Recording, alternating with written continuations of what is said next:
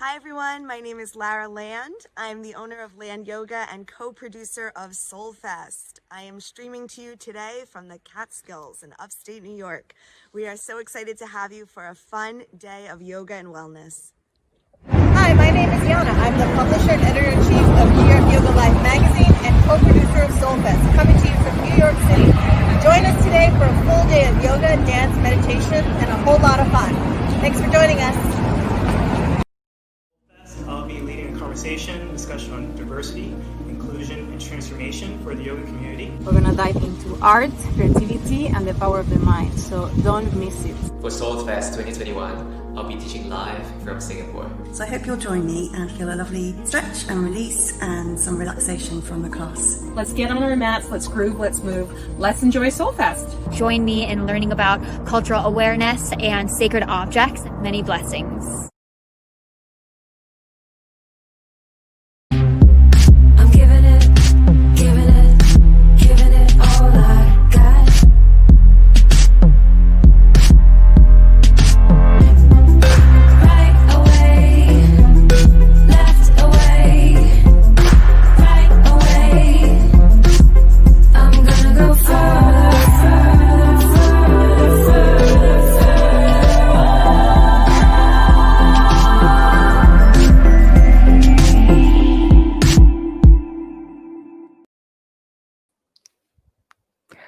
Hello, everyone. How is everyone doing today? Feel free to type in the comments box. So it was really nice to see everyone here at SOULFest International 2021 online version.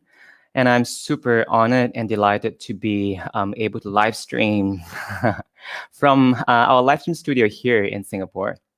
And we have Ryan in the back, and he is in charge of the lights and the sounds and make sure that we get all this right and nice and without any disruptions. Hi, Cindy. Hi. Cindy is one of my students from Singapore. And feel free to type in the comments box and let us know where you're tuning in from and what time of day it is for you. It is 9 p.m. here in Singapore. And hello, Deb. Very nice to have you here. Now, as we wait for a couple more people to enter the live stream festival, today's practice is going to be focused on using props to enhance your practice. You can almost think as though that we are trying to rethink the way we do poses in yoga. And I like to actually approach my classes in Power and Enlightenment for us to think more about why we do what we do. Whether when we get into shapes, is it the shapes we are actually after, or is there any particular functional benefits in the poses that we can actually feel and observe in our body? For example, when you get into Warrior 2, what do you actually do in the pose? Do you just hang out in the pose, or do you feel that the instructor's cue actually does make sense to you, and it is rather accessible in a way for you to explore how it feels inside your body?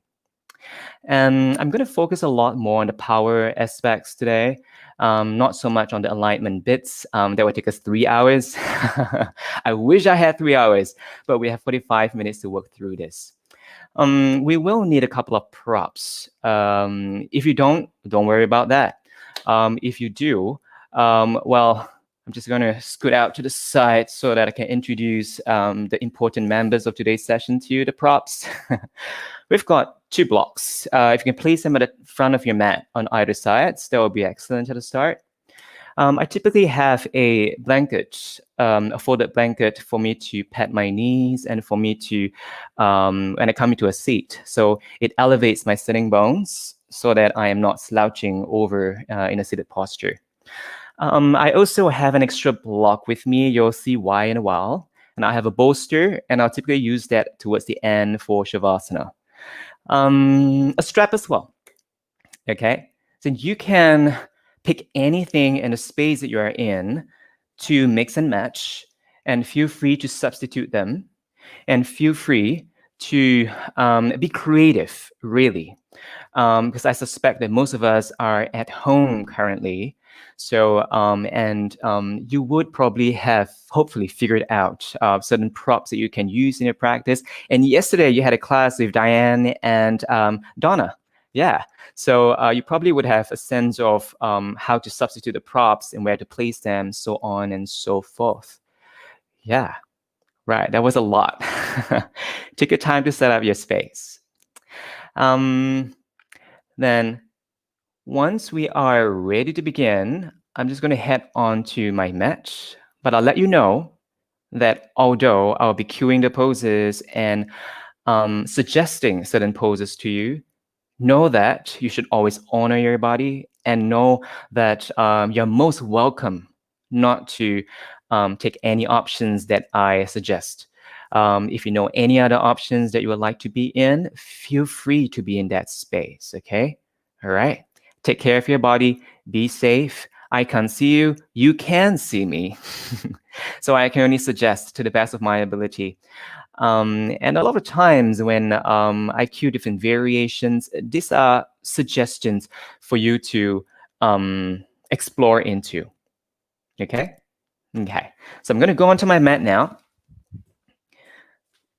We're going to fold a blanket. You can also use a block to be here. Come into a comfortable seat of your choice. You don't have to be seated in the same way as I am. You could be in the kneeling position in Virasana. Then if you are in a cross-legged position, you have your sitting bones over the blankets. If you're in Virasana, you have the blocks or a thicker blanket between your inner feet, supporting your bum as well, okay? We'll take a few moments here to land in the space of your practice. Just take a few moments to gently close your eyes if this is comfortable for you to be in.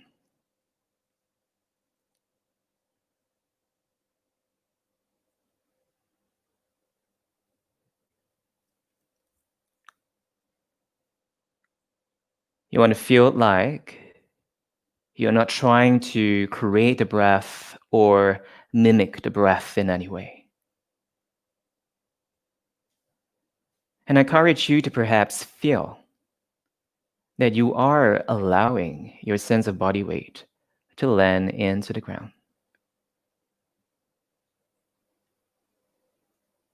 With each of the exhales that you take,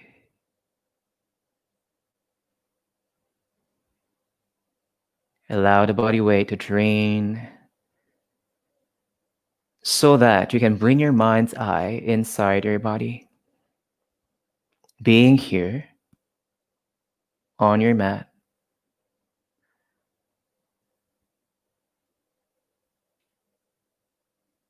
And observe what happens to the top of your shoulders, that space in between your eyes, the back of your neck.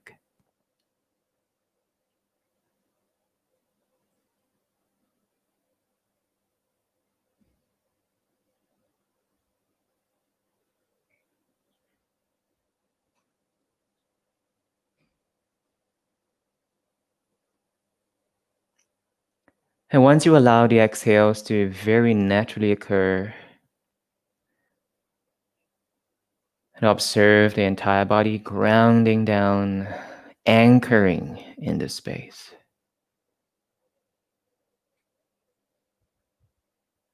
And once you allow the exhales to happen, the inhales naturally occur, lengthening up through the spine, broadening out through the collarbones.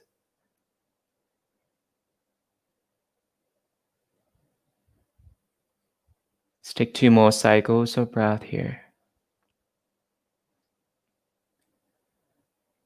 Welcoming your mind onto your breath, into your body. Just 1 more cycle of breath.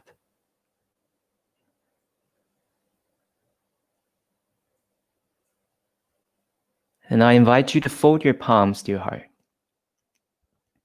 Just take a gentle bow of the head. Welcome to class.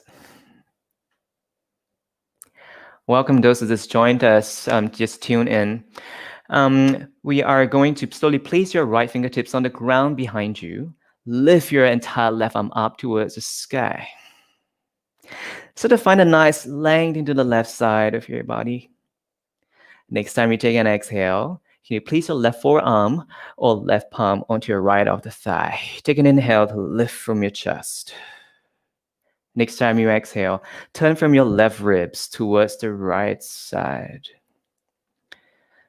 Be very observant about where you're twisting here. You want to twist from your mid-torso rather than using your bicep to do the job. Yeah, and you want to feel that you're not using your neck to give you an illusion that you're going to a super deep twist here. Next time you take an inhale, place your arms up towards the sky, torso faces your front. As you exhale, twist to your second side. Left fingertips on the ground behind you. Right palm, right forearm to your left of the thigh. Take an inhale to lift up from your chest. Each time you exhale, turn your right ribs towards your left. And in my practice, I always like to feel that my gaze is just where my heart goes, rather than turning my head towards the back to find a deeper twist from my neck. Let's take 2 cycles of breath here. 1 more cycle of breath. Take an inhale, both arms up towards the sky, torso faces your front.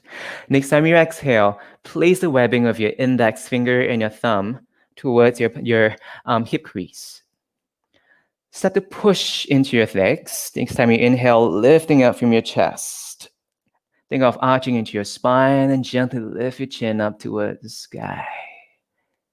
Next time you take an exhale, round in, draw chin into your back.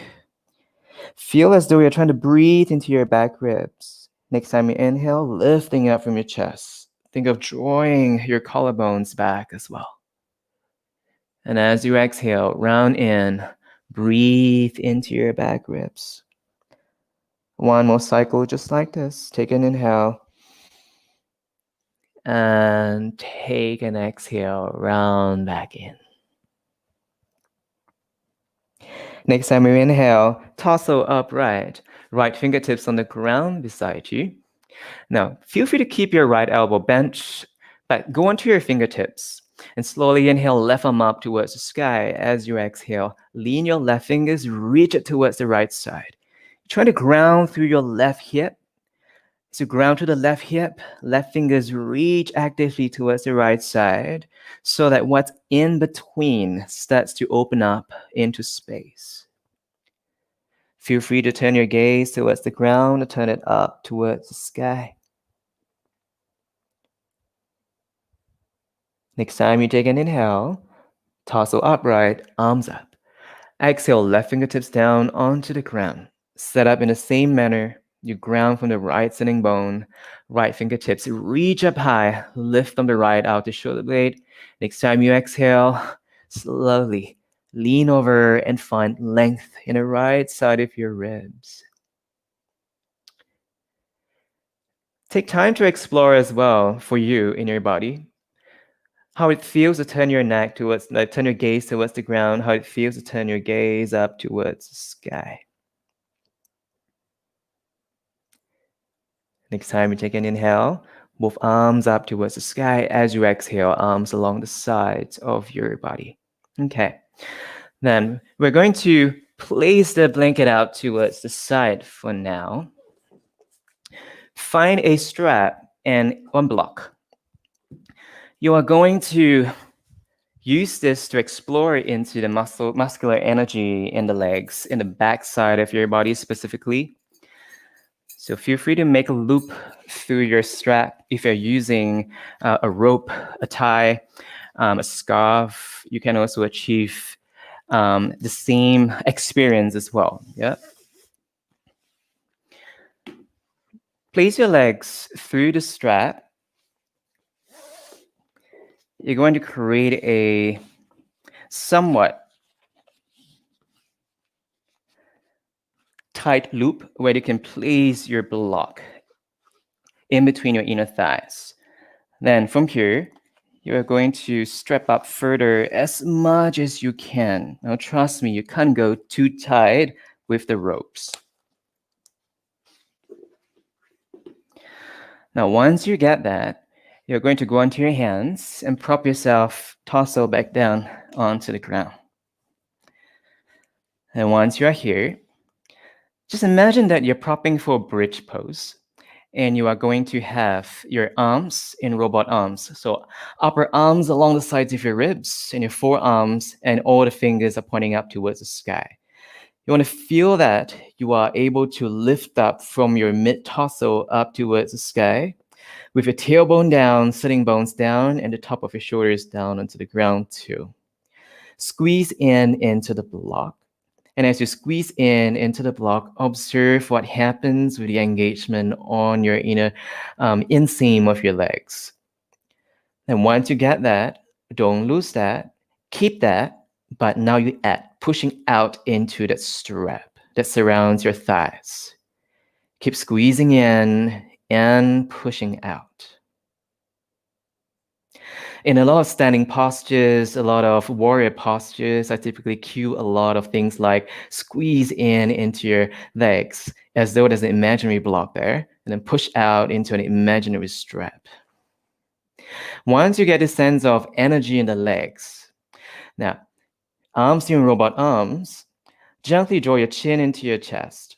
And from here, press down through the feet, lift from your bum up towards the sky. Feel free to stay here, perfectly fine to be here to experience the energy of squeezing in into the block and pushing out into the strap.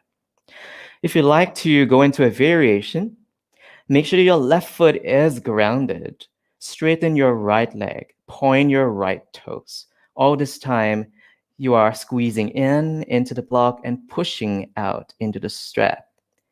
Take 2 cycles of breath here. 1 more cycle of breath. Take an inhale. Next time you exhale, bend into your right knee, right sole of the foot, find the ground.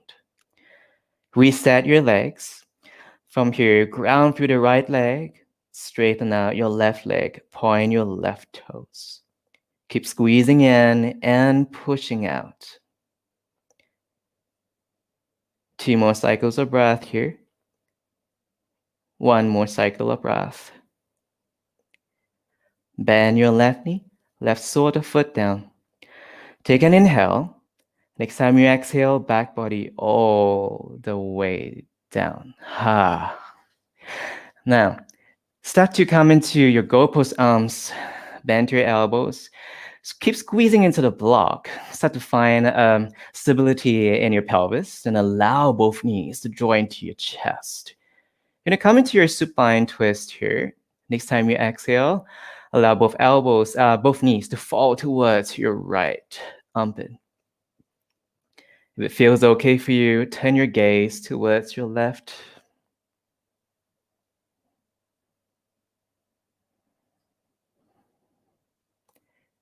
Let's take 2 more cycles of breath.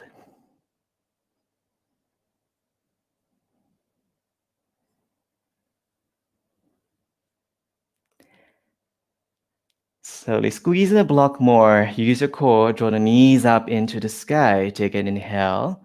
Next time you take an exhale, both knees fall towards your left. Go close towards your left outer armpit, and then maybe turn your gaze towards the right if it feels comfortable for your neck to be in, okay? Your gaze can turn up to the sky, can turn towards your left, wherever that feels best for your neck to be in.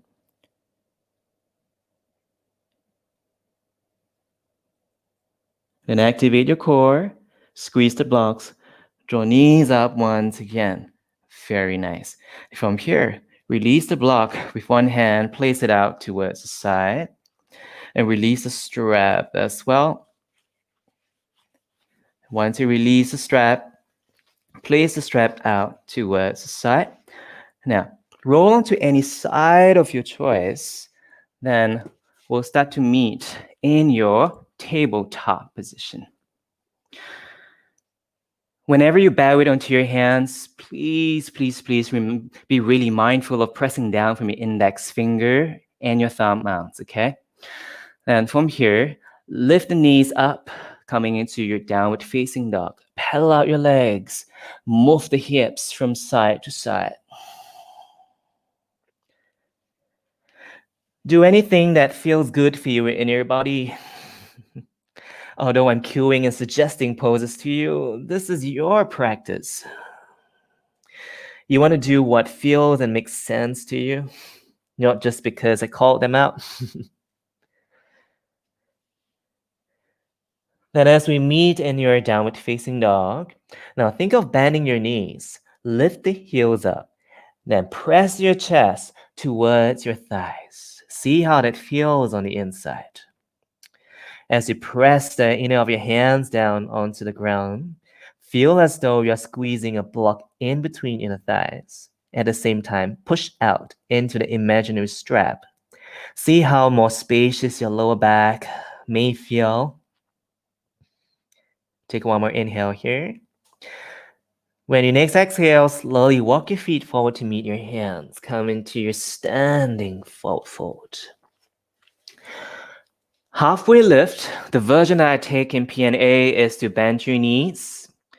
Fly your arms along the sides, fingers reaching back. You roll your upper arm bones up towards the sky. Think of reaching your heart forward as well.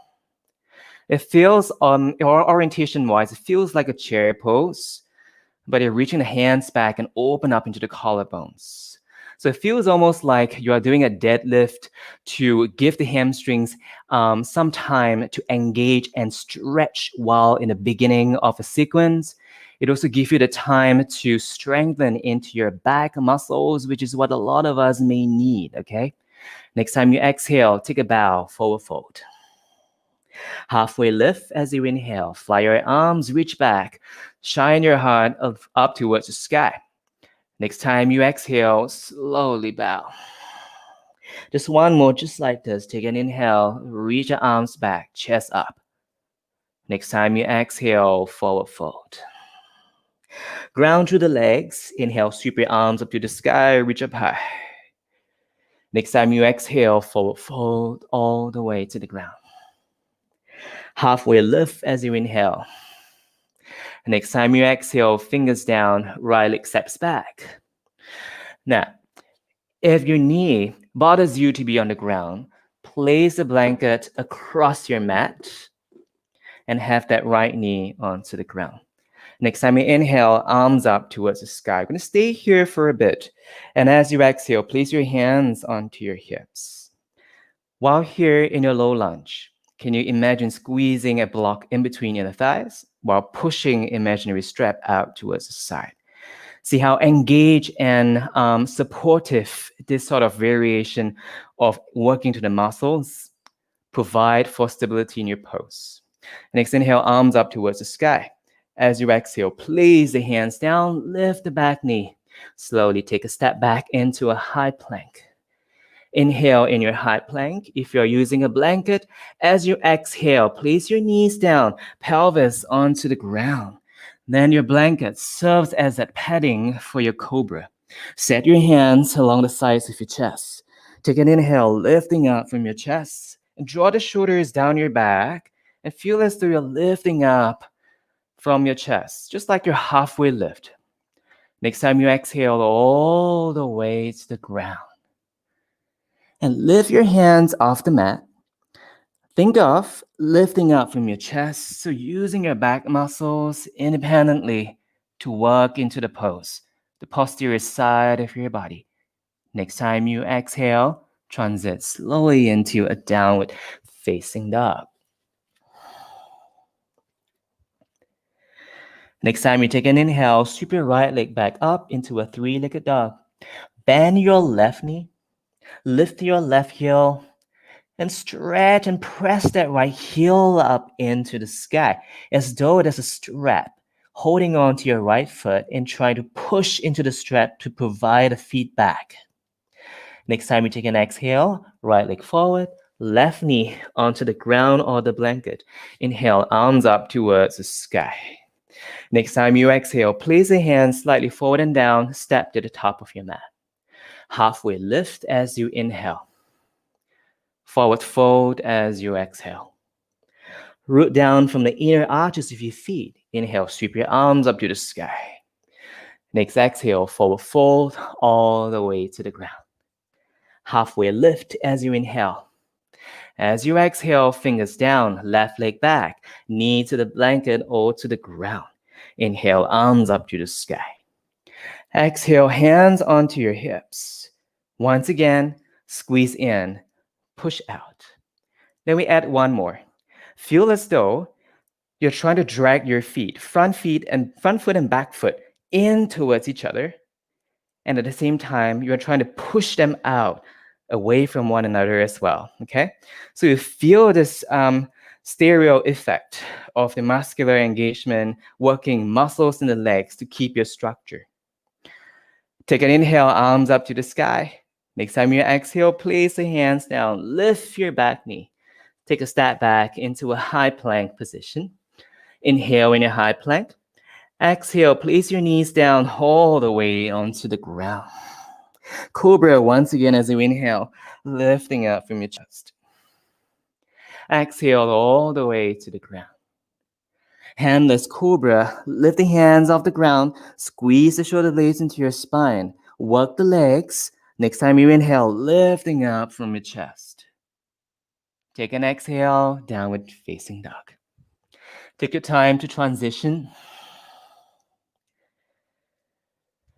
Next time you take an inhale, left leg up towards the sky. Bend your right knee. Draw your right heel up towards the sky. Feel as though a strap just appeared onto your left heel. Push out into the strap and lift from your top inner thigh up more. Next time you exhale, left knee to your chest. Slowly step your left foot forward, right knee to the mat or the blanket. Inhale, arms up to the sky. Next time you exhale, slowly step to the top of your mat. Halfway lift as you inhale. Forward fold as you exhale.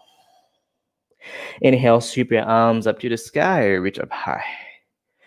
Next exhale, forward fold all the way to the ground. Halfway lift as you inhale. Next time you exhale, place the hands down, step back to a high plank position. Inhale in a high plank. Exhale all the way to the ground. Once you're here, interlace your hands behind you. Then interlace your hands and reach the hands back. Release the index finger. Slowly lift up from your chest. Take 2 cycles of breath here. One more cycle of breath. Next time you exhale all the way to the ground. Place your hands along the sides of your chest and tuck your toes under. Maybe you're back on your knees, maybe your knees are lifted. Take whatever variation that feels good for you. Slowly push back up into a downward facing dog. Pedal out your legs, move your hips from side to side, whatever feels good for you to be in.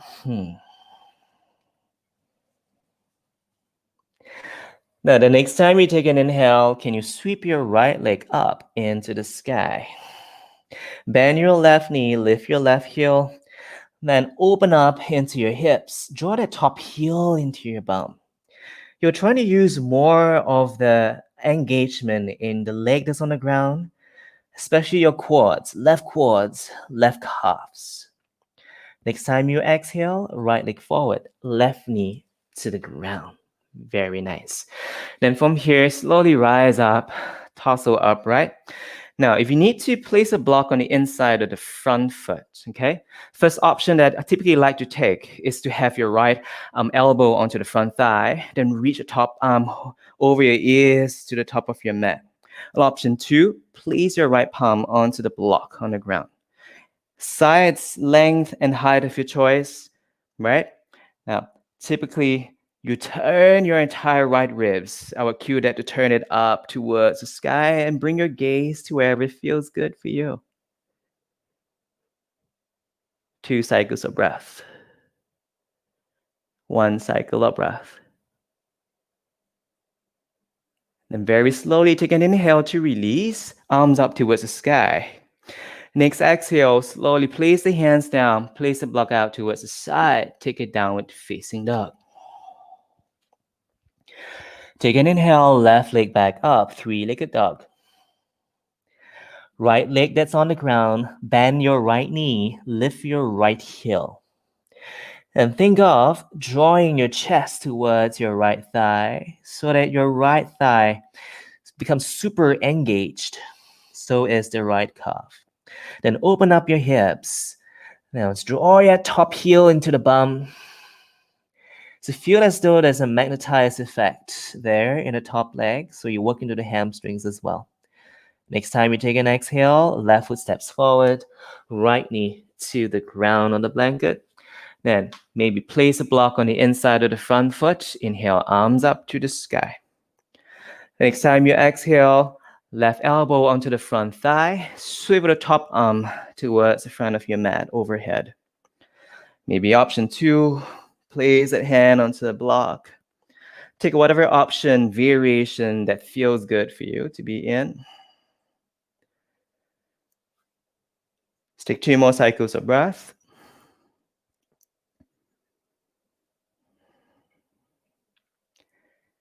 Take an inhale. Bring your arms up towards the sky. As you exhale, place the hands down. Move the block out to the side. Hands to the ground. Take a step back into a downward facing dog. Next time you take an inhale, sweep your right leg up. Same manner, open up the hips here. Feel free to stay here. Or draw your right knee towards your chest. Send the body weight forward. Shoulders over the fingertips maybe. Then once you're there, open up into your hip. Once again into a three-legged dog. Next time you exhale, step the right leg forward. Now, if you need to prop yourself, place the blocks on either sides of your feet, okay? Height of your choice once again. Then, you are trying to find a halfway lift effect on your torso so that your arms can reach back. You know, your hands can be on the blocks. That's perfectly fine. We're trying to use your back inner thigh to draw it up towards the sky more. Feel the squeezing in and pushing out effect. Think of drawing the legs in towards the midline, but you also want them to draw away from each other. Take one more inhale. Now, step the back foot in a tiny step, okay? Slowly root down from the right inner arch of the foot. Now, slowly keep the right knee bent. Lift the back inner thigh up towards the sky. Think of spreading the top toes towards the ground. Just press into that imaginary strap around the back leg. You're trying to keep that front knee bent so that your quads can do the work, can get strengthened. Take one more inhale. Then very slowly, place your hands onto the ground or find blocks once again. There you go. Now, in your standing splits, now, I recommend you to bend into your knee for this one to feel into your quads.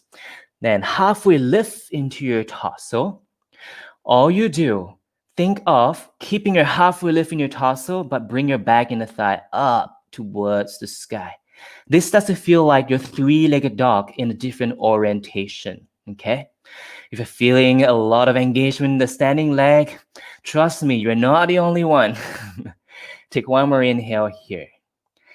Next time you exhale, step your left foot far and back down into a lunge position.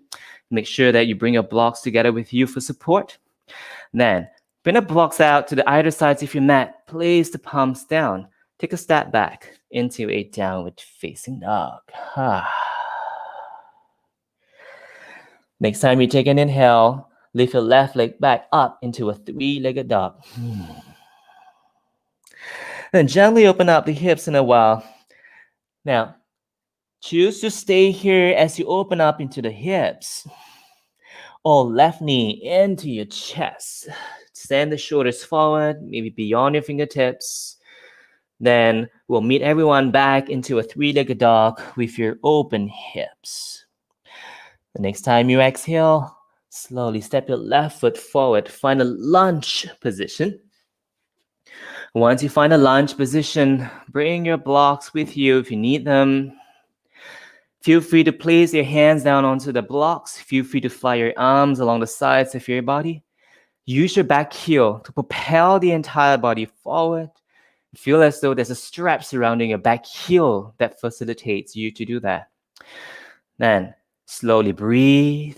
2 more cycles of breath. 1 more cycle of breath. Then slowly transition into your warrior 3. Step the back foot in a tiny step. Then from here, maybe hands on blocks, maybe without. You're going to keep that back leg lifted up towards the sky.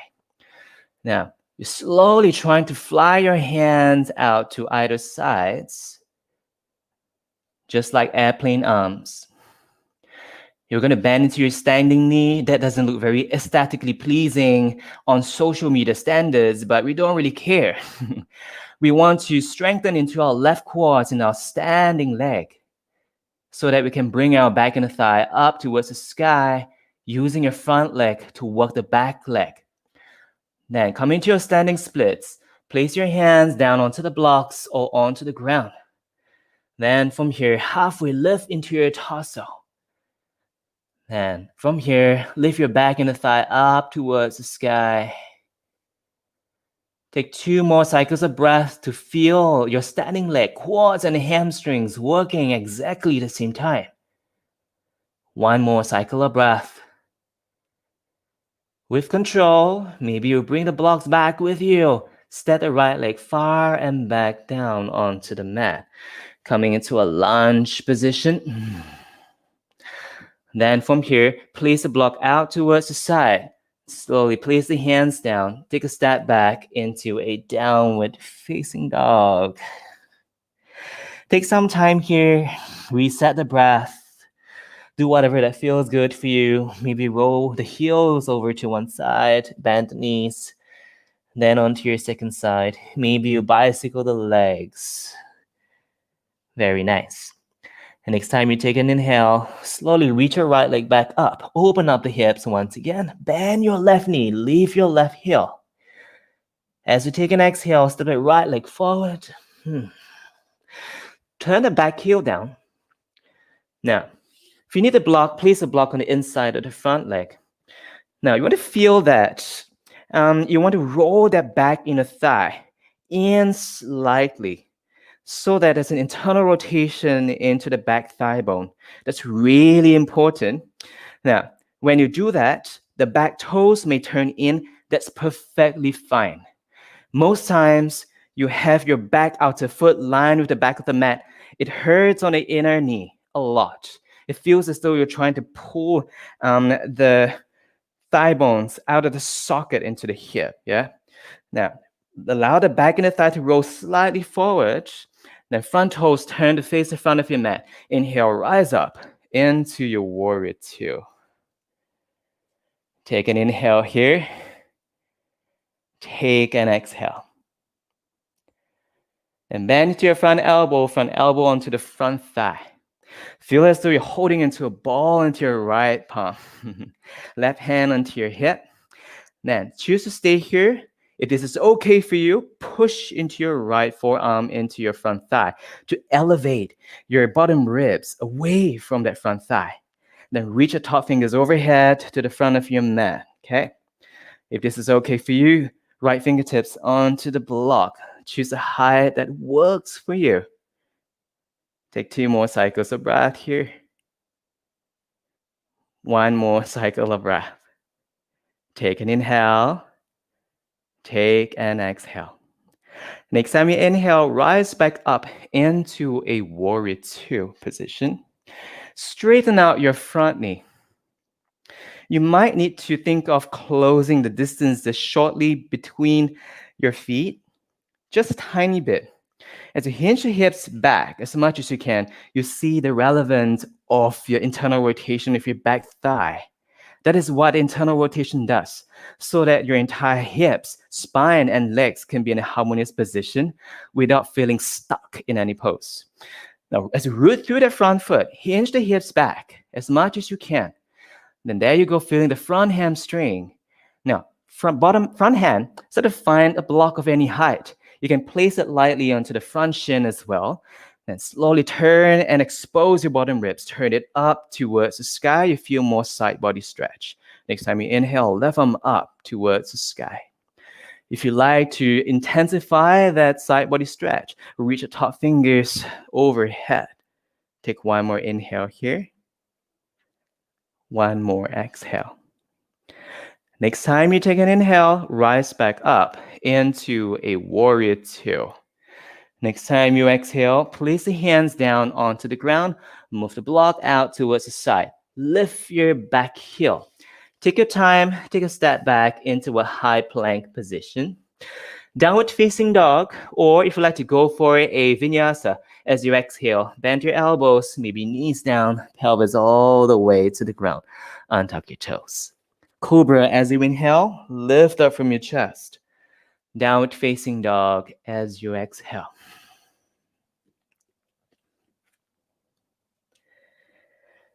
Breathe. Take an inhale to have your left leg back up into the sky. Gently open up the hips here. Then as you exhale, slowly step forward.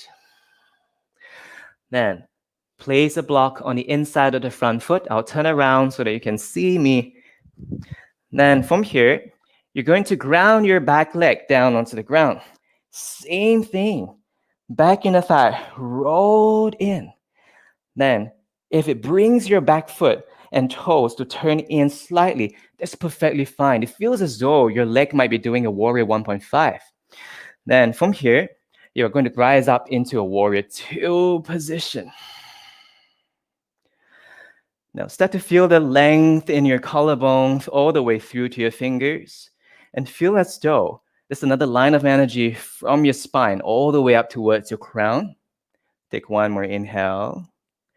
Next time you take an exhale, bend your left elbow onto the front thigh. Now, maybe your hand is on the block, maybe not, okay?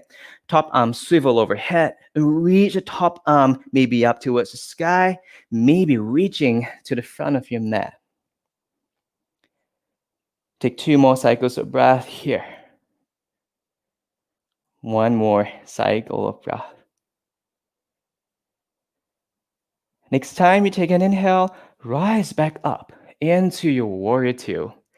Then straighten out your front leg. Maybe bring the back foot, walk heel toe back in a tiny step.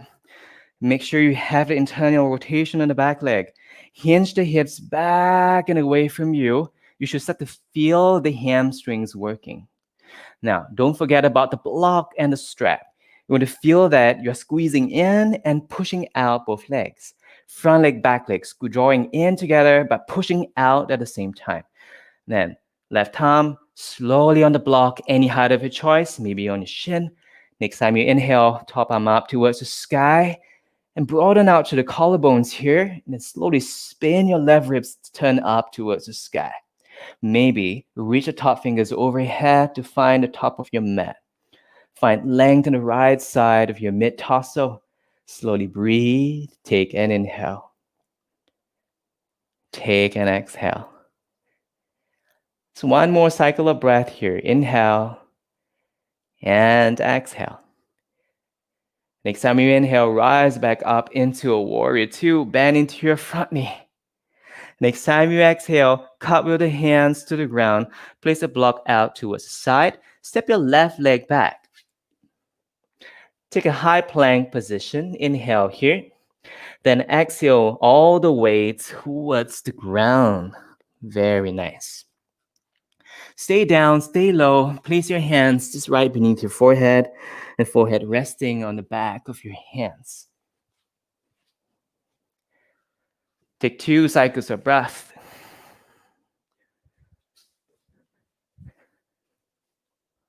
One more cycle of breath. Very nice. Then from here, now we are going to come into a little short and fun arm balance practice. Now, I've got a lot of DMs and messages asking me to demonstrate or showcase to you with the use of props, especially when I do them in my in-person classes, how you could do it at home in your own space when you're not with me here in Singapore practicing. Okay. Now, not everyone may want to get into this. Okay. The first option you want to think of getting in is into a malasana. Okay. To get into malasana, if you need a bolster or a block to be here so that you can come into a squat with the toes out, heels in, this would be your first option to be in. You want wherever your knees go, your toes go. They go in pairs, okay? So they have to be together. Now, feel free to place your palms at the center of your chest and lift up from your chest as well. If you feel you can go without blocks and that works for you today, feel free to go without blocks. We'll take some time to hang out here for a bit, okay? For those who are wanting another variation to come into an arm balance using blocks, you want to have your third block with you.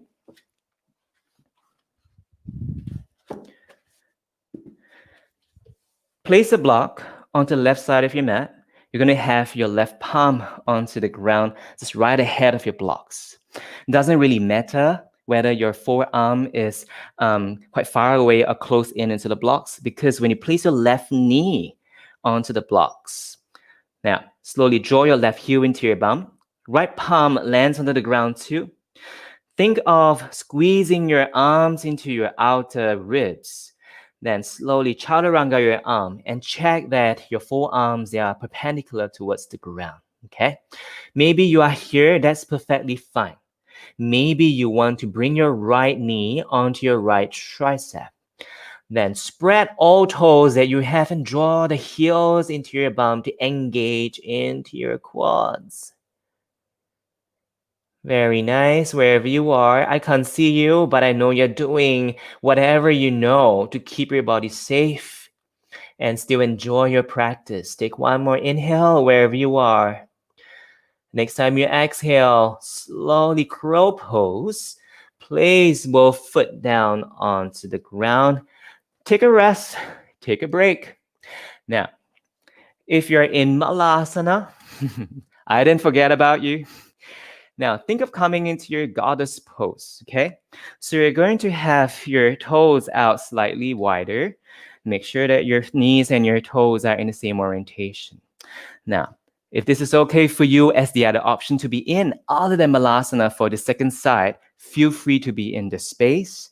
Maybe you can place your hands, forearms down onto inner thighs, maybe hands to your chest, maybe fingertips on the ground or any props to support you to be in here. Yeah. You can stay here for a couple more breaths. Those who are in crow pose second side, blocks towards the right side of your mat. Right palm down onto the ground, left knee to the ground.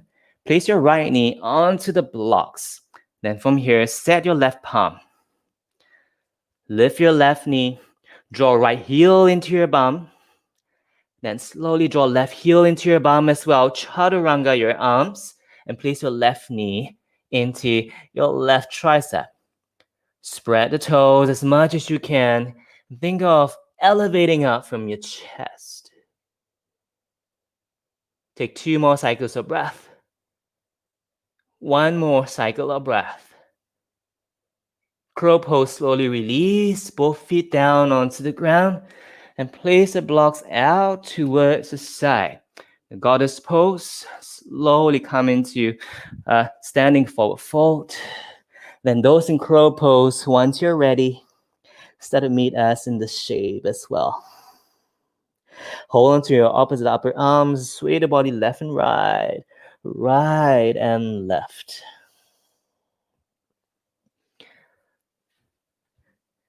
One more cycle of breath.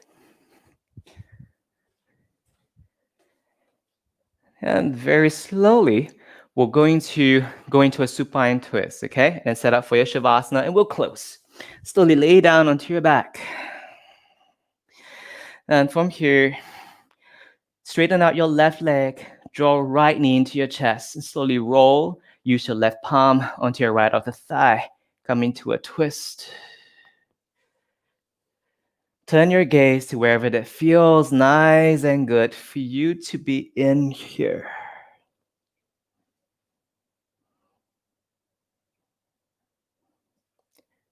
Two more cycles of breath.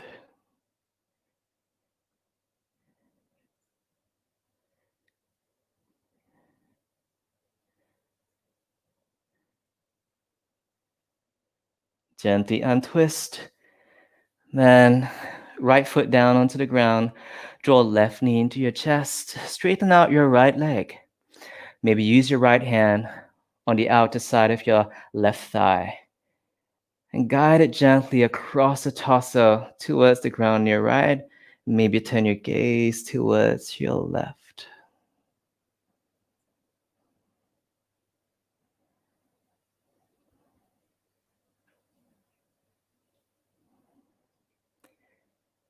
Two more cycles of breath here.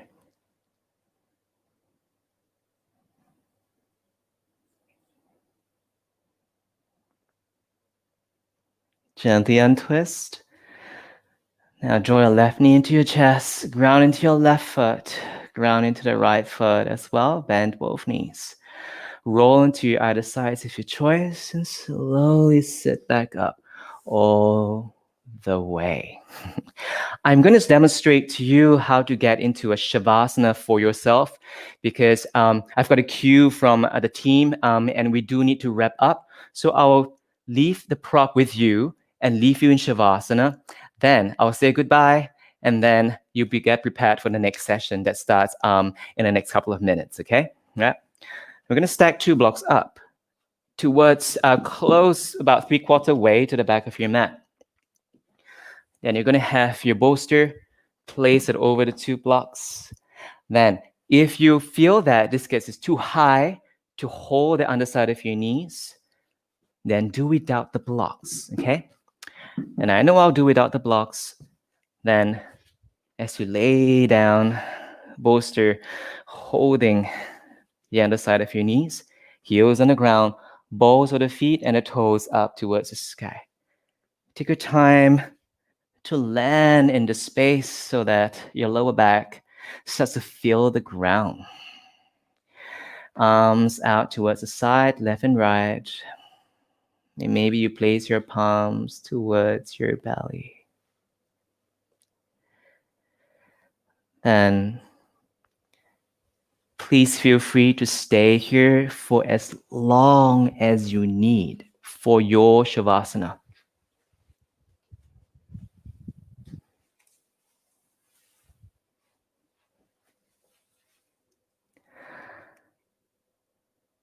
I'm just going to thank you for your practice. Thank you for being here with the community and holding space for everyone in this online festival. It was a great pleasure of mine to be able to present to you my practice and also to offer this around the world, wherever you're tuning in from for this practice. Stay in your Shavasana, close your eyes, release all the weight down into the ground, and feel as though you can allow any sense of weight and tension to sink down, drain down towards gravity. And with that, I'll be signing out from SOULFest Online 2021. Thank you so much. Thank you, Jeremy. Thank you so much. That was such a beautiful class. I hope you all felt it. I know I did. I really enjoyed that. And Jeremy's energy is so peaceful and beautiful. That was so cool. I think he was one of the first people that we brought on for SOULFest. We were so excited to have folks tuning in from Singapore and from all over the world at a time when we might feel so separate. To be able to connect across the world is such a great thing. I'm in my SOULFest shirt today. You can order yours. We'll be sending you another email about that and other ways to support this festival. You keep this festival free with your support. So whether that's buying an all-access ticket, whether it's buying a shirt, sharing the festival with friends, and of course our wonderful sponsors. So we want to thank all of you for being here and making this possible. We are also collecting money for COVID-19 Relief Fund, where we've been sponsoring teachers that have lost some of their work to film us some yoga videos, which we put up on our site. We have 2 of them up now. You can check those out. So it's a way for you to get more free yoga and for us to support teachers who are out of or low on work right now. So you can check that out as well. Coming up, we have a great program for you today. Next up, organization near and dear to my heart, nonprofit 3.5 Acres Yoga. They're going to come on and do some trauma-sensitive yoga. We also have some really special conversations today. We have Sunaina talking about, Indian objects and these kind of ways that we use Indian traditions in our classes, what is appropriate, how to work with sacred objects in a way that's appropriate in your classes, in your practice. I think that's a really important discussion to have. We'll be reading cards today. We'll be reading cards, so if you want to have your card read, let us know. And we'll be closing the festival with a really, really special and important conversation around the future of yoga. I know many of you are anticipating that panel. So very, very excited. I think we can go now to a little bit of pre-recorded material about 3.5 Acres Yoga as we head into their beautiful trauma-sensitive yoga class. Thank you all.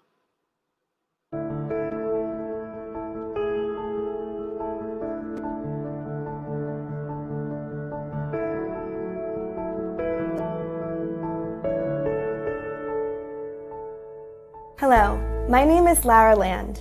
I founded 3.5 Acres Yoga in early 2015 as a response to the social injustices I saw around me, and because of my many experiences since 1998, witnessing how yoga, meditation, and mindfulness techniques can transform lives.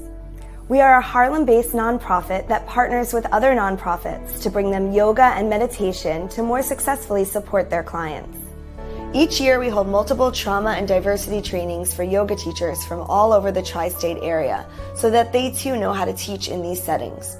This training impacts their studio classes as well, and we believe it is one that is crucial for all yoga teachers to have.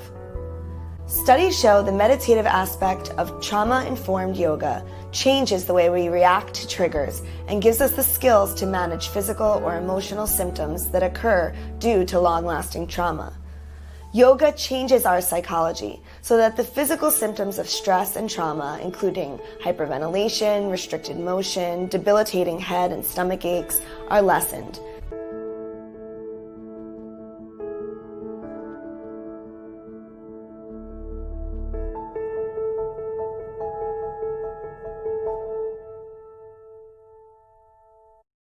Join us in fundraising, volunteering, suggesting a partnership, or join one of our trauma yoga teacher trainings, the next one coming up February 6th to 7th.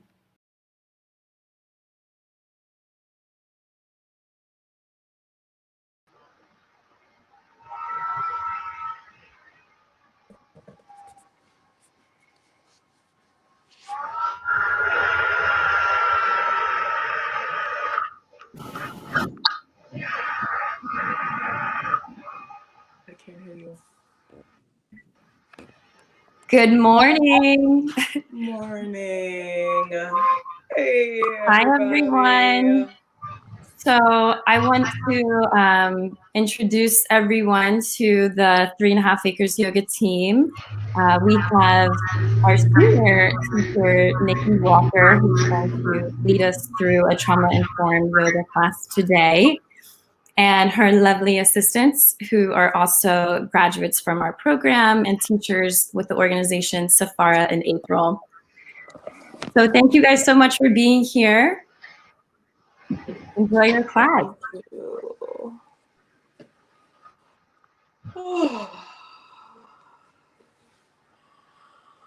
We got this. We got this. And it's 9 a.m. on a beautiful, beautiful Sunday. SOULFest. Yes, we made it. And isn't it wonderful that we're part of this amazing tribe around the world who understands the passion and the love of yoga? Honestly, yoga has saved my life.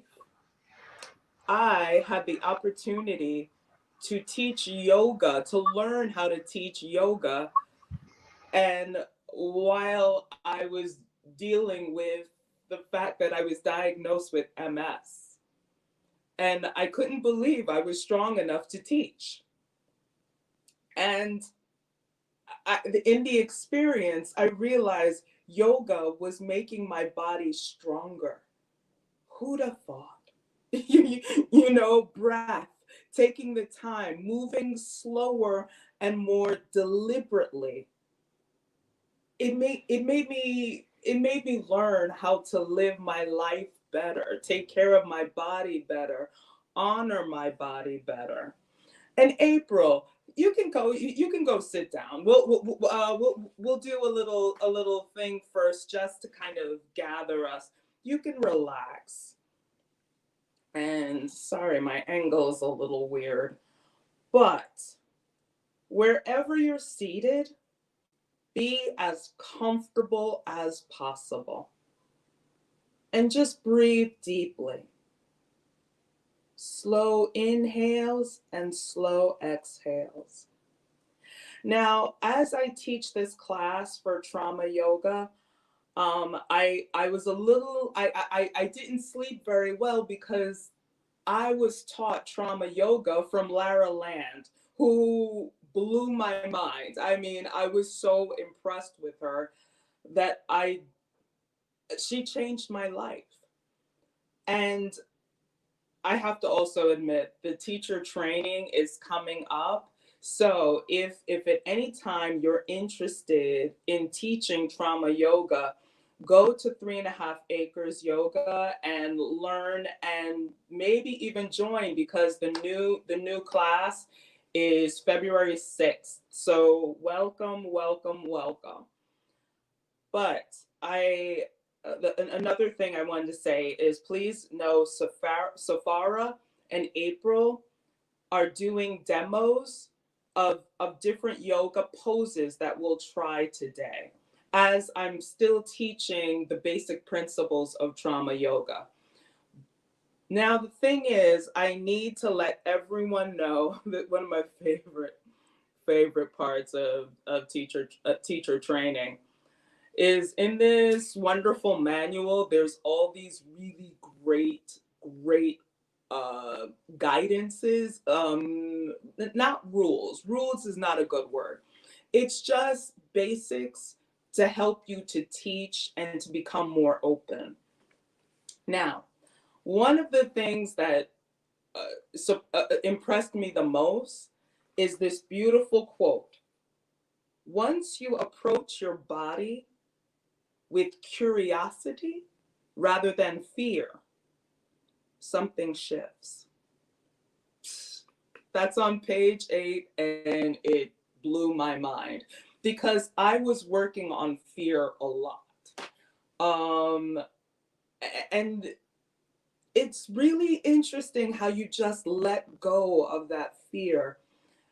You'd be surprised how amazingly strong you are. So I invite you to join me in this beautiful meditation. I feel like it's a meditation, or maybe an exercise. You'll take one hand and put it in a nice strong fist in front of you. Really strong. Put all that power in that fist. And now with the other hand, try to pry that fist open. And slowly breathe as you're trying to pry that fist open. And it's okay. It's your fist. You're safe. You can give as much power as you want. You can even scrunch up your face, whatever you want. Or you can even laugh at yourself. It's okay to laugh in yoga. It's really good. It's like a good vitamin, laughter. And just for a couple more breaths, even try harder.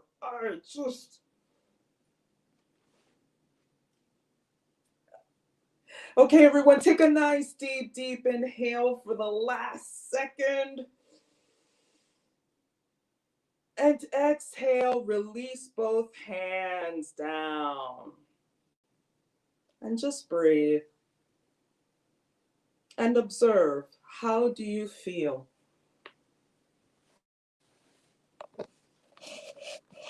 Just observe. And I'm sorry I'm adjusting. And whenever you're ready, you can bring that fist in front of you again. That same fist. Now with the other hand, instead of it prying your fist open, just place the hand right under the fist. And maybe even lay the fist in that hand. And just be still and breathe. And maybe, even better, you can send some comforting thoughts. Maybe because it's SOULFest festival, you can have the mantra or think the mantra, I love my soul. I love my soul. Send loving thoughts to that fist. Observe the warmth of the hand that's holding that fist. And just breathe and relax. I love my soul. For the last couple of breaths, just show love to that fist. Acceptance. Know that you are safe. And know that all is well. Take a nice deep inhale. And exhale, release the hands down. And just breathe. And observe. What was your experience during that exercise?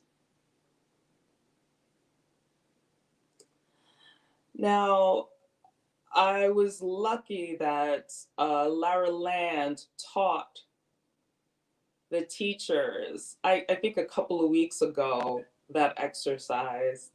And I was so impressed because the fist represents trauma, which a lot of us have.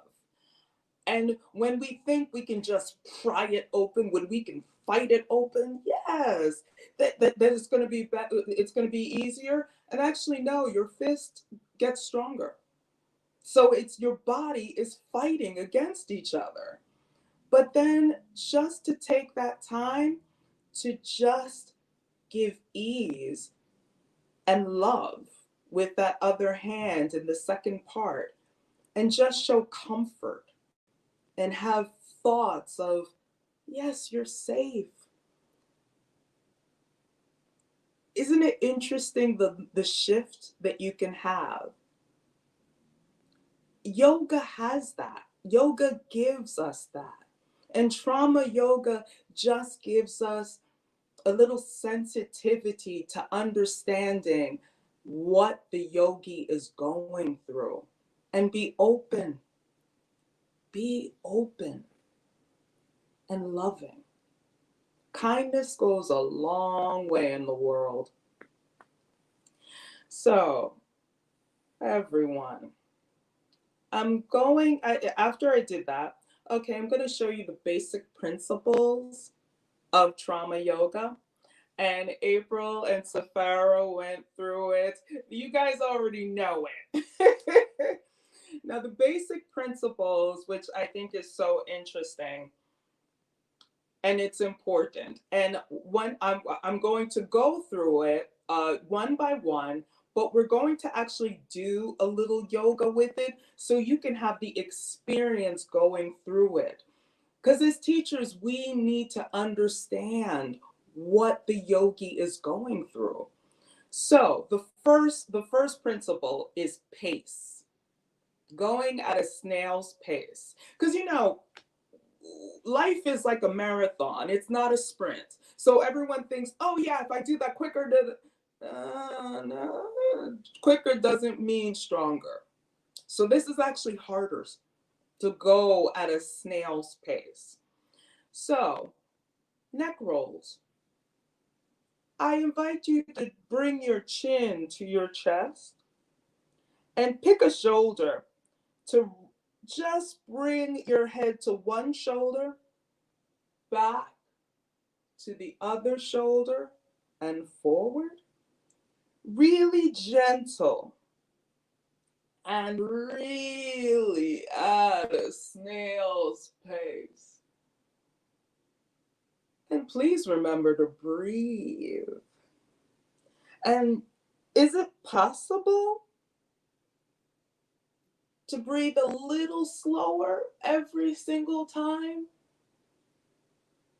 And don't worry if you can't. All is well. And the next time your head, your chin hits your chest, switch directions. Because in yoga, we have to keep things balanced.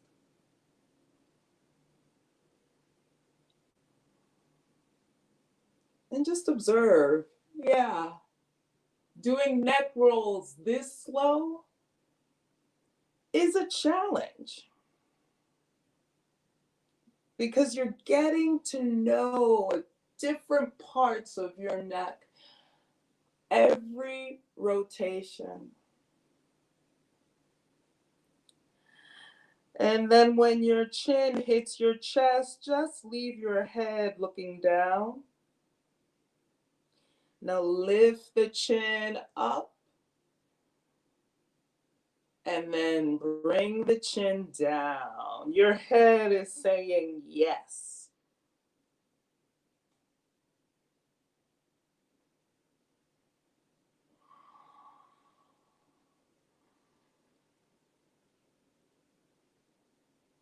Yes. Just a couple more times to release any stress or tension in your body.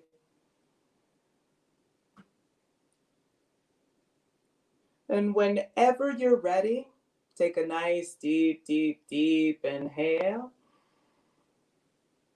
and exhale. And just take a moment. One of the things I loved about trauma yoga when Lara was teaching me, one of the first things they said is when it's the first class for a yogi, admit that you know nothing. So yes, I know nothing because I don't know your body. I only know little techniques to help bring calm and focus. But you're the one who knows your body. So really take your time. That's the only important thing. And focus on what shape your body is achieving. Not everyone can do the perfect twist. There is no perfect twist. Just go at your own pace and be patient and accept and love yourself exactly as you are. So now touch. That's the second part. So first was pace, second part is touch. Now, I think rubbing of the hands is a good part of touch. And we did do the fist and the hand holding. That's really visceral. So let's bring our palms together and rub them to a nice warm. And you know, it's winter. This helps to keep us warm. And whenever you're ready, you can stop the rubbing and just bring one palm to the heart center and one palm to the navel. And just breathe and observe. How does the warmth of your hands make you feel?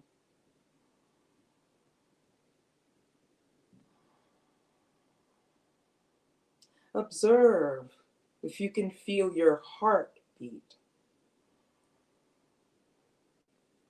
And as you breathe, how does that feel?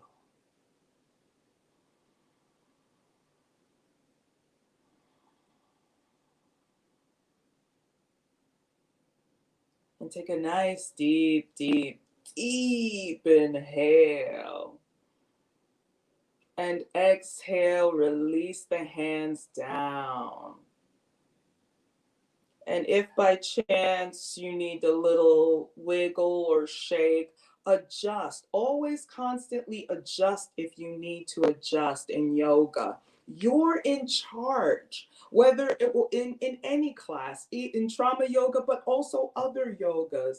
You are in charge of your body. So take advantage. You are powerful because you took the time out for yourself. And whenever you're ready, you can come to stillness. So the two parts, pace and touch. Now, third part is language. Language is an important part.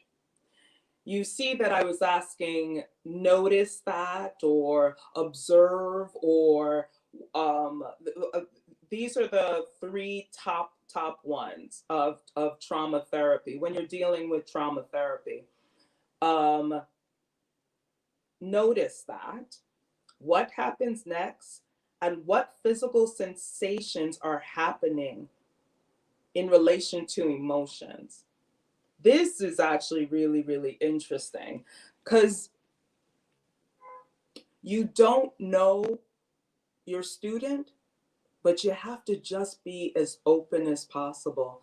Because to us, who's regular doing yoga, you wouldn't know what some of these movements inspire in your student.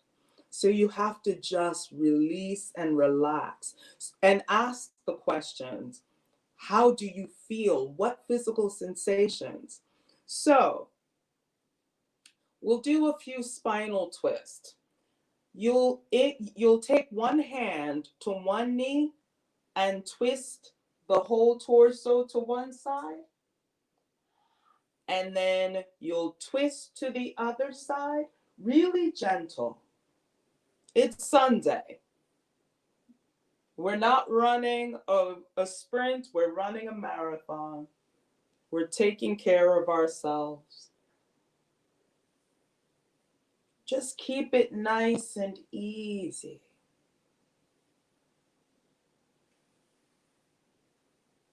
And notice what you're feeling, what you're experiencing. Take a nice deep, deep, deep inhale. Come to center. And exhale. And just be still and breathe. So the top three, pace, touch, and language. Now the fourth one, it's a really important one. Goals. We ask that you have no goals. Our students are really, really smart. So if you're going in with the goal expecting your student to do A, B, C, D perfectly, guess what? They're going to feel judged. And as teachers, we don't want to feel judged. So why should we judge our students? There is no perfect shape.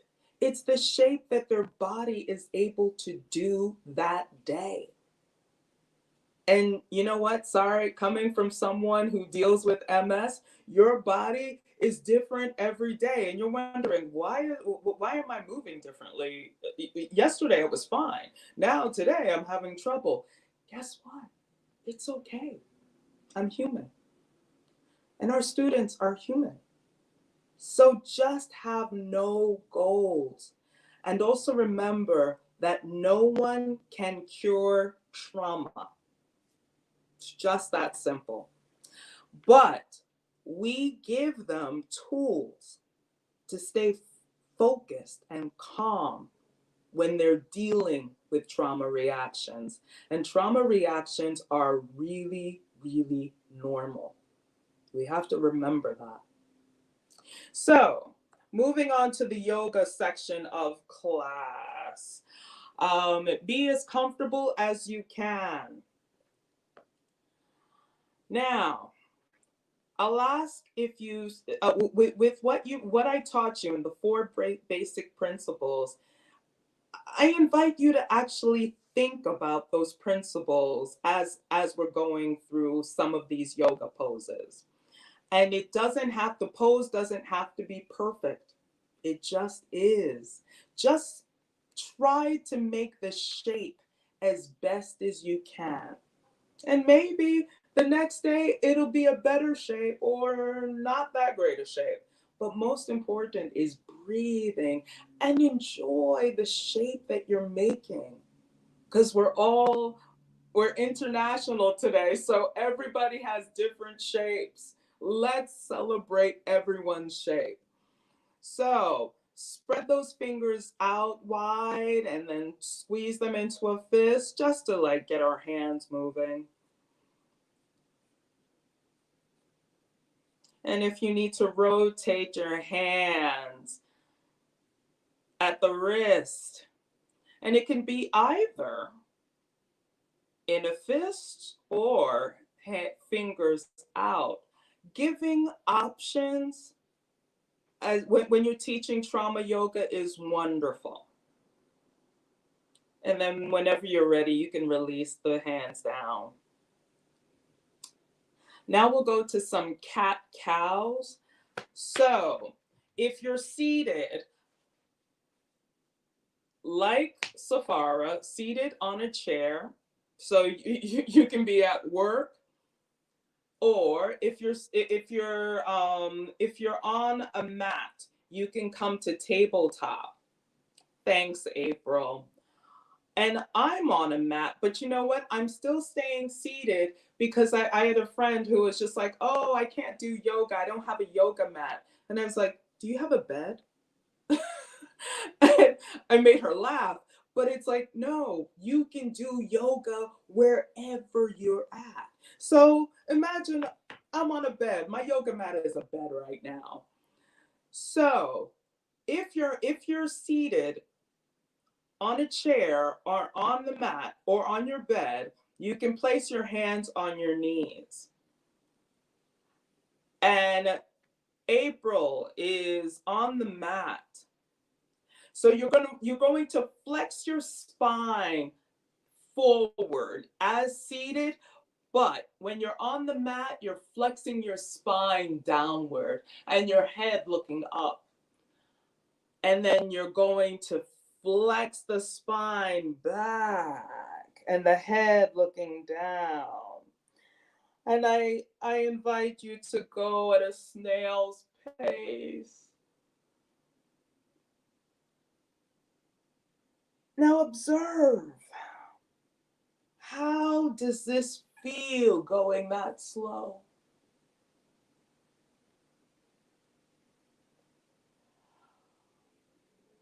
What are the sensations you're having?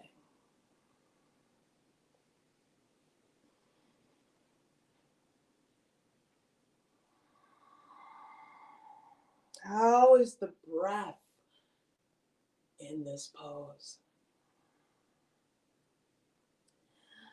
All right, everyone, take a nice deep, deep, deep inhale. Come to stillness, spine straight, and exhale.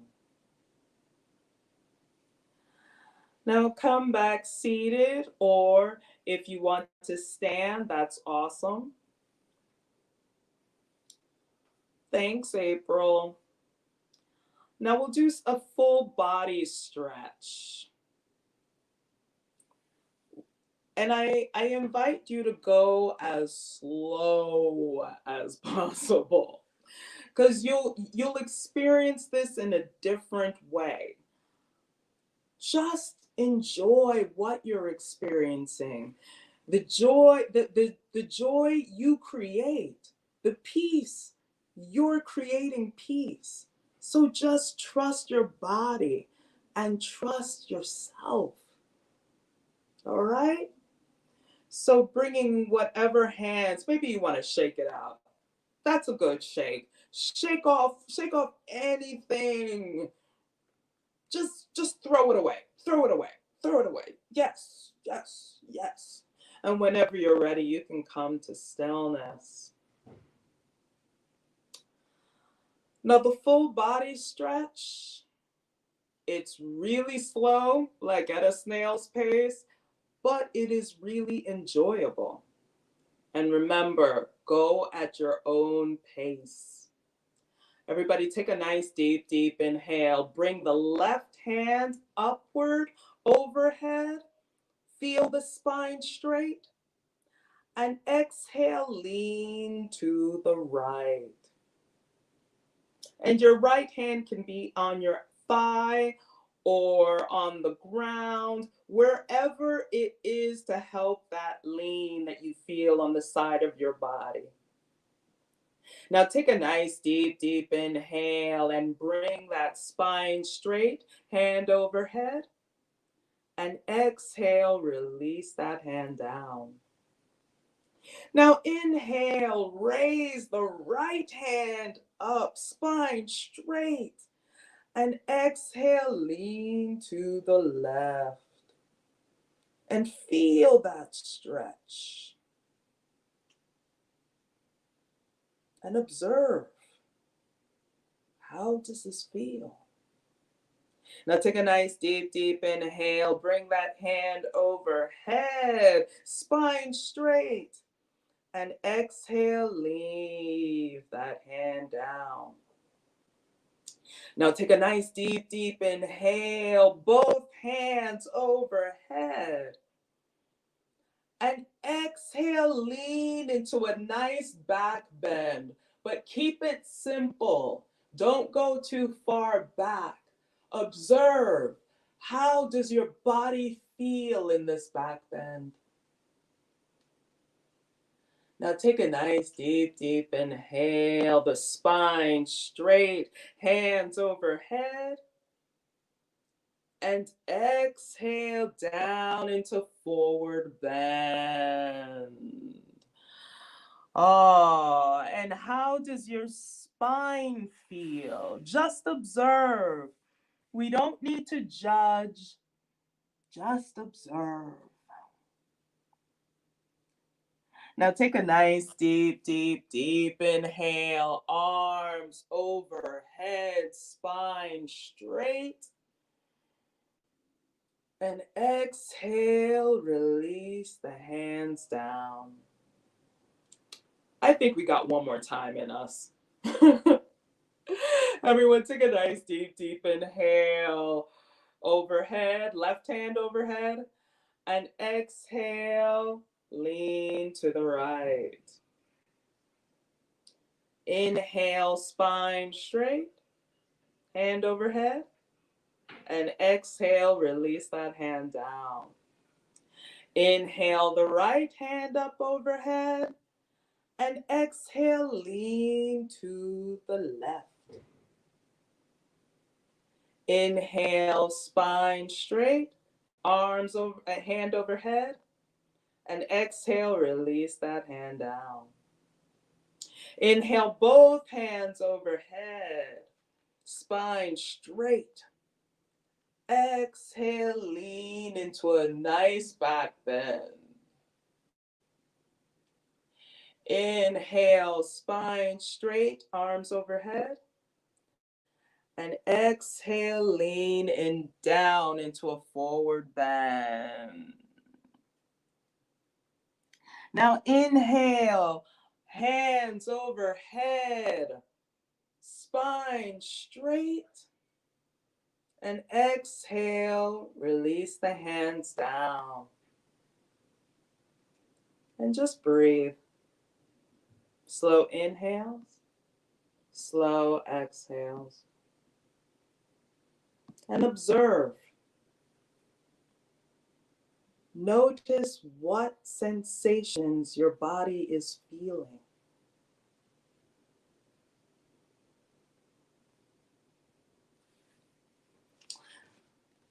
Now, we'll do some arm swings. So if you can bring your hands forward.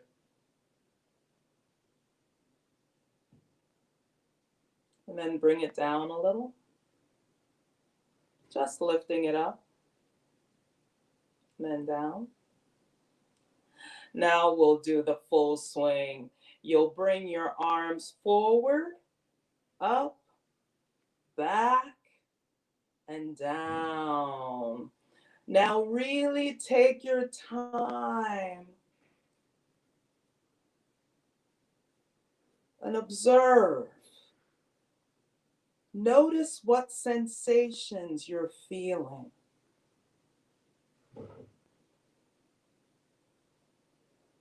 And if you're breathing, this feels really good. I hope you're breathing. Slow inhales, slow exhales. And whenever you're ready, you can switch directions.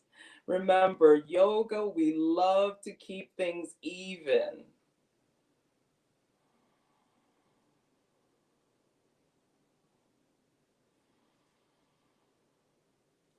And maybe you can even bring that little mantra, I love my soul.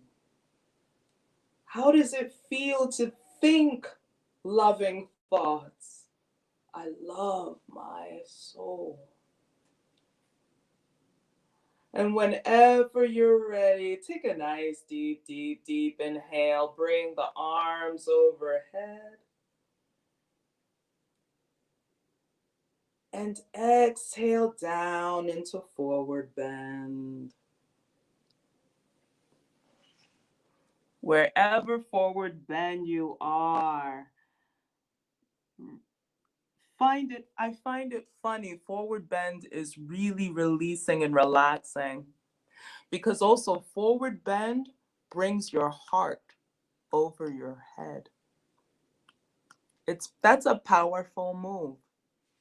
So we will inhale, arms overhead, hands into prayer pose. And then exhale down into forward bend. Inhale up. However, take it at the pace that brings you most ease. Taking care of yourself is optimal when it comes to yoga. You trust your soul. You make the adjustments your body needs. Last couple of forward bends. I love my soul.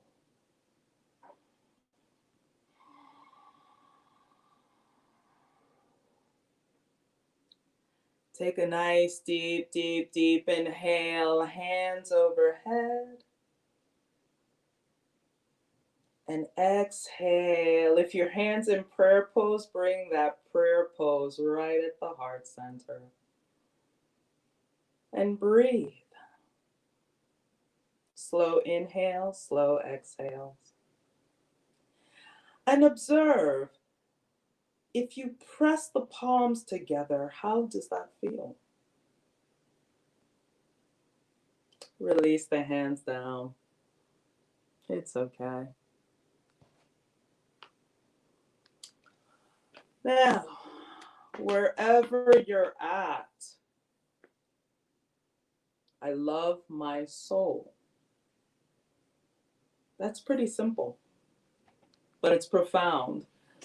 And we're part of a community today with yogis who their souls have been helped by yoga, or they're curious about yoga. So we'll do some Sufi grinds or hip circles. So for April, who's standing on the mat, she can spread her legs a little bit if it's comfortable. Yes, perfect. But you find out what's comfortable for you. And Safara, on the chair, her knees can be as far or close together as would like. Whatever is going to make you feel the most balanced. And I'm sitting on a bed. Not really, but it's a mat. You guys know. So I'm trying to feel as grounded as I can feel. So the whole thing is the torso. Your torso will come forward to whichever side, back, and to the other side. And just keep in that direction. And go as slow as possible, which is challenging. And breathe through this. Slow inhales and slow exhales.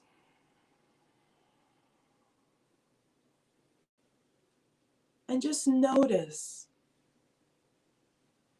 what sensations you're feeling in terms of emotions.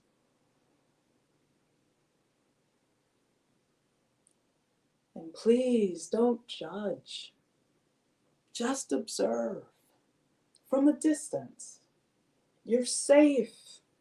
You're doing some yoga. You're feeding your body, moving every direction. Your body wants this and needs this and loves it. And the next time you can switch directions, go for it. And just observe, how does this direction feel?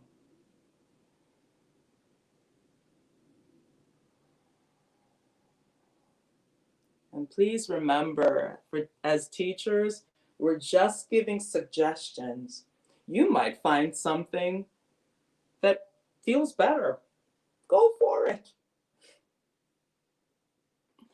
You are in charge.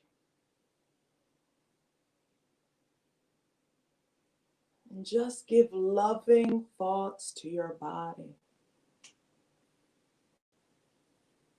Now take a nice deep, deep, deep inhale. Bring your spine to stillness. And exhale. Now, whenever you're ready, it's time I give you guys a little rest. So, April, if you want to lay down in Shavasana, or Safara to stay seated, and I will stay seated in for Shavasana, because just to observe what your body is feeling. And this is a beautiful time to just enjoy the peace you created. And if you're not comfortable with your eyes closed, you can pick a spot wherever you're at and gaze at that spot. And just breathe slow inhales and slow exhales. And release any tension from the tips of your toes to the top of your head.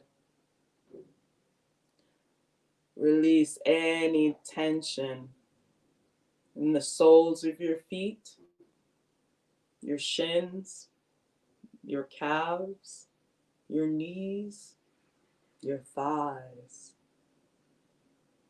Let the earth have that tension. You're free. You love your soul. You don't need that tension. Any tension in your lower back or upper back, in your neck, in your shoulders, in your lungs, in your head, in your thoughts. Release them into the earth. They no longer serve you.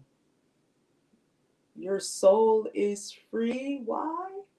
Because you love your soul. You celebrate the peace that you have in your hair, in your eyes, in your face. You love your soul. Let go. All is well. You are free.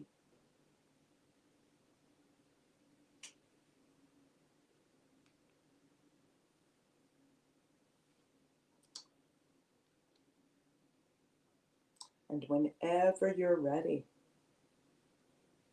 you can bring yourself back to your body. It's a short little shavasana. So you can wiggle your fingers and wiggle your toes and stretch it out. Aren't we lucky we get to wake up twice in a day? Yay! Happy Sunday. And we just come seated out in front, wherever is comfortable, however you're at. And I'm sorry, I love to celebrate because honestly, we have to celebrate this wonderful body that we have, these wonderful tools that we have to release our past, to release the tension. So guess what? We need a hug. The pandemic has taken away a lot of our hugs. Poor Lara has to deal with me. So everybody, inhale, spread those arms wide, and your heart is lifted. Guess what? You see your best friend, or guess what? You see you in front of you. And then you're going to exhale and hug yourself, wrapping the arms around you. And if you give a little squeeze, that's amazing. Inhale, spread those arms out. And exhale, hug yourself. Give a little squeeze and a shake if possible. Last couple of times, enjoy.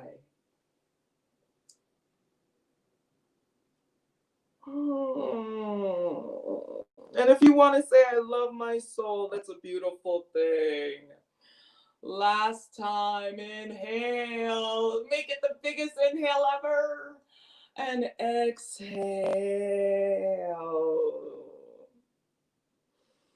And release your arms down. And we always need a hug. And for the last minute, forgive me. Can you just clap?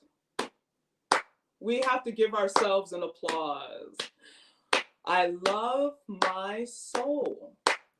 This is the last minute of SOULFest for this class. So let's just celebrate it and yell it out. I love my soul. I love my soul. I love my soul. I love my soul. Last couple of times, enjoy. I love my soul. I love my soul. Take a nice deep, deep inhale. Bring the hands at the heart. And we're going to do a nice bow and thank ourselves for all that we do every day to make this world a better place. Take a nice deep inhale. And exhale, bow, and thank yourself for all that you do to make this world better. Light to all, love to all, peace to all. It's been an honor. I know April and Safara feels as honored as I do. Thank you for teaching us. Thank you for breathing with us. Thank you for letting us know we're not alone. And also teacher training for 3.5 Acres Yoga is happening. So if you were inspired by this class, please come and join. It's a wonderful opportunity. And you do feel a lot better because you're helping. You're giving service. Seva is really important. The only way we can help ourselves is to help others. Hope all is well. And if you have any questions, please ask us. Thank you, everyone. Did I run out of time? Sorry, I think I did.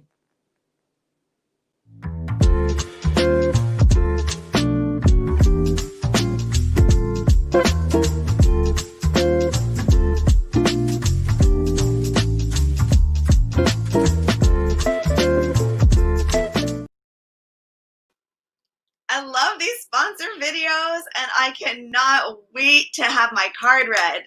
I'm putting my name in the bag to have my cards read later. That was May You Know Joy, and we're going to have a really cool card reading session.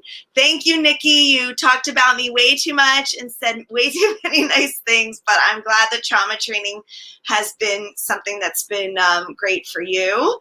For those of you who are yoga teachers and interested in expanding your knowledge, there is another trauma yoga training coming up beginning of February. It's a weekend training where you can learn how to be more trauma sensitive in your yoga teaching. And I'll be teaching that training, so that's great. Wanted to ask you all to tell us where you're from. So if you're viewing in YouTube or Facebook right now, there's a spot to write in the comments. Let us know where you're tuning in from. We love to see how broad this SOULFest event is reaching. I see DC in the house. We were supposed to have a live festival in DC this year, and we're committed to bringing you a live festival in the future. So DC is dear to our hearts, and we will be there soon. So I wanted to give you a little heads up on what's coming up. We're about to head into an all-access session, a session for our all-access ticket holders.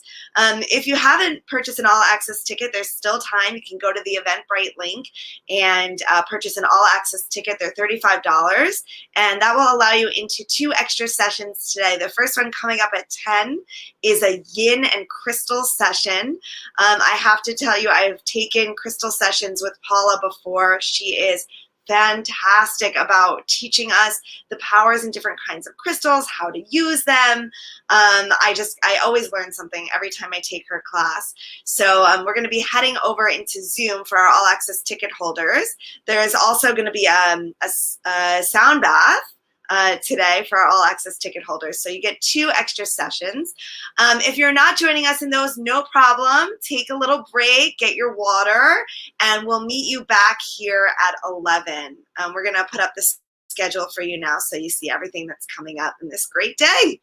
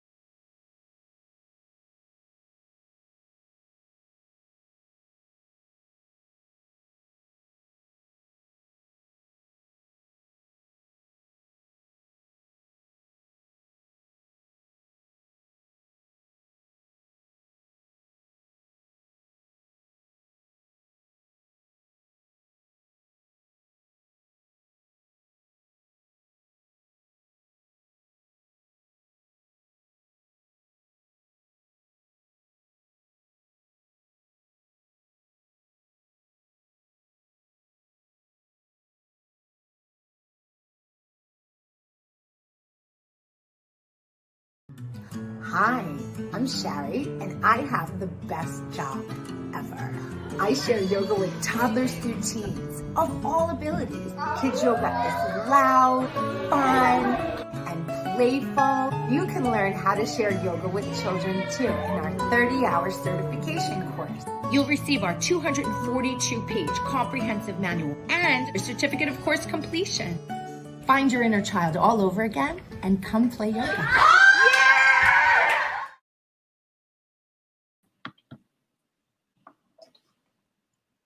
Hello.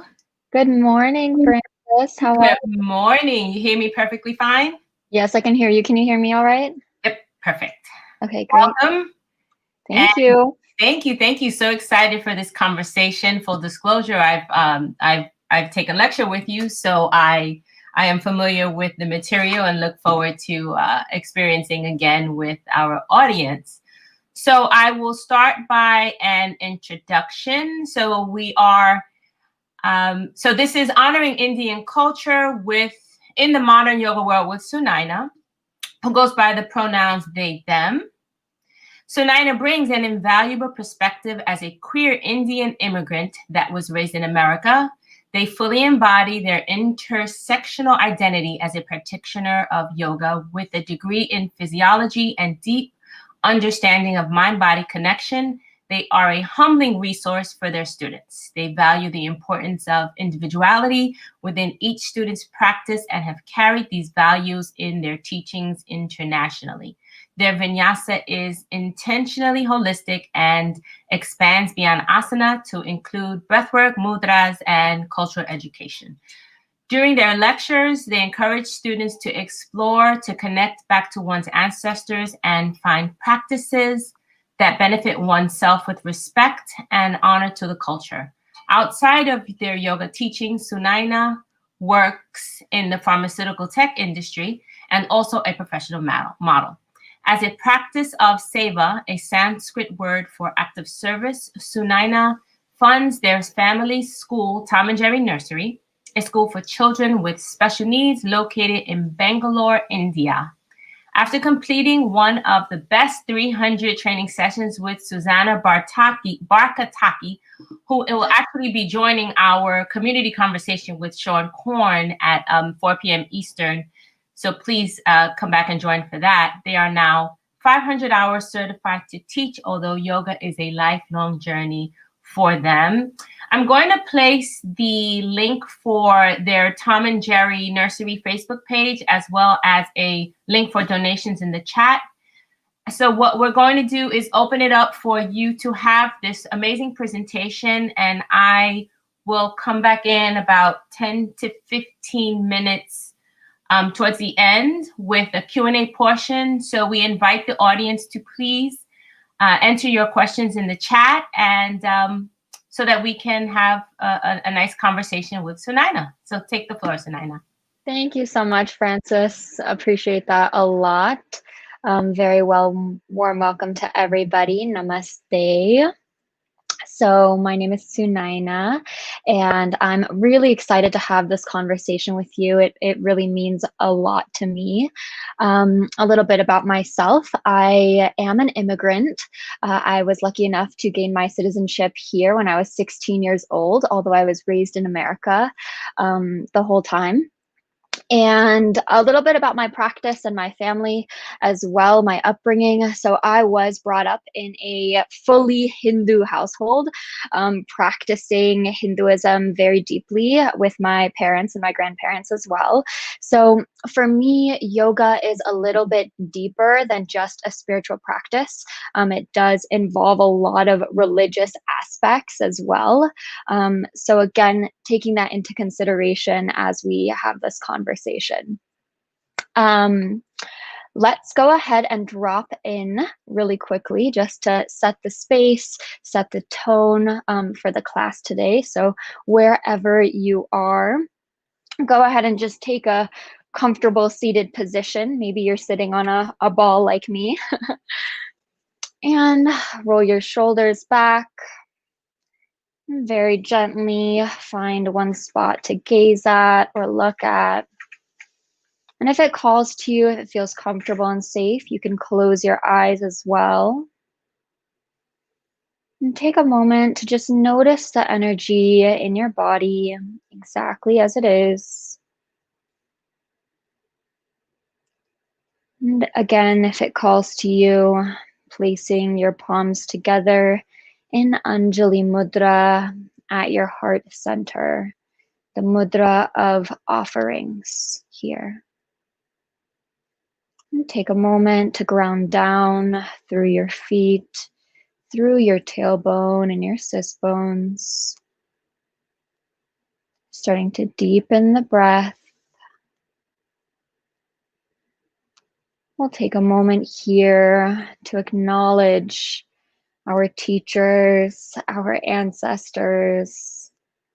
Specifically for me, Saraswati Joyce of India, of the Ashtanga lineage, as I practice Ashtanga yoga quite often. I'd also like to invite into the space my grandmother, who has shared with me a lot of knowledge about yoga and the culture. And lastly, let's take a moment here to acknowledge the indigenous ancestral land underneath our feet. Currently in Denver, Colorado, I'm located on unceded Arapaho, Ute, and Cheyenne land.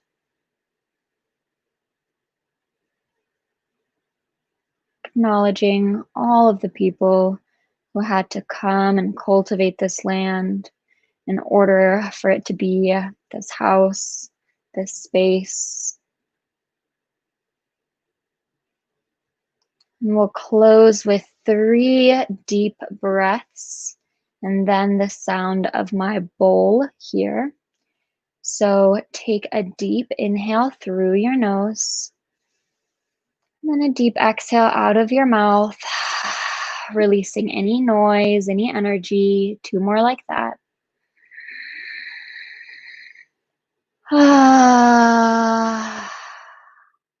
Taking 1 last deep breath, filling up fully,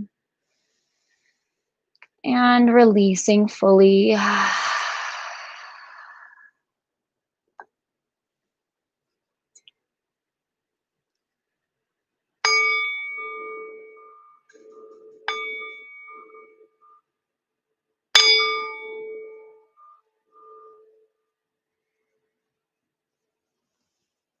Beautiful. So, as we're talking about sacred objects, talking about honoring Indian culture, it's really important to note that the roots of yoga don't always necessarily have to start in India either. The roots of yoga start all over Southeast Asia, from Pakistan to India to Nepal, Tibet, even North Africa and Egypt. And so understanding and honoring that yoga itself didn't just start from one specific place, but rather was a conglomerate of all of these places from Northern Africa all the way to India. But since I am Indian, we will be focusing more of honoring the culture from an Indian lens, especially because that was how yoga was brought over from the East here to the West by Swami Vivekananda as well.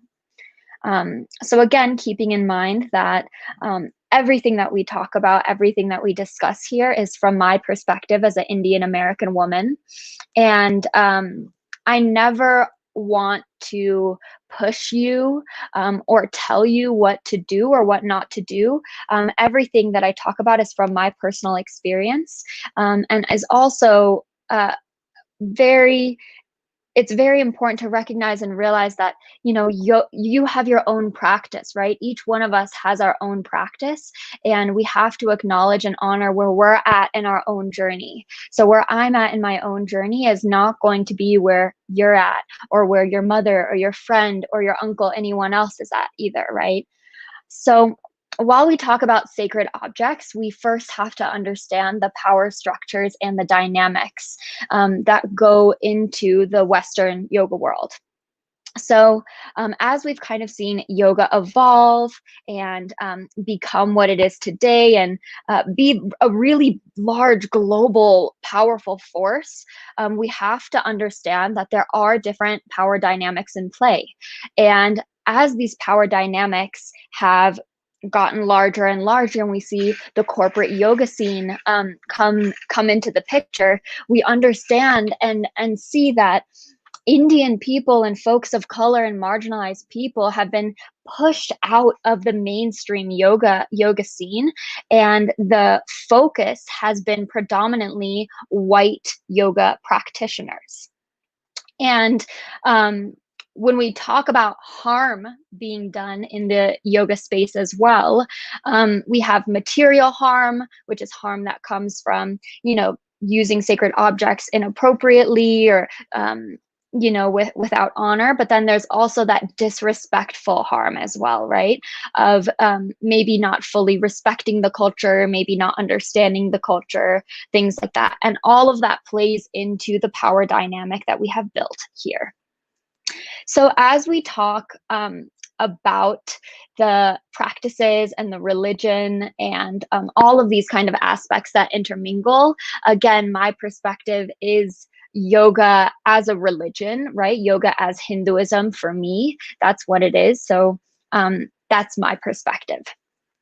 So the first thing I want to talk about specifically are deities and deity statues. So I'm sure all of you have seen maybe a Ganesha or a Saraswati or maybe even a Buddha, and sometimes they're placed in inappropriate places, whether it's in the studio or even in your house and even in your home. For example, I have walked into a studio before and seen a statue and a deity on the floor next to a shoe rack. And again, that is very disrespectful in Indian culture, and it's very important to treat these deities in terms of the statue itself as something that's really sacred and very, very important, because it's not just a statue, right? For me and my family, when I look at a deity statue, it embodies the real god or goddess, right? When I look at that statue, it's the real thing. So like if Ganesha was just sitting there in real life, what would he be saying? How would he feel about where he's placed, right? Kind of having that perspective. So I did bring just one statue here to share with you all. One of my favorite statues, if you can see, it's a Nataraja, the god of dance. And I have this statue specifically on my altar, and this is also a statue that you will see in a lot of yoga spaces. Nataraja is the epitome of opening, dancing, yoga, any kind of cultural and kind of artistic space. Nataraja should be there to bless it. And this is information that I actually just recently learned from my grandmother, who told me that in some traditions and in some cases in India, it can actually be a bad omen, I don't know how to say that, to have a Nataraja statue in your house. And it's important to, again, note that specific statues have specific places, right? And different types of traditions follow different rules as well.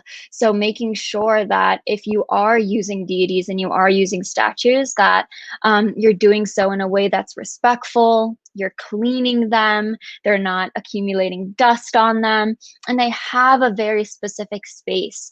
They're centered in the room, they're elevated, right?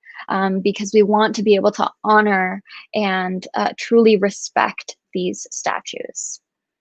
So again, if you have any questions about deity statues, please go ahead and put them in the chat now. We will go ahead and move on to the next subject. So the next thing that I would like to talk about is still related to deities, but this time the appearance of deities on clothing. And I have also had a lot of experience with it, being in the fashion world and being in the fashion industry as well, seeing clothing that has Ganesha or Saraswati or even Sanskrit texts depicted on the clothing itself. And a lot of the manufacturers of this clothing are not Indian, and they also aren't actively giving back to the Indian community.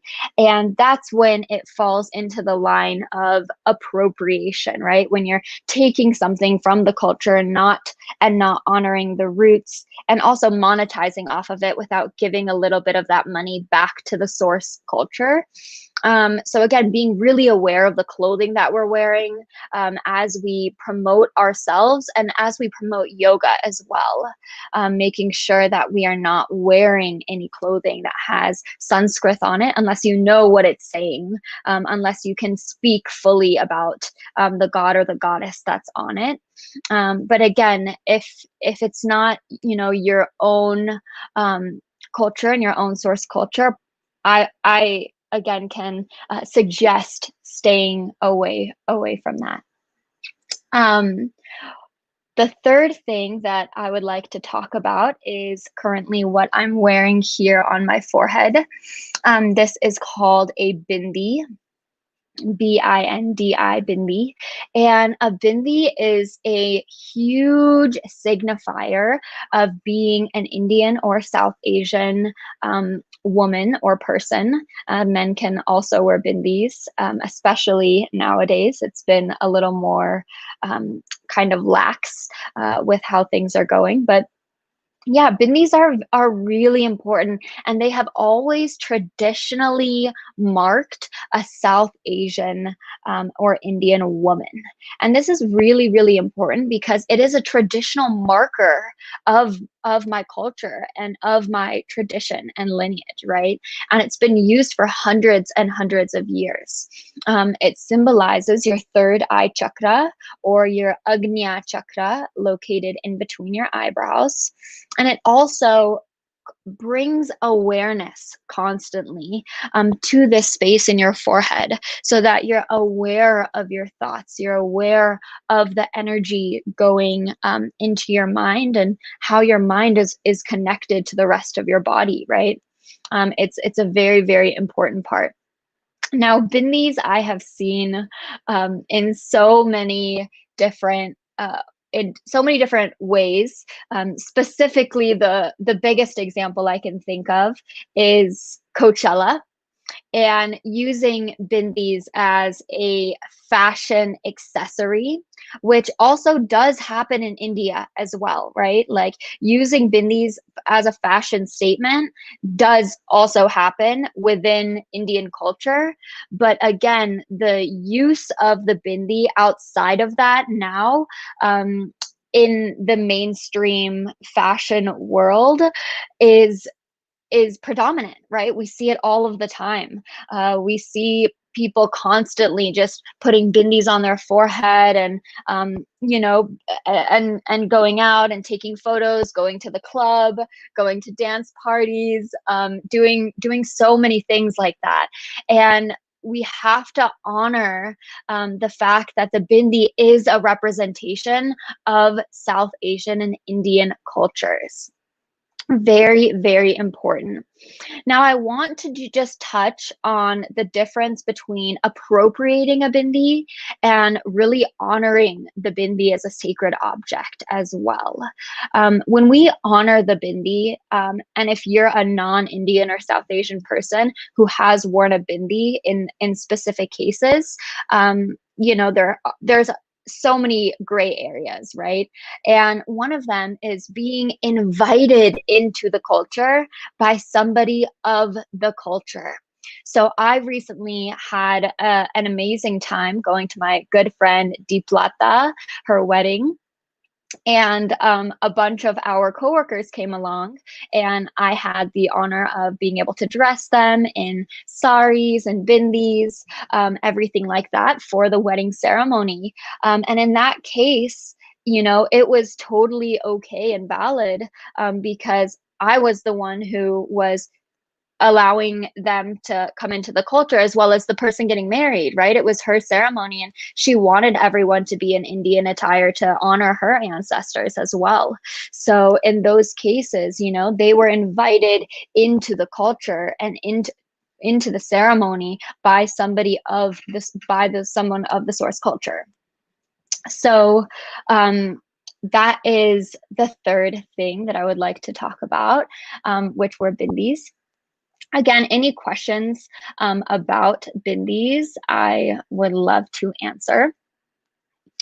Now, the next thing that I'd like to talk about is a symbol that we see quite often. I actually see this symbol a lot as a tattoo. Yep, as tattoos on people's bodies. I see this symbol hanging in yoga studios. I see it on tapestries, on clothing. I see it honestly all the time, and a lot of people may not know what it is. And that is the Om symbol, or Aum, A-U-M as well, Om. So I have a little Om here that you can check out. This one is actually from Bali. And the Om symbol, I would say, is the symbol of yoga. It is the symbol of unity. And it is a very, very powerful symbol. And it is used nowadays in a myriad of ways by people who may not even fully understand what Om is or what it represents. So I would just like to talk about that for a little bit. So there are 4 parts to the Om, and you can even see the 4 parts in the symbol itself. So you see this kind of 3, the Ah part. So that's the first part. And then we have the swirl, which is the Oo. And then this little U, like the aung, the ng, and then the resonant after, which is that little swirl at the top. So there are 4 parts to the Om. And the first one, which is the A, is the creation, right? It's the start of the sound vibration that starts at the very, very core of your belly. It starts all the way at the bottom and it moves up and then out of your mouth. That's the really beautiful thing about the Sanskrit language, is it's very phonetic, and it also reflects the meaning of the word as well. So the way you say it is reflective of the meaning. So the A in Om represents the creation of time, as well as the creator, right? That beginning point. Maybe you can think of it as the Big Bang. You can think of it as, you know, the larger universal creator creating the world, whatever you believe in terms of the original creation. And then you have the U part. Now the U is kind of sustained, right? It's longer, it's in the middle. And that is going to represent the sustaining part of our life, right? The whole journey from the creation all the way to the end. That's a huge chunk of our lives that's in that middle section, right? So honoring and understanding that Om that's coming up, that whole middle part, again, is that section of the swirl that goes into the bottom aspect here. So that's the sustaining of our universe, the sustaining of our own energy and our bodies throughout our life.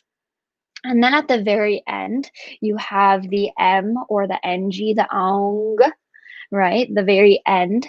And that is, again, the destruction. So just like we had the creation at the beginning and then we sustained, the very end, we wither away and our energy gets reincarnated or retransferred back into either a higher plane or this plane or a lower plane, again, however you want to think of it. And then the very last part of the Om is actually the silence that comes after the vibration of the Om. So making sure that, again, when we see the symbol, when we're using the symbol, if we choose to do it, that we're doing so in a way that, again, honors the roots, honors the culture, and there's knowledge behind it, right? So if someone comes up to you and says, hey, like, I love that 32, it looks like a 32, I don't know what that is on your shirt, like, what is that? And then you can tell them that's actually the symbol and this is the history behind it. And there's more of a cultural exchange of information rather than, oh yeah, my yoga teacher, has this symbol in her classroom, so I bought this t-shirt, right? So being very, very aware of the symbols that we're using, especially when it's in somebody else's source language and culture as well. So any questions about Om, please go ahead and put it in the chat. Alrighty. So that brings me to the end of the actual sacred objects that I would like to discuss today, because I just don't have that much time. But I do want to talk about other ways that we can truly honor Indian culture and the lineage of the Indian aspect and side of yoga here in the modern world. And one thing that I truly feel like has been lost has been the teachings of the yamas and the niyamas. So yama meaning restraint or control. The yamas and the niyamas are the first two steps in the eightfold path, in the eightfold step of yoga. And again, these have been lost because not everywhere, but in a lot of places, the main focus of the yoga practice is the yoga asana practice, the physical movement practice, right? And we know that yoga, again, going back to the root word of yoga, coming from yuj, which means to join, to come into union.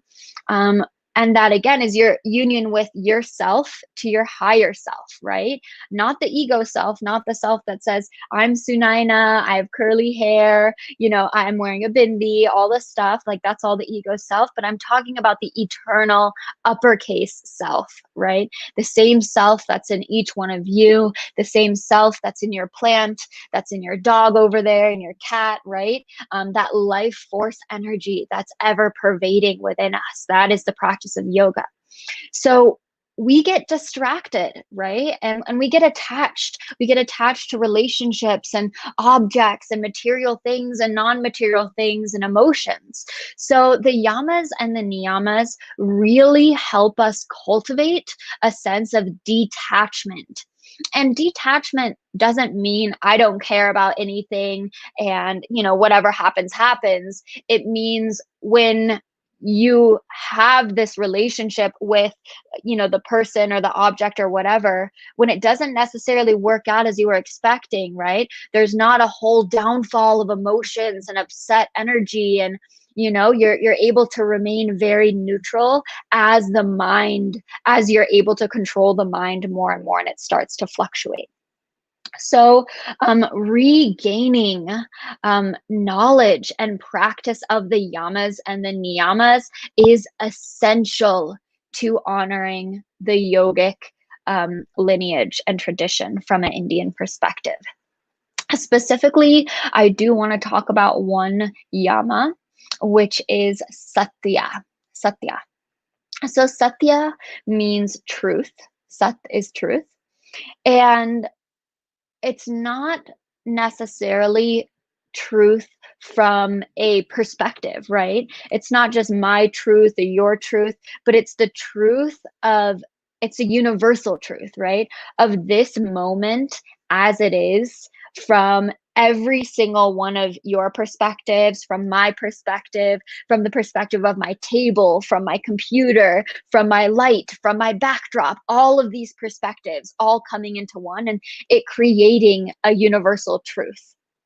And why is this necessarily important in the modern yoga world, right? Like, why do we need to cultivate the sense of truth? Because as we dive deeper into yoga studios and our asana practice and all of these things, we actually start to form more attachment and get further and further away from the real truth, right? The real truth of yoga being a practice for non-attachment. And truth can also manifest in a lot of ways. And even omitting the truth can be not in line with yoga, because omitting the truth is still untruth. It's still distruth, right? So if you go into a yoga studio and you think that everything that you know about yoga is only based off of the body, right? It's only about a movement, maybe it's about your breath a little bit, and that's all you know, right? And your teacher, your practitioner has never told you that there are these ethical values that are underlying to yoga that you have to have your foundation in order to have a better physical practice, right? Or even to have a better meditation practice or anything like that. You're serving yourself untruth. You're doing yourself a disjustice, right? Injustice. So always coming back to the yamas and the niyamas, and having your practice so solid in the yamas and the niyamas, that again, the foundation for your practice is the non-attachment that comes from the yamas and the niyamas and cultivating that. One other niyama that I would like to talk about. So again, niyama is roughly translate to your observance. So very environmental, your positive duty, like what you're supposed to do on your journey, right? And one niyama that also really stands out to me is swadhyaya. Swadhyaya. So swadhyaya is this concept of self-study and being able to always deepen your knowledge and always be a student of yoga, right? Never getting to a point where you step back and you say, I'm only teaching, I'm a guru, all of these things, but rather, being more open to learning and learning from different positions. And that isn't always comfortable, right? Swadhyaya and doing your own self-work to learn is difficult, especially when, you're having a rough week or you're unmotivated or you're in the middle of this pandemic. Like, how many books are you going to read, right? Like, is that really in your priority list? Maybe not. But again, prioritizing these things and using the resources that you have to gain more knowledge. And also, in terms of swadhyaya, it's very important to understand and know that the most important relationship that you cultivate is, number one, your relationship with yourself, because it's your practice, and number two, your relationship with your teacher, right? You cannot go through this practice alone. It'll be very, very difficult for you. It's very, very important to find a teacher who understands you, knows what you're going through, and then has this mutual respect and wants you to grow, wants you to thrive, and is willing to help you on that journey of swadhyaya, willing to help you on the journey of self-study. Because in the end, regardless of if there's a studio or not, your practice is always going to be with you, right? It doesn't exist in a studio. It doesn't exist only on your mat. It exists all the time, infinitely, including in this moment and outside of it. So as we're talking about swadhyaya and the student-teacher relationship, I also want to mention the importance of cultivating a home practice. That's another way that you can honor the roots of Indian culture, is by, number one, being able to cultivate your own practice at home, right? Not limiting yourself to only the studio setting or limiting yourself only to physical asana. How are we on time? Okay.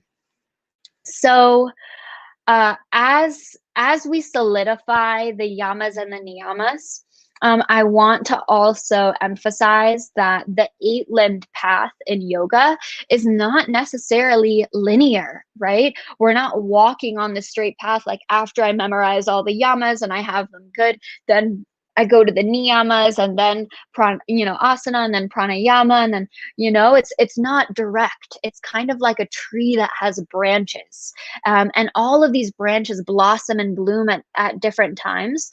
And it's really, really important to incorporate all 8 limbs of yoga, not just one, not just even the yamas and the niyamas. We always have to go beyond that to try and provide more than just the physical movement, and more than just even the yamas and the niyamas, making sure that your teachers or the people who are guiding you are incorporating fully this holistic view of yoga, and doing so by honoring the root culture, right? Honoring the lineage, speaking about the teachers that you've had, giving your students resources, things like that. And if you are a student as well, holding your teachers accountable. I cannot stress this enough. I have been in so many spaces where I am the only person going up to the teacher after class and saying, hey, I felt a little bit uncomfortable or a little bit weird when this happened. Like, can you, or can you maybe give me more information about the history of yoga, or where you learned it, or, the traditions and lineage that you follow, things like that. Making sure that you are going up to your teachers and asking them, right, for more than just physical movement. It is very important, especially in this day and age, to hold people accountable, hold them accountable to their highest selves. And again, saying that is really easy, but doing it and taking the action to really tell people, hey, like this is something that needs to change, and this is how I'd like to see it change, right? You have power as a student as well. So taking that into your hand. Okay, so I want to touch on 1 or 2 more things, and then I will open it up for questions. So one last thing that I do want to talk about, which is something that I feel like has kind of been not clearly outlined in my own yoga practice, that I wish I had known a little bit earlier, especially after talking to my family so in depth about my practice and my journey, has been how yoga and your yoga practice is really a tool that's preparing you for death, right? And it's important to talk about this because yoga isn't all love and light and positivity and all of these things, right? At the time of your death, your soul is going to come out of your body and be projected out. And wherever your attachments are, right? Maybe in the moment of your death, you're thinking about your dog and your family and your house and all of these things. Where's your soul going to go after? It's going to come back into this material world and be reattached, right? So again, knowing that your yoga practice isn't just a 1-month thing or a 3-month thing, it's a lifelong journey and a lifelong practice that, again, is a practice and a tool for death, because the very last limb, the 8th limb of the Eightfold Path, is samadhi, which is, again, being in union, right? Being in union with yourself. And a lot of times that comes when we die. So that is the last thing that I want to talk about before we open it up for questions? Yes. Yes, we have a lot of questions. The chat was very lively. Yay, happy to hear that. It really does speak to the need for this conversation. So the first question I have was sent to me. I don't know if it's from Yana or someone within the chat, but what is the best resource to learning about deities and placement in the homes? So, for example, websites, links that you can. Yes. So I am always going to recommend, if you are using deities and statues and things like that, to always have somebody of the root culture who's opening that up to you. So for me, that was my grandmother. That was also some other Indian teachers I've had when I went back to Bangalore and when I went back to India. So again, like there's never going to be just like a blog, right? Like a blog post that's like, here, place your Ganesha to the left and place your Saraswati to the right and light your incense at 6:59 in the morning. Like these traditions are passed down through my ancestors and through my family. And so also acknowledging and honoring that, right? Yeah. So the next question is from Nick, and I apologize in the pronunciation. He wrote, how can we respectfully mount a thangka? Thangka? A thangka? I am go back to that. I don't know if that's how he spelled it. So I'm not sure. We can come back to that one. Okay.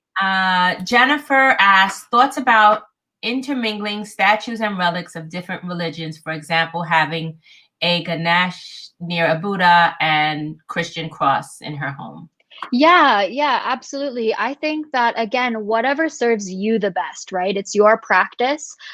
So if you think that, you maybe grew up Christian and then you found Buddhism and then you found Hinduism later, and you really are a devoted practitioner and you actively pray to these gods and things like that, I always recommend setting up a specific space, like an altar or some kind of, again, sacred space that you have all of these objects on at one time, but also acknowledging and knowing that for you, these objects may just be spiritual objects, right? But for somebody else like me, if I walked into that space, it would be a religious artifact, right? It would be a little more than just like a spiritual object.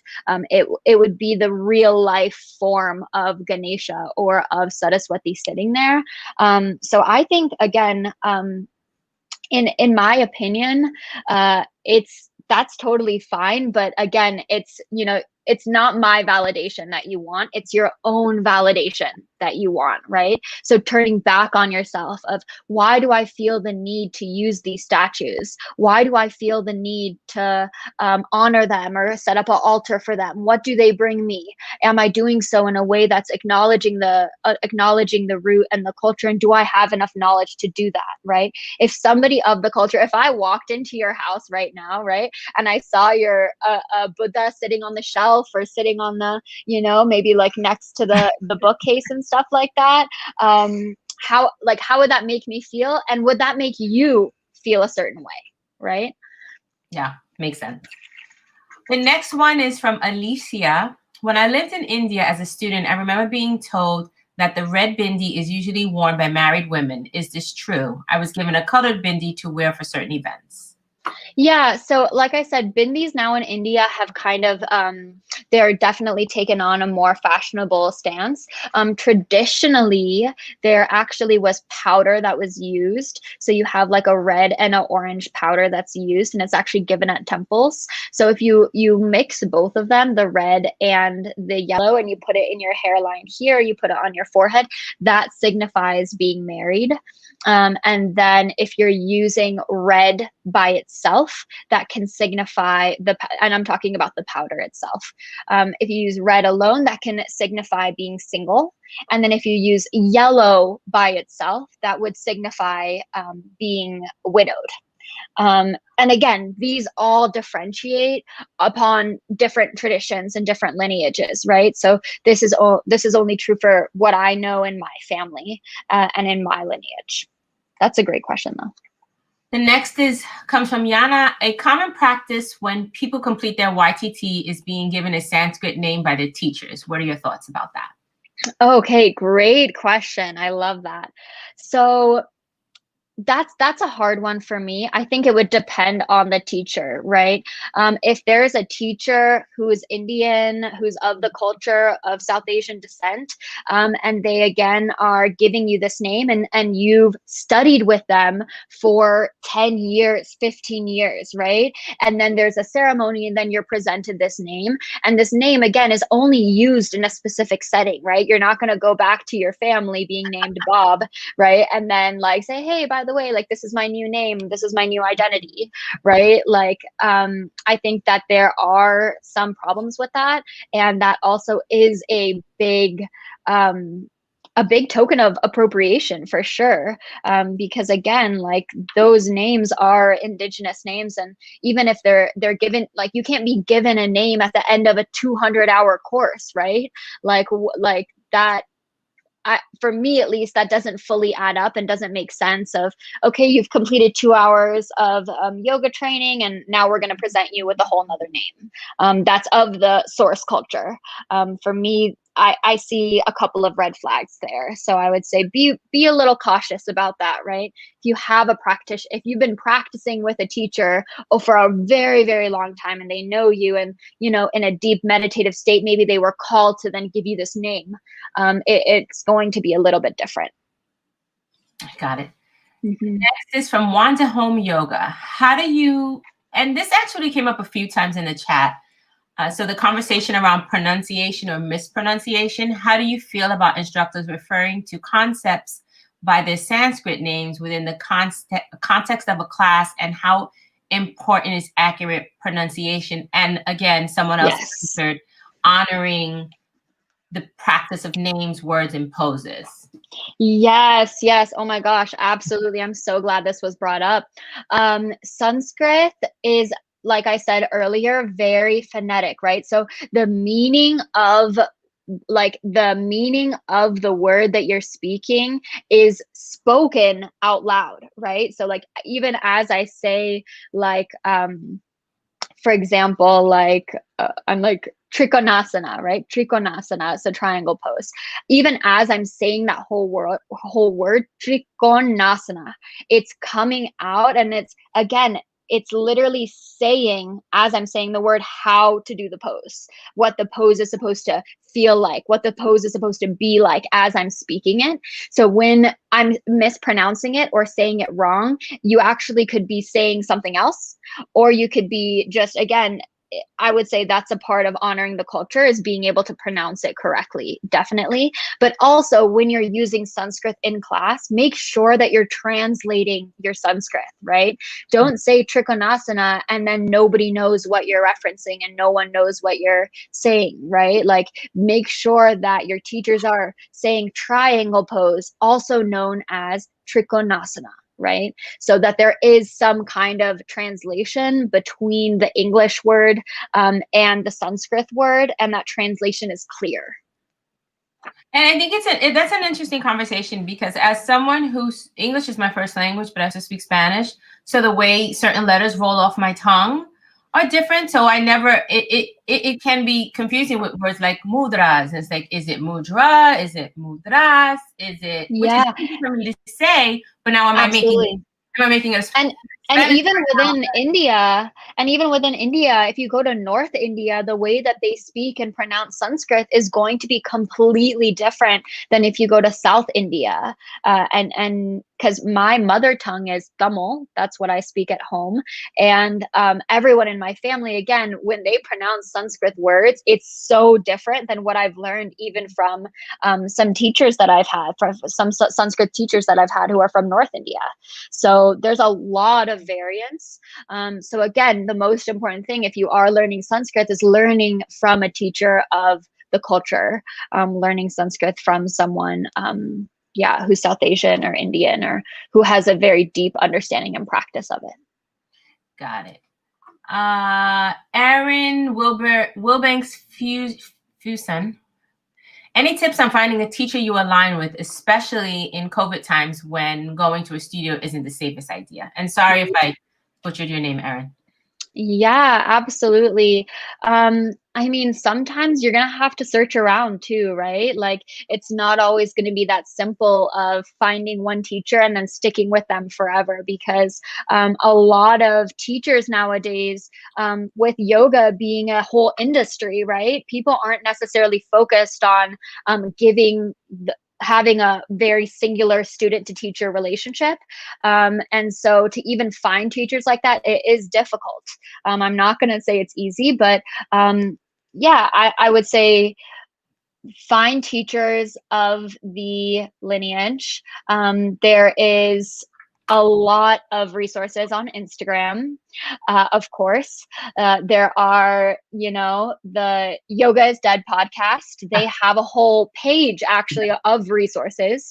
And I'm pretty sure on their page they have I think it's a ABC, what is it? Let me just look on Instagram really quick. It's the, hold on, here we go. Yep, it's ABCD Yogi, ABCD Yogi. And they also have a lot of South Asian resources as well. But yeah, a lot of people have been going online now, so it is a little bit easier as well with that, especially with COVID. Please, y'all, don't go into studios. Be safe. Wear a mask if you do go in, and yeah, hopefully the studios have open windows and they're a little ventilated. But I know that there have been some unsafe studio stuff going on. So this is another question that comes up a lot, and it is from Lori Cooper K. Could you speak about the controversy of saying namaste at the end of class? Yes, yes. So there's two things. The first one is the pronunciation, right? Like we had just talked about. So there's the whole namaste, which is the incorrect pronunciation of it. And then there's namaste. Namaste. Okay, so that is going to be the correct pronunciation of it. And as we're talking about even namaste and using it, it's important to note that it is used traditionally as a greeting. So if you go to India, it is always said in the beginning of seeing someone. Now in India, it's a kind of a different story, right? Like namaste is used all the time. It's hi, bye, how are you doing? What's going on, right? It's used a lot, but predominantly to say hi and to greet people. Anjali Mudra, again, is an offering, right? When you place your hands together like this, you're making an offering to yourself and to the other person as well. Now, as we kind of decode namaste, it's also used with elders, right? It's used as a respect thing as well. So it's used when meeting or greeting an elder within the community. It's used at the temple when you see the priest, and it again is always to you, right? So there's no, the light within me is the light within, there's nothing about light. Namaste has nothing to do with light. Okay. So let's clarify that really quickly. But again, namas means reverence, adoration, or salutation. So that's the reverence part. And then te is for you. So namaste is reverence, adoration, salutation to you. Right? So there's no me, there's no light. And there's also a longer version of it, which I use within my family, which is namaskaram. Namaskaram. And that's like the longer version of namaste.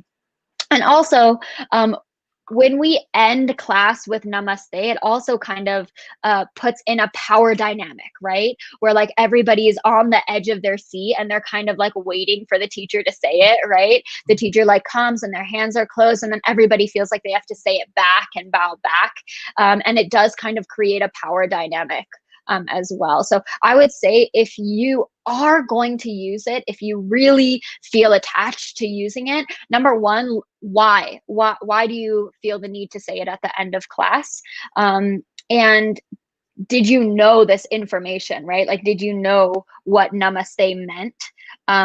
And also, are you pronouncing it correctly? Are you saying namaste? Are you saying namaste all the time? Or are you saying namaste?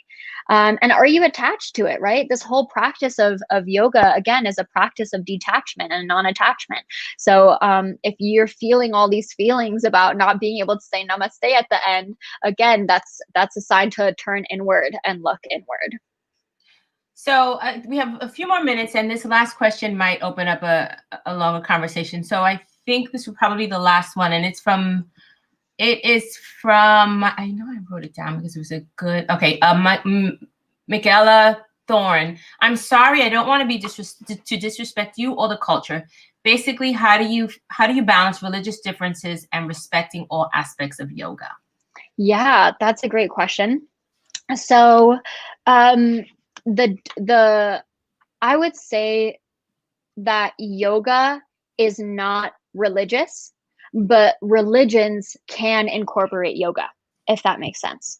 So, and again, this is just from my perspective. So regardless of your religion, I would say the point of religion in general is to achieve yoga, right? Is to be one with yourself, to be whole with yourself. That's why religions exist to begin with. That again is my perspective. But if there are religious differences, you can always ask yourself the question, like, is this bringing me closer to myself?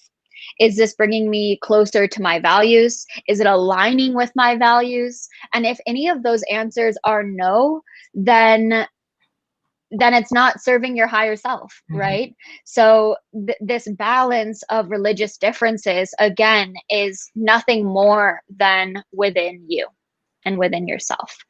So always turning inward for the answer, because that's where the answers are always going to be, nowhere else. I can't give them to you. And yeah, I mean, even your teachers to some extent, right? Like we can only hold space for you to do the work yourself. Yeah, and this is why we have these conversations, so that we can continue to learn, because it was from my initial lecture with you that it kind of opened up my mind to just learning, right? And learning why I do what I do, why I have the things that I have, and am I appropriating and learning about the culture. So thank you so much, Sunaina. What we're going to do is we've added, but we will add again the link to follow you on your Instagram, but also the link to your family's nursery school. And for donations, we'll also add the link to that as well. And it's wonderful. It's always wonderful to lecture with you and to learn from you. Blessings, Frances. Thank you, everyone, for your energy and time. And the chat is just, I mean, this has been one lively chat today. It's really all these comments of thank you and how necessary this conversation is. I love it. I know Anna was on here, and she'll be back this afternoon continuing. Yes, I can't wait for that talk. I will leave you all with one quote. I just have one last thing for you. Thank you. It's from the Bhagavad Gita, and it also is quoted in Susanna's book, Embrace Yoga's Roots, this one. So it's like one of my favorite quotes from the Bhagavad Gita. And it says, "Do every action you must do, and do not be attached to your actions' fruits. Self-possessed, resolute, act without any thought of results, open to success or failure. This equanimity is yoga. Do not be attached to inaction. This skill in action is yoga." And that's Bhagavad Gita 2.47. Thank you so much, Sunaina. So welcome. And hopefully blessings. Thank you. Yes.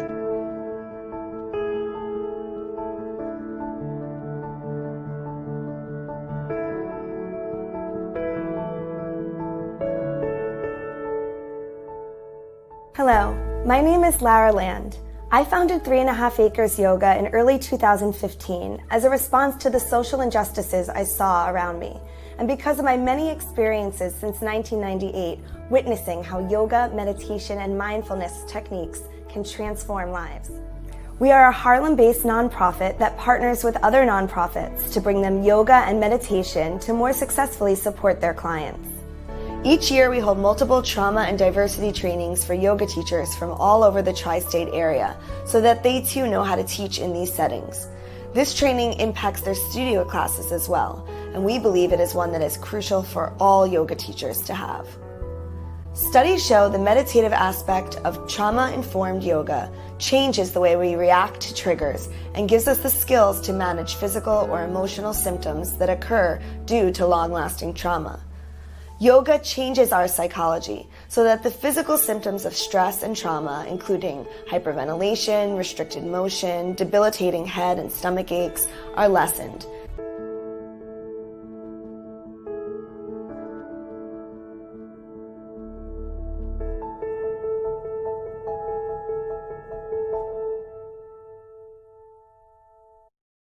Join us in fundraising, volunteering, suggesting a partnership, or join one of our trauma yoga teacher trainings, the next one coming up February 6th to 7th.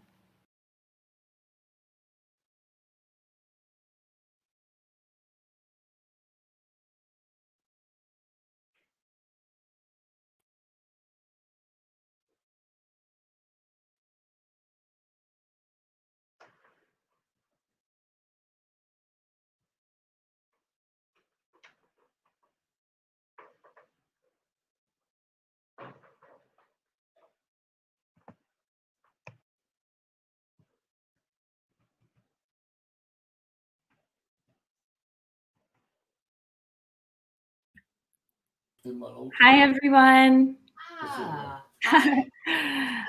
Welcome back, everyone. That was a lovely conversation with Sunaina.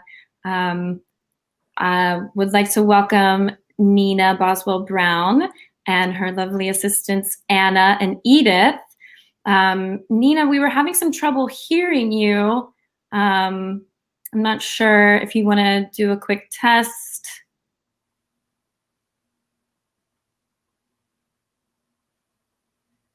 Gotta love live and technical difficulties. I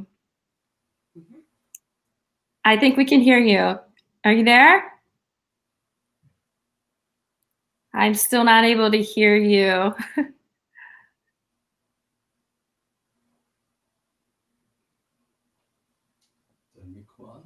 I can hear you when you come closer.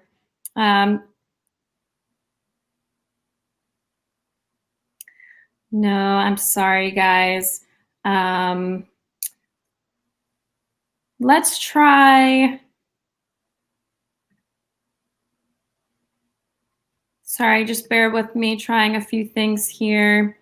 Nina, it's saying that your mic isn't connected.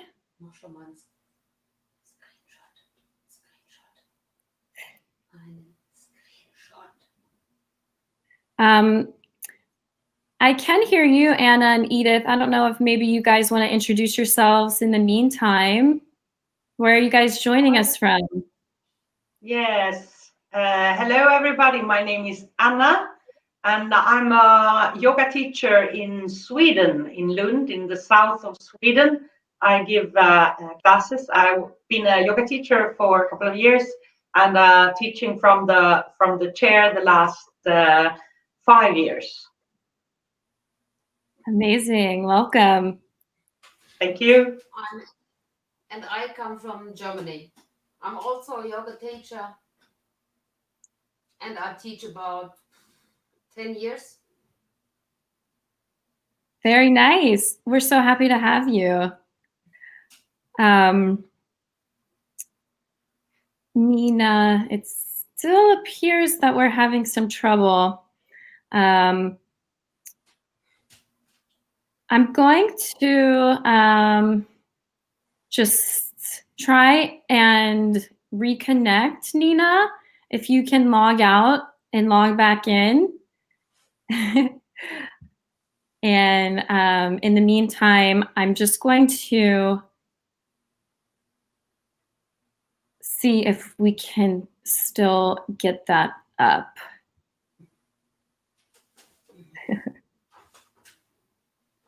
All right. Thanks for bearing with us. People in the chat, let's see where everyone else is from. We have New York, lots of New Yorkers, the home team for SOULFest. We got Harlem, of course. Nina, are you there? Let's see.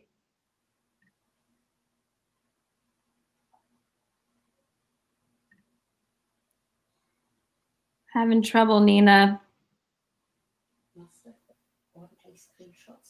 What if Nina just skips the microphone and just go for it in a loud voice? Yeah, maybe a problem with your earpiece, Nina.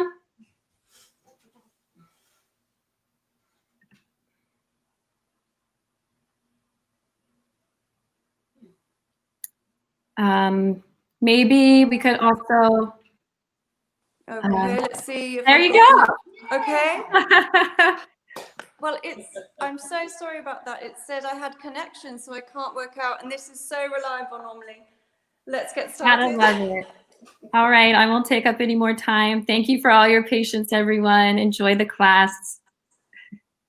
Thank you, everyone. So, you've done your introduction. I'm Nina from Sitting Fit Yoga. We're going to have a lovely calm class now, seated or chair yoga. And this is going to be a flowing class, so progressive flowing movements. And as you can see, 2 of us are wheelchair users, so this is suitable for wheelchair users or people seated in a chair. I have rods in my back, so if anyone has any issues with balance or fixations in their back, you could use a strap just to help for balance wise. But otherwise you don't need anything else, just a chair. Okay, so let's just start by closing or lowering your eyes if you feel more comfortable to do that. And we're just going to notice the sensations in the body. So just notice if you feel any tension in the body. Are your shoulders raised at all? If so, can you lower them down? Just relax the shoulders. Is there any tension in the face, around the brow, around the jaw? Just allow those muscles to soften. And just notice the position of your head. Can you bring your chin, tuck your chin in a little, bring your ears in line with your shoulders a little more. And just bring some length through the crown of the head. Length through the spine if you can. And we're just going to bring our attention to our breath. So breathing in and out through the nose if you're able to. And just allowing your rhythm to settle down with the breath. Noticing the movement as you're filling your lungs, the stomach, the ribs, the back, filling, expanding and contracting again as you breathe back out through the nose.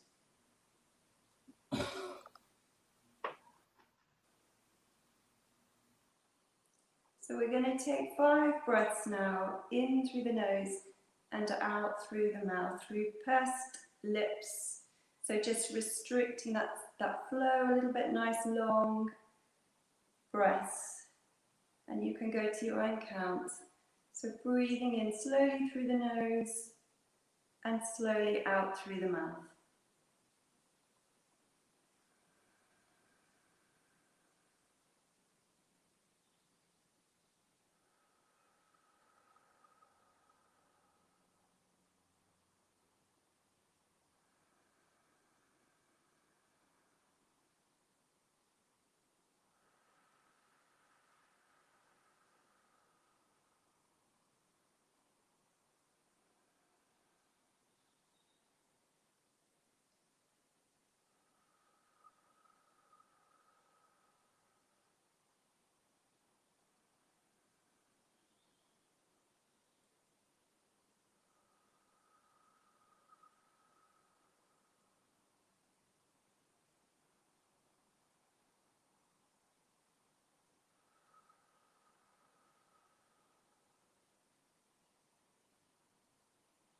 And just allow your breath to go back to normal.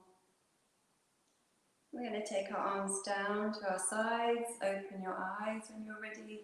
Just have a little sway over your seat bones. Just feel that symmetry if you can, and feel the connection through the seat bones to the chair beneath you, through your thighs, through your feet, and lifting up from that, from those roots. So getting a little bit of length through the spine, through the sternum, shoulders nice and open but relaxed. And let's just roll those shoulders. And we just start to get a little bit of gentle movement here. Rolling, and then we're going to take one back, alternatively, and the other. Just getting a little bit of twist in through the body. And start to bring those arms in the movement. So just waking up the arms, getting a little bit of blood flow going. Good. And bring those arms down. Just give your wrists a little roll. Keeping the breath going in and out through the nose. And flicking those fingers. So just getting that blood all the way down to the hands. Good. I'm going to just stomp the feet, or if it's more accessible to you, just tapping around the thighs, getting a little bit of blood flow going there. If you want to, you can stamp your feet either by lifting up with your hands or independently lifting your feet, just getting some blood flow through the legs. Okay, good. So coming back to neutral, we're going to bring our hands just to the front of your chair or to the front of the sides of your cushion. So either holding onto the chair or just the front part of the cushion, and just a slight forward lean. We're just allowing those shoulder blades to come firm against the back. A nice lift through the sternum, a little lengthening through the crown of the head. And we're just going to take the head up and down. So with the breath, breathing in as you're looking up gently, and breathing out as you're coming down, just feeling that little bit of a stretch at the back of the neck. Breathing in, breathing out. Shoulders nice and down and relaxed. And breathing out, just getting some movement to that head. Good. Coming back to neutral, we're just going to bring our hands a little bit further forward now. If you're in a chair, a wheelchair, to the front tops of your foot plates or onto your knees. We're going to bring some space to the upper back, so rounding the shoulders, putting your weight through your hands, so you're getting a little bit of weight through the feet there. And just taking the chin down to chest, allow that neck to hang down with gravity, rolling the shoulders, so feel that space in the upper back. And just take a couple of breaths there, allowing the head to hang down if that's comfortable.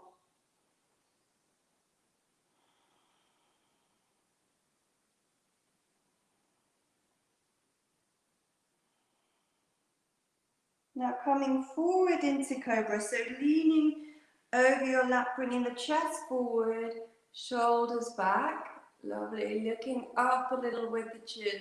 Just feeling those back muscles engaging there, taking a couple of breaths. Shoulder blades nice and firm to the back. Nice openness to the chest there. Good, and we're going to lean onto your right hand, bring your left arm back and up, palm facing inwards. And bring the hand back to the front of the chair, taking the other one back. So just lifting that arm as far back as you can do, and shifting the weight a little bit as you do. Good, keeping the breath going. Taking the arm back. And now, if you can, we're going to bring both arms back. If you need to lean back to your chair for balance, you can. Or you can stay forward with the arms reaching back if you have balance to do so. Feel those back muscles engaging. And on your inhale, we're going to sit back against your chair and lift those arms up, pulling through the trunk, lifting up through the arms, nice reach. Bring those hands together, and on your exhale, lowering those hands down in front of the chest. So namaste hands, just keeping those shoulders nice and low, spine nice and long. Take a breath in through the nose. As you exhale, we're going to push those hands to the right, and inhale, come back. Exhale, push them to the left, feeling that stretch of the arms, and inhale, come back. This time we're looking away, so exhale, push them, and looking over the opposite shoulder, inhale, come back. Exhale, pushing the hands to the left, looking over the opposite shoulder, and come back. Now we're going to exhale and take those fingers down towards the lap, looking down. Inhale, bring those hands towards the chest, looking up. A little bit of a stretch through the wrists here. And exhale, take the fingers down towards the lap, looking down. And inhale, bring those fingers towards the chest, looking up. Come back to the front, and we're going to interlink those fingers and inhale, exhale. Sorry, as you straighten those arms out in front of you. With your inhale, we're going to lift up through the trunk, through the arms, and bend those elbows, bringing the hands above the head, as back as you can to just get that little stretch through the armpits, and take those arms out wide. Okay, and we're going to come all the way down. Taking a nice inhale now, we're going to reach those arms up and take them down into Life Force Reach. Good, shoulders relaxed. We're just going to rotate the wrists a little bit here. So just taking the wrists around as if you're opening a jar, getting a little bit of movement through those wrists. Try and keep the shoulders relaxed. Keep the breath going in and out through the nose. And we're going to bring a little bit more movement through the arms. So rotating all the way from shoulders through to the hands. And the fingers, keep that breath going. And start to bring a little bit of cat-cow movement into that. So as you're opening up, arching the top of the back. As you're coming forward, rotating in, just round those shoulders. Bringing the belly button to the spine if you can. Opening up with the inhale, nice open chest, looking up, and exhale, rounding those arms. Good, and bring those hands to the knees now. We do a little bit more seated cat-cow. So as you breathe out, we're going to tuck the chin in, shoulders forward, belly button into spine, and inhale, bring those hands back up to the hips. Bringing the chest forward, shoulders back. Engaging those back muscles, chin up. Exhale, take those hands forward to the knees, rounding the shoulders now, chin to chest, belly button in. Inhale, bring the hands to hips, shoulders back, chest open, looking up. And exhale, bring the hands to knees, rounding, and chin to chest. Bring those hands back to the lap, and we're taking them up one more time. So inhale and exhale. Inhale up and exhale down. Okay, we're going to take the fingers up now. Fingers facing the ceiling and fingers facing down to the floor. Inhale, fingers facing up and fingers facing down to the floor.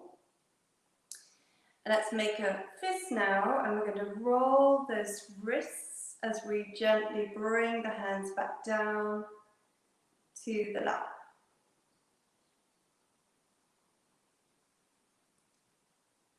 Good. And allow the hands just to hang there to the sides. And we're going to bring the head side to side. So just a nice flowing movement, ear to shoulder, Just getting a little bit of stretch through the side of the neck. Inhale as you come up. Exhale as you take the head down to the side. And as you keep your head there, we're going to take the opposite arm out. Turn the palm up as you breathe in, and we're going to look opposite to that hand, so keeping that shoulder nice and open. Exhale, we're going to look down to the armpit, take that palm down. Inhale, looking up, open the palm up. Exhale, take that palm down, looking down to the armpit. One more time, inhale, open that palm up, looking up. And exhale, looking down, take that palm down. And drop the hand as you gently bring the head back to neutral. So we're going to take the head the other way now, so ear to shoulder. Take the opposite hand out, palm facing up. I'm going to inhale, looking diagonally up away from that palm. And exhale, take that palm down, looking down to the opposite armpit. Inhale, open the palm up, looking up. And exhale, take that palm down, looking down. Inhale, open the palm up, looking up. And exhale, palm down, looking down. Gently bring your head back up to neutral and bring your hands up to your thighs. Okay, we're going to lift the left shoulder and take the right shoulder down, just getting a little bit of a stretch to the side of the body. Inhale, come back up. Exhale, shoulder down, opposite shoulder up. Inhale, come back up. Exhale, shoulder down. Shoulder up. Inhale, shoulder down, shoulder up. Squeeze that shoulder up towards the ear. And back up. This time we're going to bring the hand up to elbow and lift and lower. Lift, getting that nice side stretch and lower. And inhale and lower. On your exhale, bring the hand down. We'll bring the opposite hand to shoulder. Inhale as you lift up with that elbow. And exhale down. Inhale up. And exhale down. Inhale up. And exhale down. And bring both hands together. This time take a breath in. And we're going to bring those arms, the elbows towards one another as you exhale. Good. Inhale, lifting, opening up and opening that chest. And exhale, bring those elbows towards one another. Inhale, open. Exhale, close together. Inhale, open. Exhale, close together. Inhale, open. And take those arms out wide. We're going to take them back down to the sides. Good. And inhale up. And exhale down. Inhale up. And exhale down. Inhale up. And exhale down. Nice stretch here.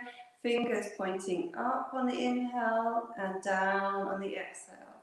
Inhale up and down on the exhale. Inhale up, just getting that stretch through the arm and down. Make a fist with your hands, rolling those wrists as you gently lower those hands back down to the chair. Good. And we're going to bring those hands back to the front, come back into Cobra. So engaging those back muscles, opening up the chest, and we'll do the back hand lift. So lifting up the arm, just anchoring yourself with the other arm. Exhale with the lift, and inhale down. Exhale with the lift, inhale down. Exhale with the lift. If you can, with your balance, take both hands back, or you can sit back towards your chair And we're going to just lift ourselves. Take the hands to the insides of your wheels or just behind you if you're sitting in a chair. Just lifting up through the spine, through the sternum, feeling that lovely open chest, the back muscles engaging. Just take a couple of breaths there.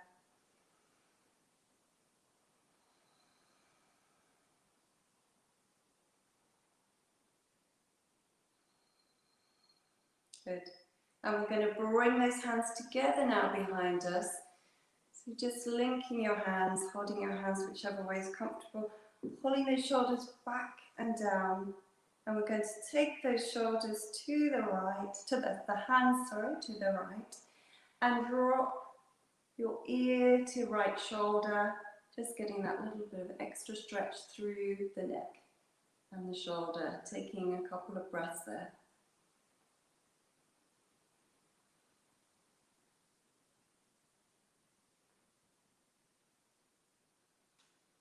Nice long breaths in and out through the nose.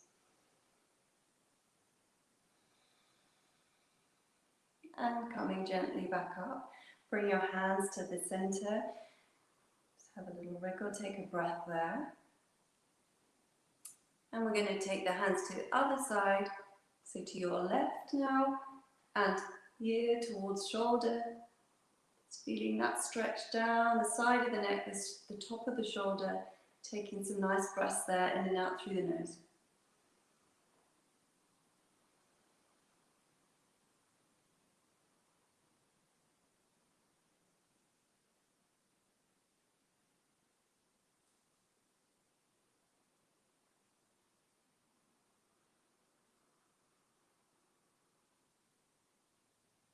Good, and bring the head up to the center.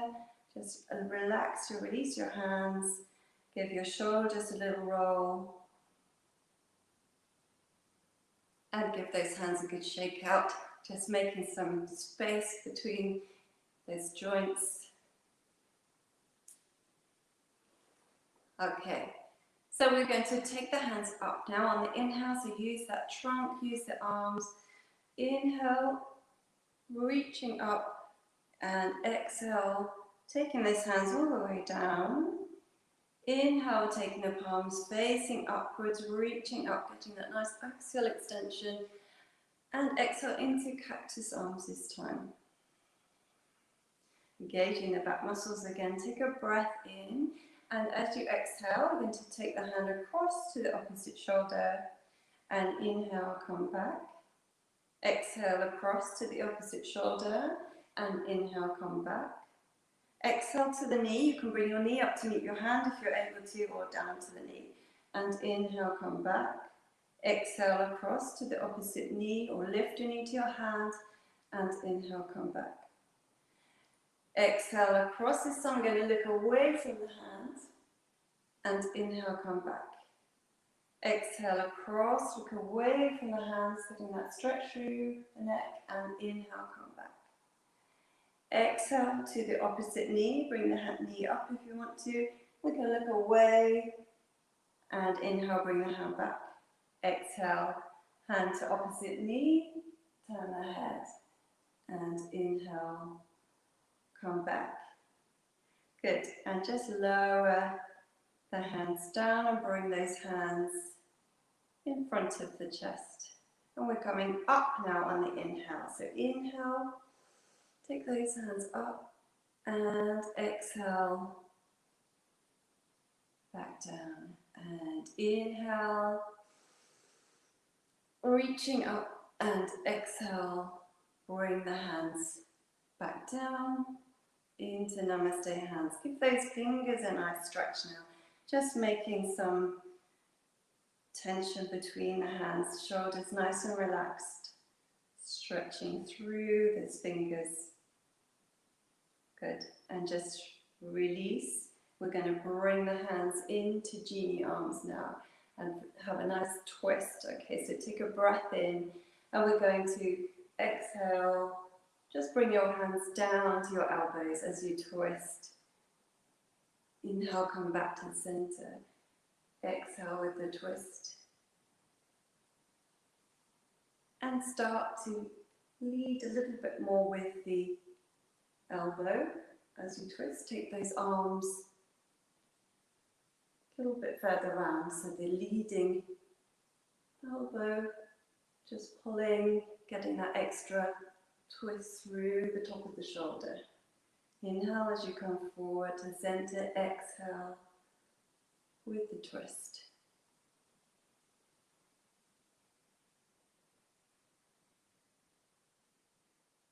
Come back to center, and we're going to drop our right hand down.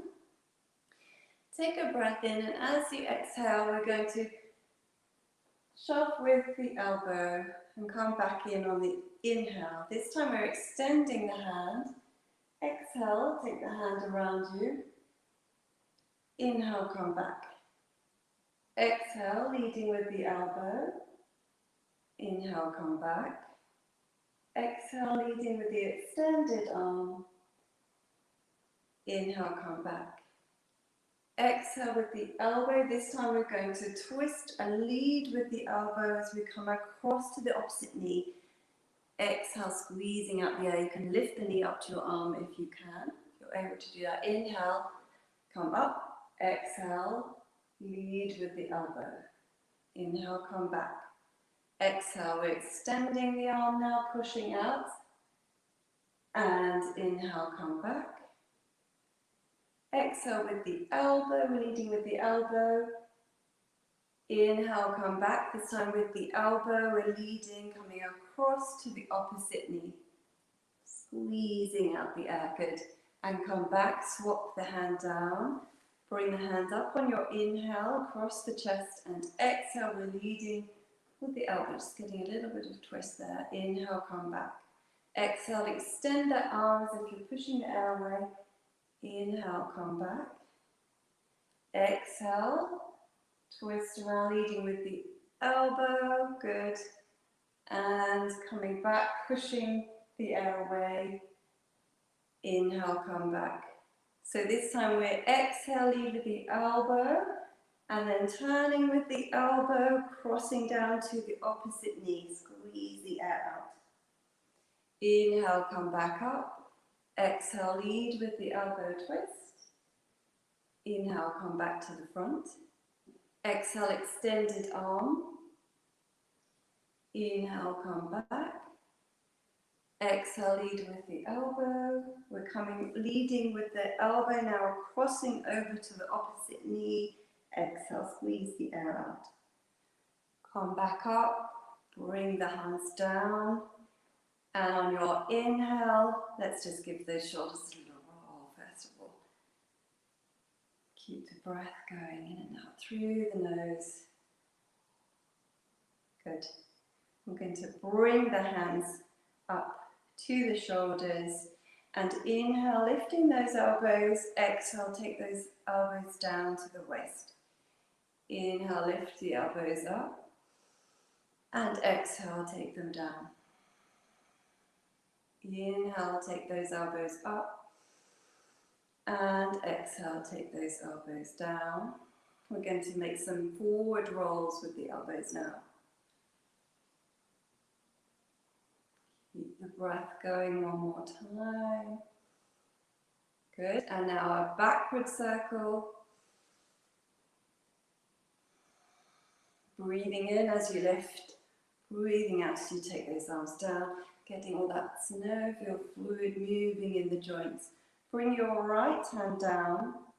We're taking the left elbow over, a little bit more extended this time, and exhale down.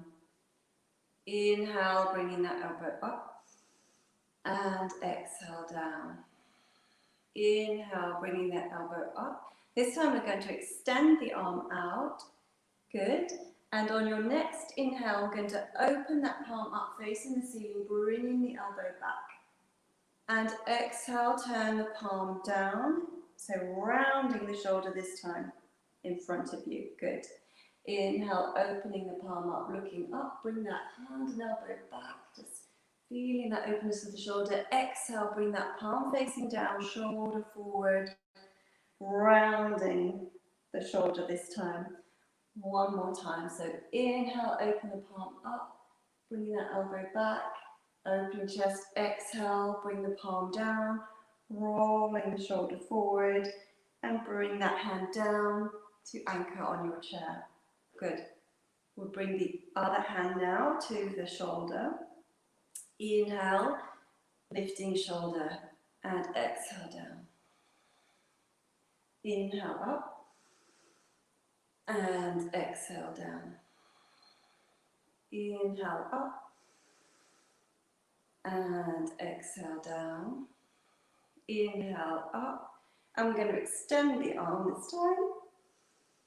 Good. On your next inhale, we're going to open that palm, looking up to the hand, pulling the elbow back, opening the chest, and exhale, bring the palm down, rolling the shoulder forward. Inhale, open the palm up, bringing that arm backwards. Exhale, roll the shoulder forward, bringing the palm down. One more time. Inhale, open the palm up, looking up, and roll the shoulder forward, palm down as you exhale. Bring the hand back down to the front of the chair, and we're going to come back into Cobra. So just extending, engaging those back muscles, bringing the chest forward, nice open chest. Taking a couple of breaths there.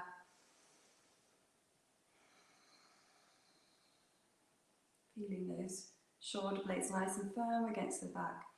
Nice and open chest. And then we're going to take the hands to the lap for a forward fold.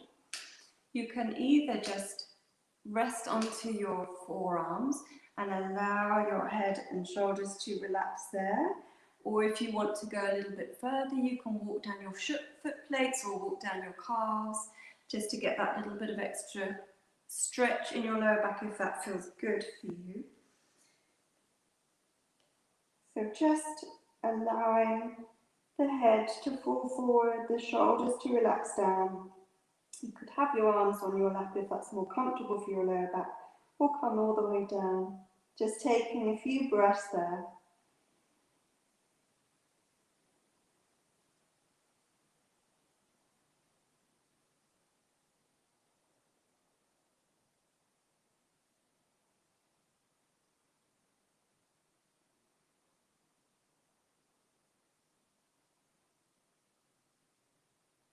And then just slowly walking your way back up. Come back into seated position. Bring your hands to your lap. And just close or lower your eyes if that's more comfortable for you. And again, just checking into the sensation in your body. Noticing how your body's feeling after the movement.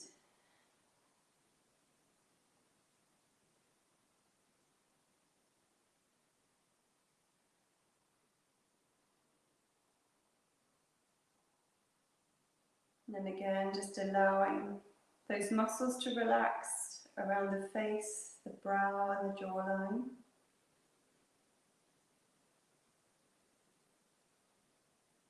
Allowing the shoulders to relax down.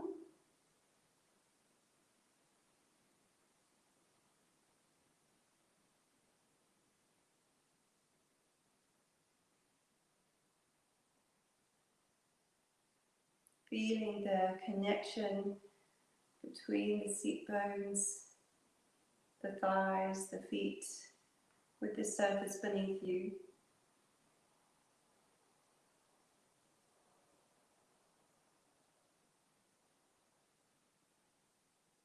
And just maintaining that length through the spine, that lift through the crown of the head.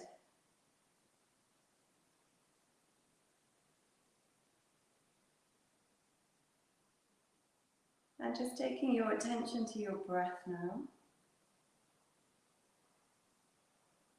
Breathing in, filling up the lungs, noticing the belly expanding, the ribs, the back with that inhale. Belly Ribs contracting back in as you exhale that air back up through the nose.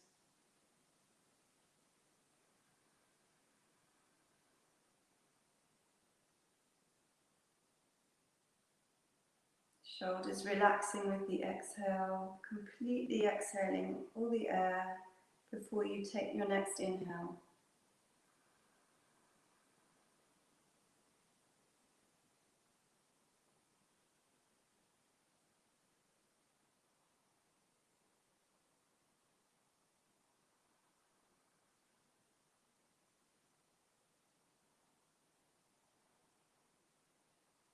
I'm going to take an inhale now, visualizing that breath flowing in and all the way down through the belly, down the legs to the tips of your toes, and then exhaling the air back up from the toes all the way through the legs, back out through the nose.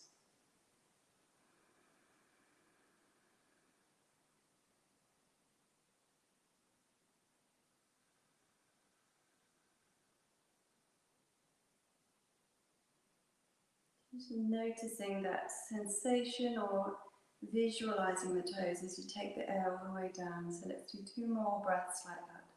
Inhaling, taking the air in, visualizing that flow all the way down to the tips of your toes.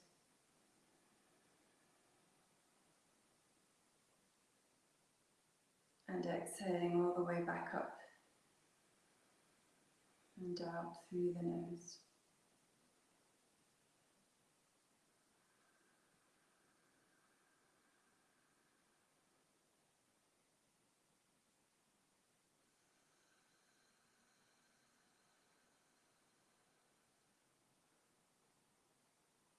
Just allow your breath to return to normal.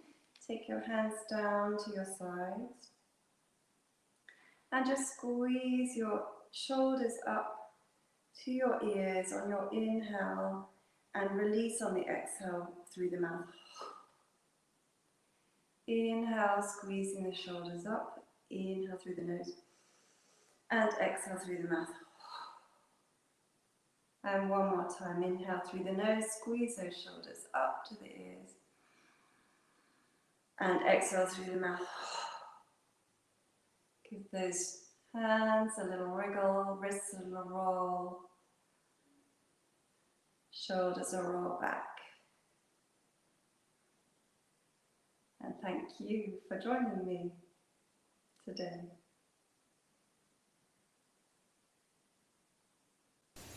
Thank you.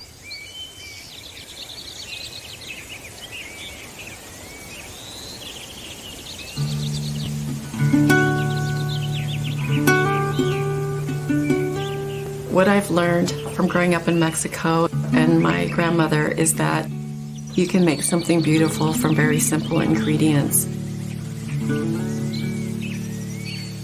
Everything that we're using is natural. That's what I'm trying to keep within what we create. Make it work and make it be simple, but make it effective.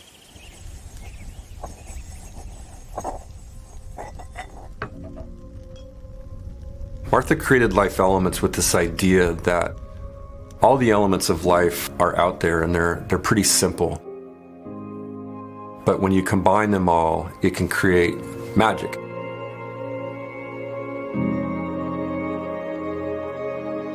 Our products are made for people who care not only what they put in their body, but what they put on it. That's really the essence of what we're trying to do. They can help reduce pain. They can help improve the quality of your skin.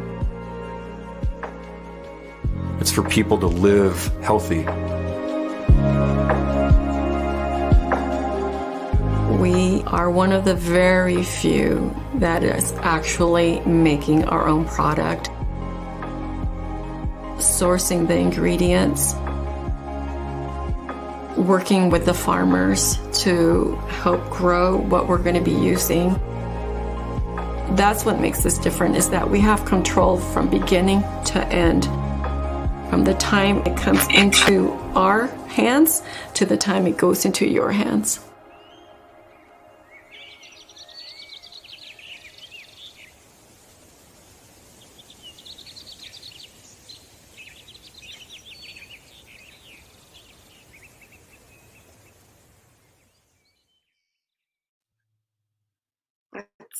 So beautiful. I hope most of you caught the Life Elements course yesterday, the ABCs of CBD. It was really, really deeply informative. Make sure you check out their website, and thank you to all the SOULFest sponsors that have made this 2-day global event possible.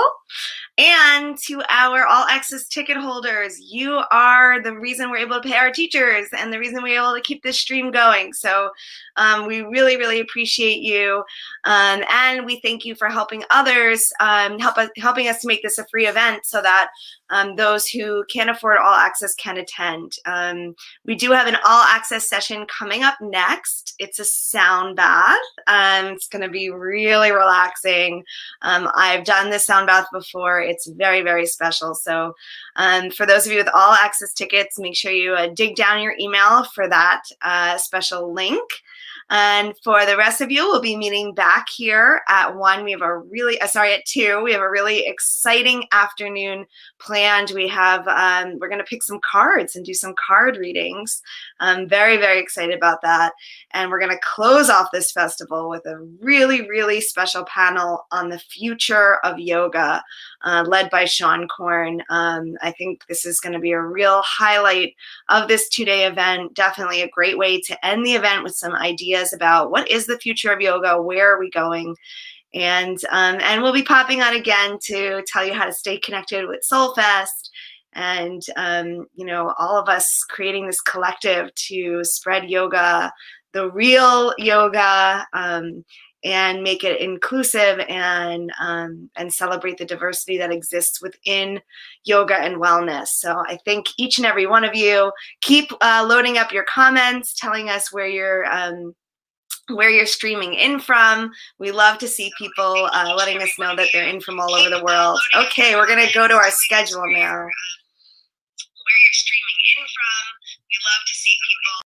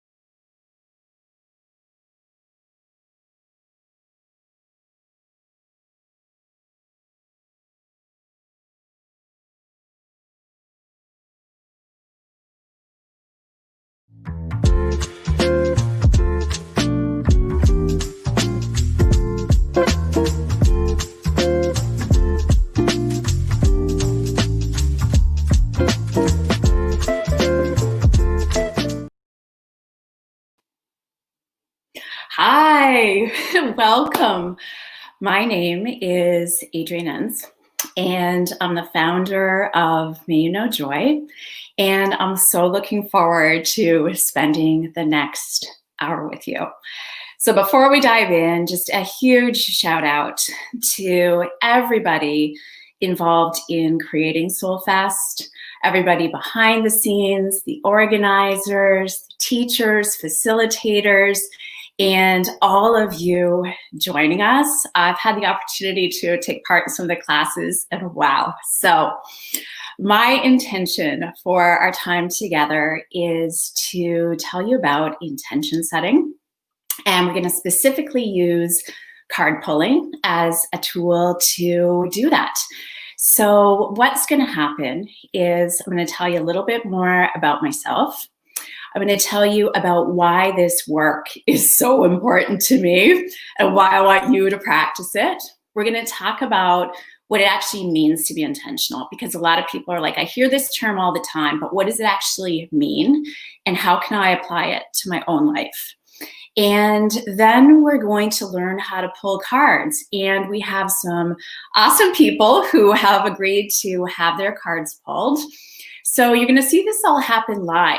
And what I want you to know is that even if you are not having your card pulled specifically, there is always something here for you. So you're going to learn something about the person having their card pulled, but the word's going to resonate with you. So I really want us to, like let all the judgment go and just be really open to receiving. So yes, as part of exploring joy, I want to start with a mantra, and I'm going to read it to you from my book, Intentional Days. So I really want us all to arrive together in this space. So I invite you to close your eyes or soften your gaze.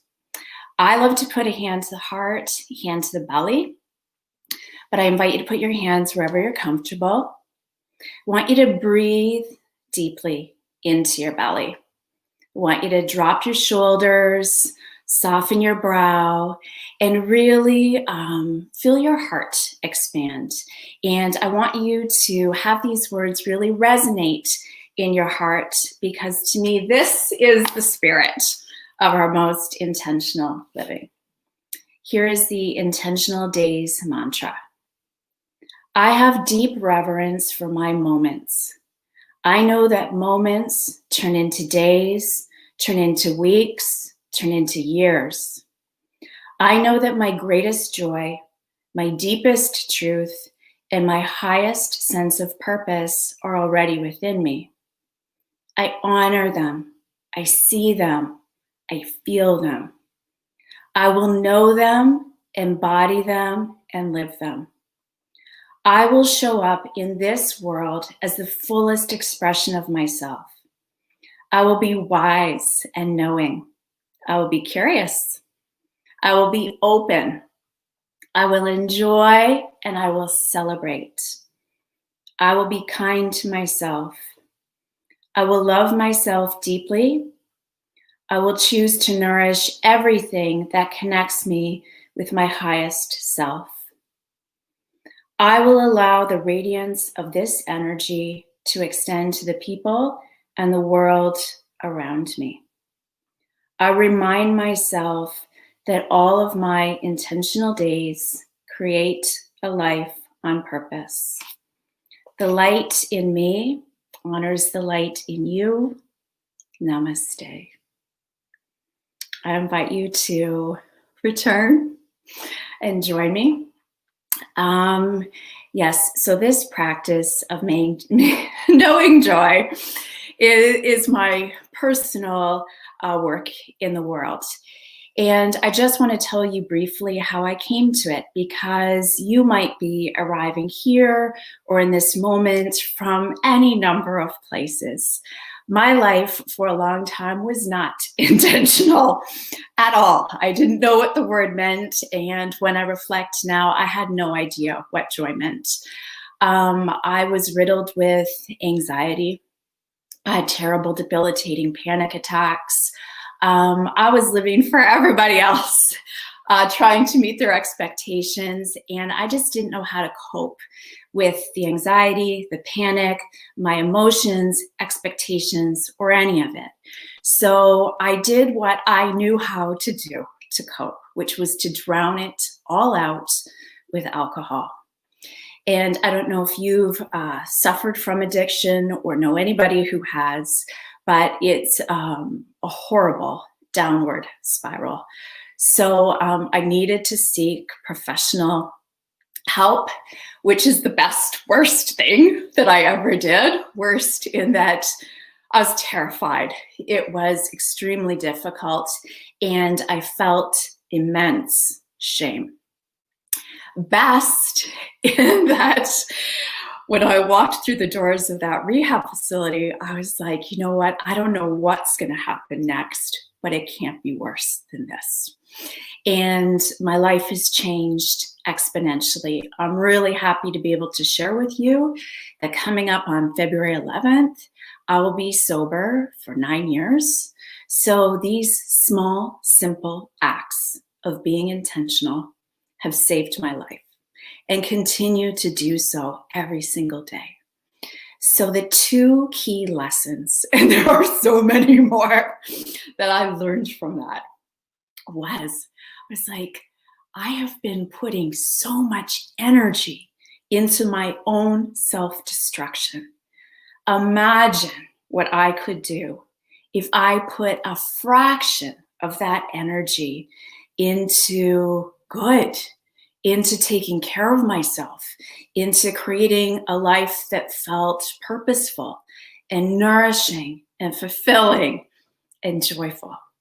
And then that was the other part. I was like, if I'm going to all of this trouble to turn my life around, I really do want to be happy. I want to know deep joy on an ongoing basis. So we know joy by knowing the full spectrum of emotions, right? Pain, grief, we go through trauma, we have sadness. And I was like, I'm going to choose joy. So when we're intentional, it doesn't mean I'm happy 100% of the time, but it means even in those difficult situations, I'm choosing to align myself by taking nourishing action. So this pandemic is a perfect example.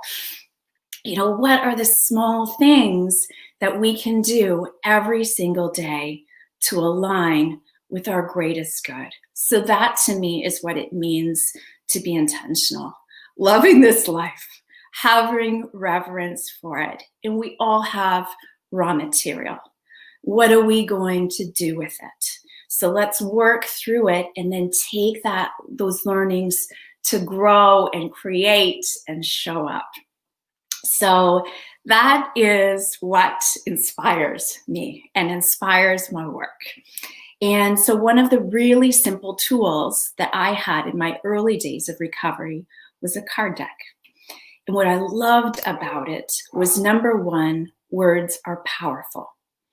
And I needed something to draw me back into center and to align me. And I loved this card deck because it just opened my aperture. So instead of living in this, autopilot, I started thinking about new things. I was inspired. I was like, oh, I wonder how this is going to show up for me today. I was curious and adventurous. So I wanted to create my own deck. So it just started with words at the back of my journal, words that had a big impact on me. And I've created a few card decks since, but today we're just going to focus on one, and that is the May You Know Joy card deck. So inside this package, and I like the bag in case we need to keep crystals or anything else in there, there is a little booklet and a deck of cards. So today, when we're choosing cards for the people who've agreed to accompany us, we're going to be choosing them at random. So trusting that, you know, the universe is going to send them the right message. So it may resonate with them right off the bat, or, you know, it might show up with them, for them, over the course of today, this week, the coming year. And when you're familiar with a deck, so whether it's this deck, there are also lots of great card decks, whether you're into angels or animal spirits or nature, you need to find the tools that work for you. Sometimes when you're familiar, I do choose a card on purpose. So something that I want to align with, that I want to manifest and cultivate. So I chose one for all of us today, just to get us going. And it's no surprise, perhaps, but I chose May You Know Joy because I want to show up in this space for you in a joyful way. And I want to help you connect to joy in our time together. So I'm going to read the passage shortly, but whenever I pick a card, the first question, so the question for you is, what does this card, what does this word mean to you personally today? How does it feel? What's coming up for you? And sometimes resistance comes up. So that's always interesting too. So there's always a lesson in resistance. So just meeting yourself like you would meet yourself on your mat. What information is here for me? And then also when we pull a card, I've noticed in pulling these cards with thousands of people, sometimes people will go to the punitive. So I don't have enough joy, or there's lack or not enoughness. And I want to really cut that out. So I want you to always look at your intentions as opportunities. So where is there an opportunity for me to connect to joy, to feel joy, to share joy? And then we can turn to the booklet. And people have asked me, is this what it means? And I'm like, I would not be so bold to say I know exactly what it means. But I have written some words of inspiration. So if the words elude you, or you're like, I got nothing, this doesn't mean anything to me today, here is some guidance. So the pages look like this. And here's what we have on joy. May you know joy in its depths and its boundlessness. The joy that comes in a blissful moment when time stands still and magic hangs in the air. The joy that comes from being a full expression of your highest self for your greatest good. Joy lives in your heart, and its greatness is a song. It's your song, the song of your soul, celebrating all of the universe and your sacred home at the center of it. So that is for our group. Often card I will post. I have them on my desk. I put them in my bathroom. They're in my kitchen, on my fridge. You might want to write it down. We need these visual reminders to, when the day goes off the rails, this pulls us back. We're like, okay, things are going wild. Where is the joy in this moment? All right, so we're gonna do some card pulls now. And as I said, if you are not getting the card pull, it doesn't mean there's not a lot of juicy information here for you. So first up, we have Veronica. Hi, everyone. Hi, Veronica. Hi. I am so excited to be doing this workshop with you. Thank you so much for creating this beautiful deck. My pleasure. I'm excited to dive in and have my card pulled. Thank you for participating. And I'm going to point out this deck is way bigger than the standard size deck because these amass on my desk. So I'm like, more is better. Maybe that's my addictive personality. Yay. Love it. I'm going to shuffle these for you. Okay. And what we want to do is I just want to pull a card and trust that whatever card's coming up is in alignment with your highest good for today. Are you there with me? I am 100% here with you. All right, so I think it's this one. And that's the one I had my eye on. I love it. So yours is May You Know Nourishment. Oh, I love that. So sometimes things are very personal. If it's personal for you, you can tell us that it's close to the heart. But if you're willing to share, I would love for you to share, you know, what nourishment maybe means for you, like in this moment today. I think that's such a perfect card, and it couldn't be more a truth. I think that, you know, although we're living in this COVID time, a lot of us, there is a chance to slow down, but a lot of us are still kind of, you know, doing that New York hustle, doing 1,000 things. So nourishment, this card is a great reminder to just make sure that, you know, I pull back my energies wherever I need to in order to fill up my own cup so that I can continue doing the things that I love to do. So that's what nourishment means, just, you know, kind of self-care, pulling my energies back so that I can continue to show up for everyone, including myself.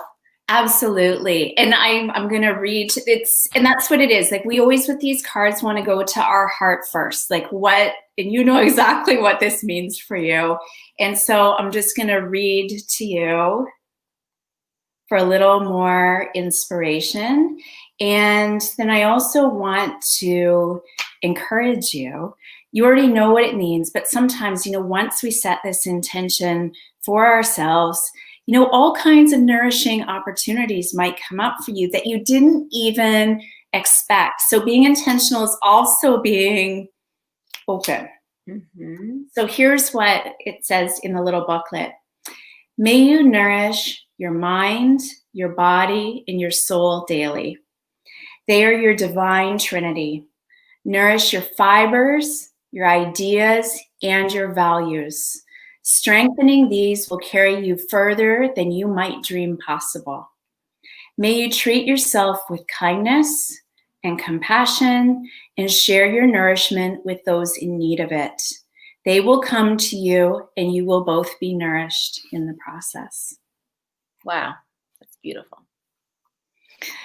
So I invite you to, if we were together, I would give you this card so that you could post it and look at it.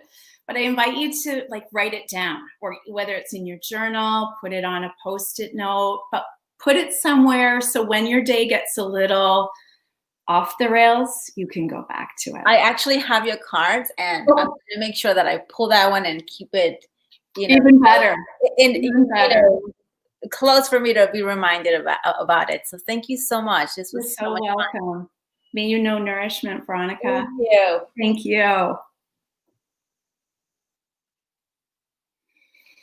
Awesome. Yes. Next we have Lauren. Hi, Lauren. Hi. I'm smiling because I already feel so aligned with this. I was sitting here before we got started in my journal that a friend of mine gave me, and her concept that she's working on is transforming to joy. And then I was writing notes, and I kid you not, I was writing notes about nourishment, the word all over the place. So I'm ready. I have to tell you, like, yes, between that and people pulling the right cards, they're like, how does this happen? I'm like, I don't know, but the synchronicities are unexplainable and awesome. Yeah. All right, so I'm going to shuffle these. Oops. Oh, actually, one just dropped out, so I have to pull that one up for you because sometimes they jump out of the deck. So 1 sec. Now I'm so curious. Simplicity. I could use a lot more of that. It's one word that I always go back to. So in this moment, though, again, if something is close to the heart and you want to keep it close to the heart, we're honoring that. But if you do want to share with us like what this word means to you in the moment, I'd love for you to do that.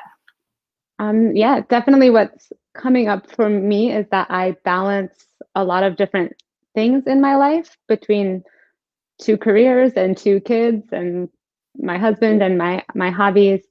And that just when I simplify and organize things and cut out all of the extra, everything is so much clearer and easier, and it actually works to be that busy. Busy becomes abundant instead of busy. So Yeah. Simplify. Yeah. And I think what also I hear you saying that I just want to emphasize for everyone watching is that like this is a practice, right? Like that's how I feel with this word, that it's like there's always an opportunity to further simplify is what I'm trying to say. My husband is not in the room right now, but I'll have to tell him because I can hear him this morning telling me, you really should just simplify and weed out things in your closet so it's just easy for you to find and see things. Yeah, and simplifying is also nourishing, right? Yes. So he's here with us too. All right, I'm going to find the passage just to read it for you for in case it opens up anything else for you. So simplicity. May you know the beauty of simplicity and may you find it in your life. If you just peeled away all of the extra stuff, all of the shoulds and the have-tos and everything that causes you stress, what gift would you be left holding? Know the people and places and thoughts and ideas and dreams that are meant to be here in the simple and uncomplicated place. They are your truth and they will bring you joy. Lighten your load and keep it simple. That's beautiful and perfect. I invite you, since you do have your journal and in your busy life, you know, whether you do put it on a Post-it note or there's, you know, some object or picture or something that reminds you of that, it's great to have these talismans in the physical world to bring us back when things go awry, which they will do. So I'm wishing you very much joy in your simplicity. Thank you. I'm going to put that Post-it note right on my work computer so that I open it up and it's the first thing I see. That sounds perfect. I think I'm going to do the same thing. Thank you, Lauren. Thank you.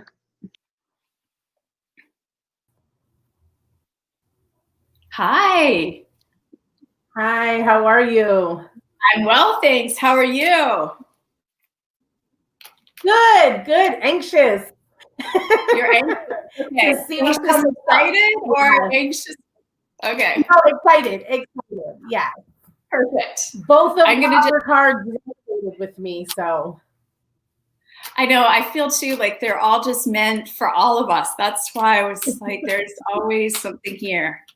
All right, so for you, I feel like it's, I'm backwards.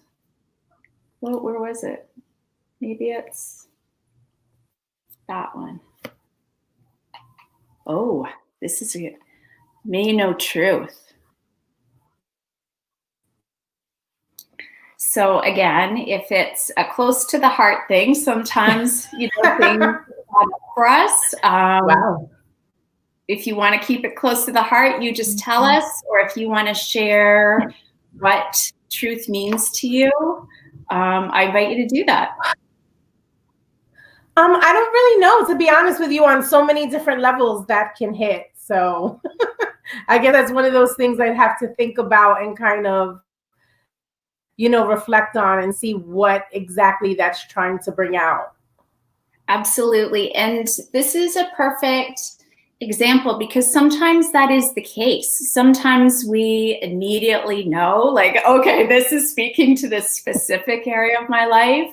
And other times it's like, this might be revealed to you. And you can just be like exploring through your day, like, where is the truth in this moment? Or where is there a truth for me? So I imagine it will unfold for you if you are curious.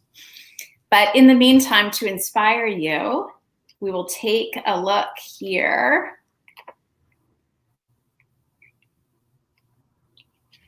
Okay, so may you know truth. It is so simple and yet so powerful. Sometimes it is difficult to face, but it is undeniable and there is vast strength in it. Do not resist it, but accept it and embrace it. Stand in your truth, speak your truth, feel it in your core, and know it in your heart. With truth, everything is clear and free and exquisitely raw. The truth really will set you free. Wow, I really like that. I really, really like that. Thank you so much. You're so welcome. So just as I suggested to the other people who joined us, if you are curious to explore it further, I invite you to, write it down, or if there is something tangible that reminds you, might be a very beautiful exploration for you. Thank you so much. Thank you for joining us. Hi, Annette. Hi, thanks for How having are you? My pleasure. Thanks for joining us. Very excited. All right, we're going to give these a shuffle. So we're going to ask, we're just going to keep the question the same today, asking for whatever word and message is in alignment with your highest good for today. Does that sound good? Sounds great. All right, so I'm just going to choose this one. All right, so it is, may you know compassion. That sounds... We can always use more compassion. I know I can. So I'm going to say the same thing to you. Sometimes, the cards strike a personal chord. So if there's anything close to the heart that you're like, that's interesting. For me, that's fine. But if you want to share what it means for you, I'd love to hear that. Yeah, I think that's actually interesting because I've actually dealt with this recently, where I had to question if I am being compassionate to someone, because everybody goes through different things in their life and you kind of have to step outside of it and kind of understand what they're feeling and what they're going through. And I had to do that recently, so it's kind of like shocking that you pulled that. So yeah, I definitely can relate, and it's something that I need to think about. Something we all need to think about. And if you don't mind, before I read this, I just want to say something, because you just brought up this beautiful point that I often like to make, is that, there is no right and wrong in doing this, So I don't know your personal experience that you just had, but, just like when we show up on our yoga mats, sometimes we have lots of energy and we feel like we're just nailing it. And other days we're like, it's just lucky that I got here. So with the compassion, it can have lots of different shapes. It can be being compassionate to others, but sometimes the most compassionate thing we can do is also just take care of ourselves. So just want to remind you and everyone else that it can just look so many different ways. So asking ourselves consistently what it means is a beautiful practice. Thank you. All right, let's see what's in here. All right. May you know compassion. May you know that compassion is innate in all human beings. Nurture compassion and begin with accepting yourself for who you are and without judgment. Be genuine in your motives and take time to listen and understand and care for yourself. From this grounded place, take your compassion into the world. Compassion runs deep and has incredible healing powers. That's amazing. Thank you. You're so welcome. And, just because we always need the reminders, but I do invite you to, if you have a journaling practice or, to write it down, post it wherever you go to often, but to give it some room for reflection. Be curious about how it shows up for you, and just come back to it. I feel like this, I mean, after we pull a card in the morning, like this isn't more than a one-day thing. And I think you'll agree. Definitely. So, Thank you. you're very welcome. Thanks for joining us.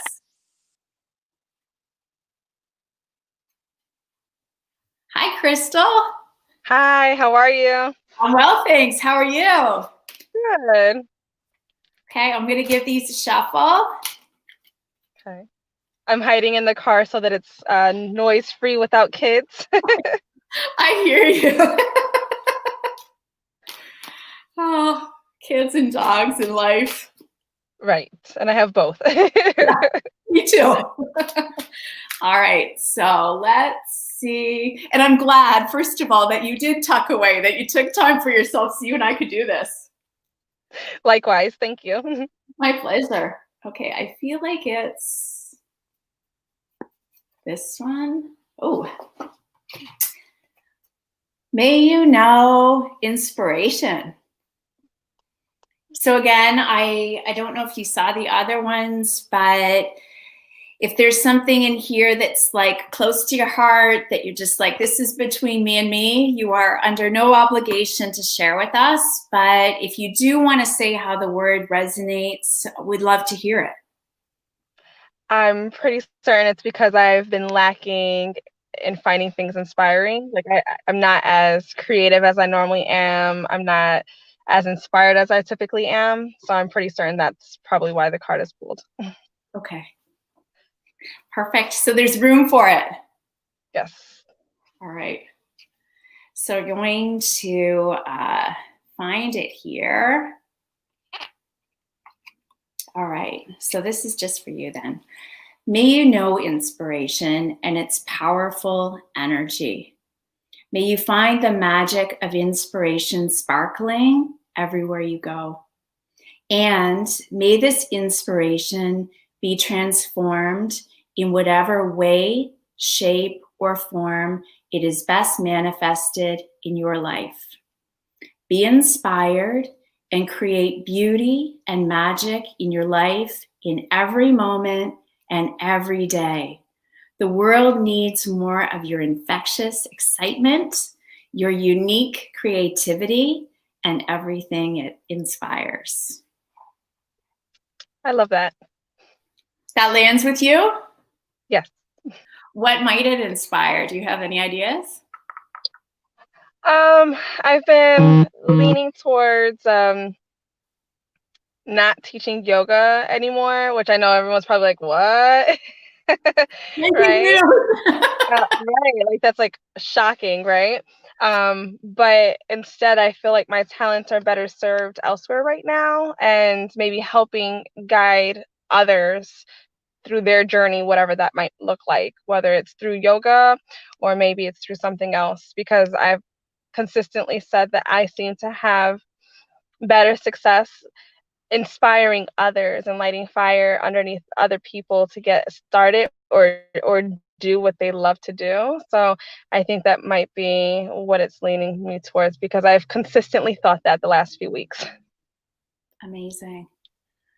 Well, I can't wait to see where you take this and what you do with it. And just as I was saying to the other people who are on here, if this is something that you want to cultivate, so whether it's like, this can be as simple, as writing it down on a Post-it note, and putting it somewhere where you're going to see it all the time. So it's something that you can come back to. But I could also imagine inspiration could be, I don't know, like a piece of artwork or whatever, really, a color, something, whatever it is that really lights you up and inspires you. So to put that in your space, so when you want to come back to it and draw that energy, it's right there for you. Well, thank you so much. I appreciate it. Thank you, Crystal, and good luck in wherever your path and adventure takes you. Thank you. I appreciate it. Take care. My pleasure.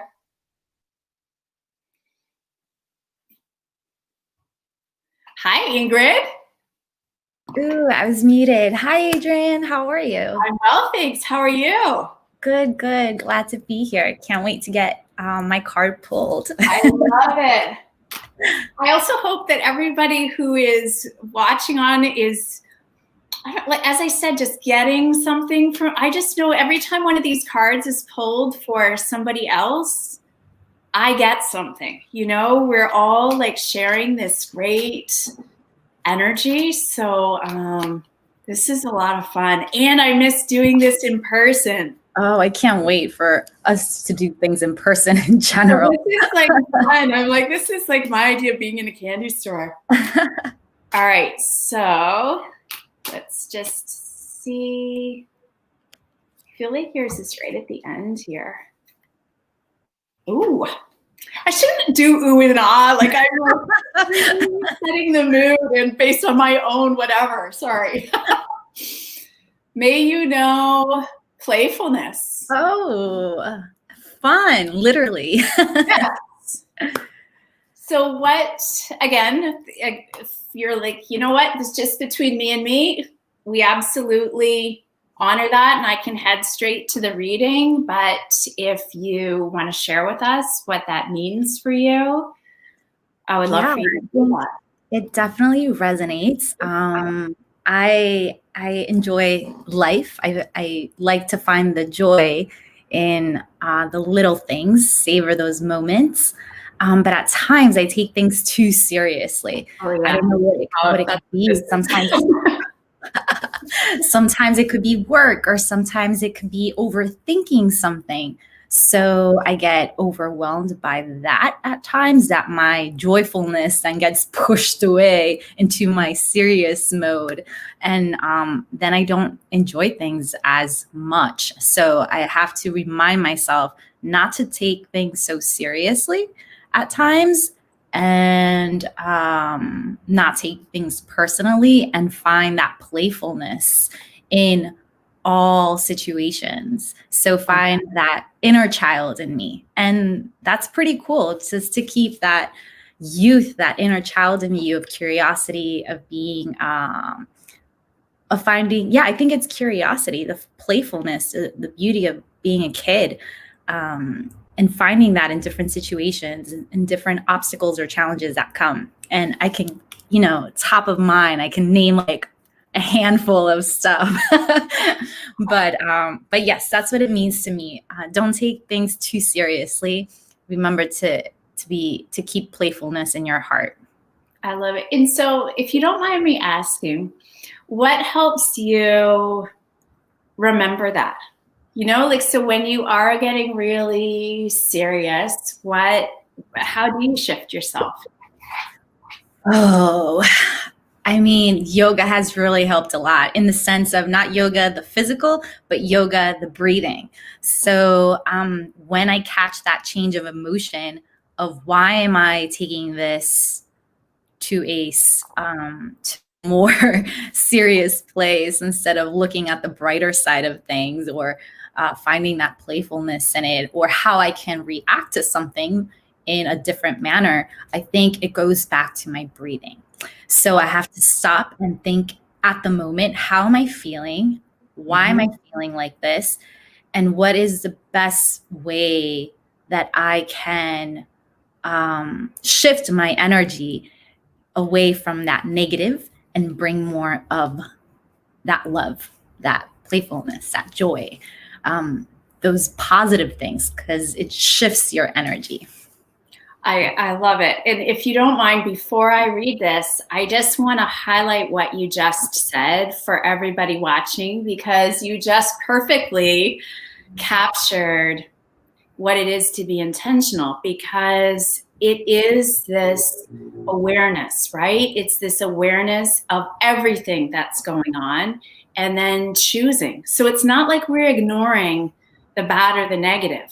And I just want to make that clear, because sometimes people just assume it's positive all the time. And it's like, no, it's not. It's really being aware of there are all these aspects of who we are, and they're all guides and inspiration and wisdom. And then what are we going to choose for ourselves? So I just really love the way you said it. So thank you. And I like the reminder of playfulness because it's hard. You know, you have to remember to be that aware about things. So thank you. You know, it's also interesting, and I am going to read this, I promise. I promise. But I also want to underscore that. I was going to wait to say it, but now you brought it back up. But I totally agree. And for anybody watching, on my website, I do have an intention setting workbook. So I bring people through this annual, like, what do I want to do for the year? When we look at 12 aspects of our lives. And it's my personal practice, now digital format, because that's the COVID world.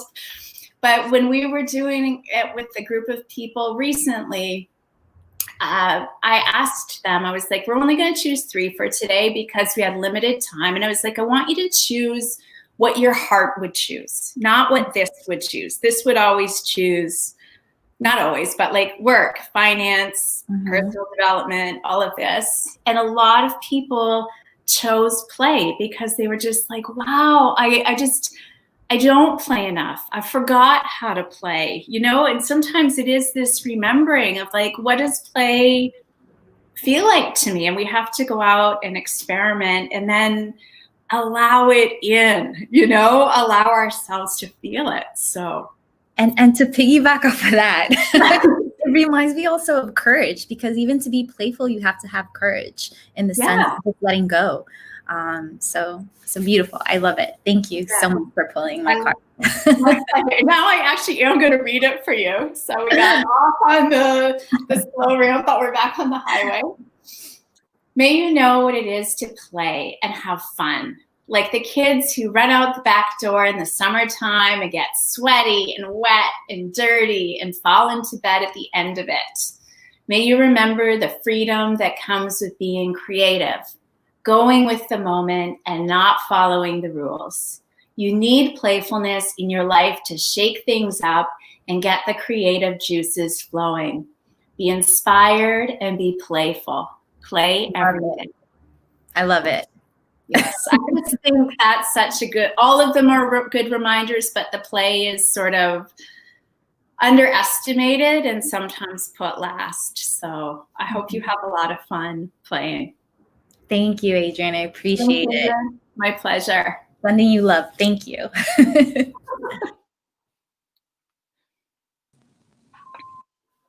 Hi, how are you? Doing well, and yourself? Good, thanks. I'm just going to shuffle these up for you. Okay.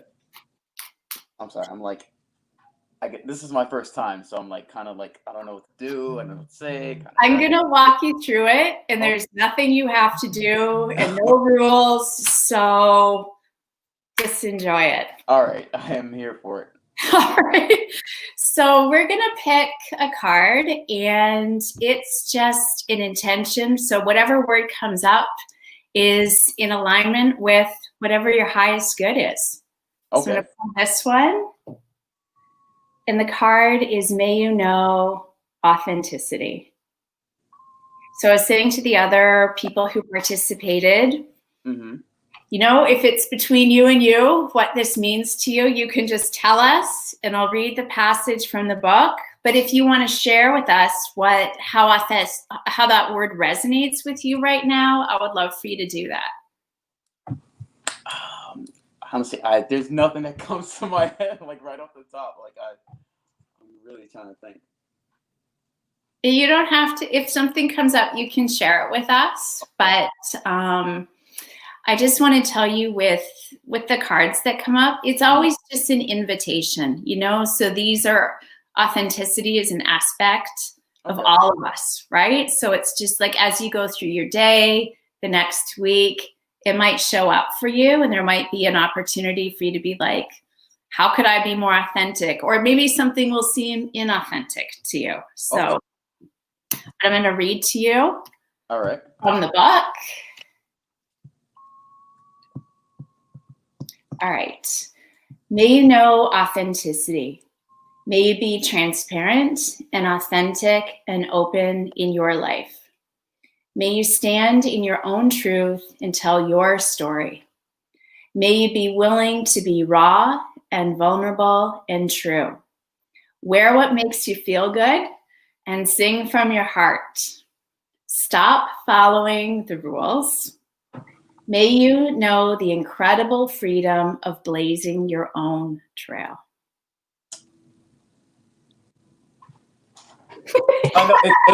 I'm throwing up my hands because literally it's kind of like verbatim or something like that. It's basically like just becoming my true self and just, I guess, being like my authentic self. I was kind of having a conversation with my friend about that about 2 weeks ago, and it's over the past, X amount of years of me being on this earth. It was, I guess, like a struggle of kind of finding myself to actually be that, that authentic person. So it's like, and it's crazy that the way you said that, and it's like it kind of like just resonated in me. I'm like, wow, like that's crazy.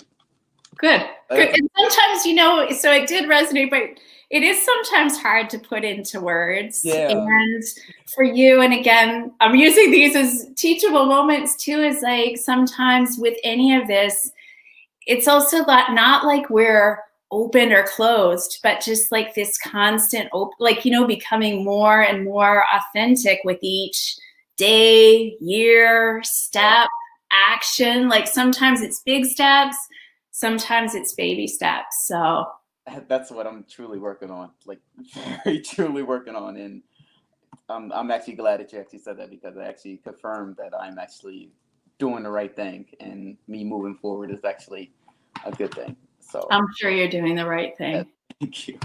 And so I also encourage you, so wherever you spend your time, like whether it's writing this word down or there's some, like a picture, the screensaver on your phone, like something, or a phrase, somewhere where like when life is going wild, you know what I mean? You're getting caught up in things, like something to bring you back to ground into this. So whether it's written or something to remind you, I just want you to come back to this. Do you mind actually reading that whole definition again for me, please? Yeah, I'd be happy to. You can find my Instagram. I can take a picture of this and send it to you.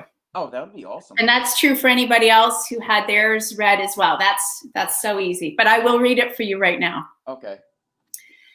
May you know authenticity. May you be transparent and authentic and open in your life. May you stand in your own truth and tell your story. May you be willing to be raw and vulnerable and true. Wear what makes you feel good and sing from your heart. Stop following the rules. May you know the incredible freedom of blazing your own trail. Awesome. Thank you. I really appreciate it. You're so welcome. Thank you.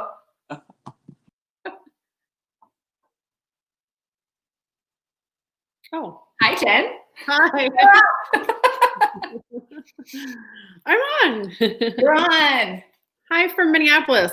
Oh, hey. How are you? What's the weather like there? Cold. Yeah, same here. Cold and snowy, but the sun is out today, so that's nice.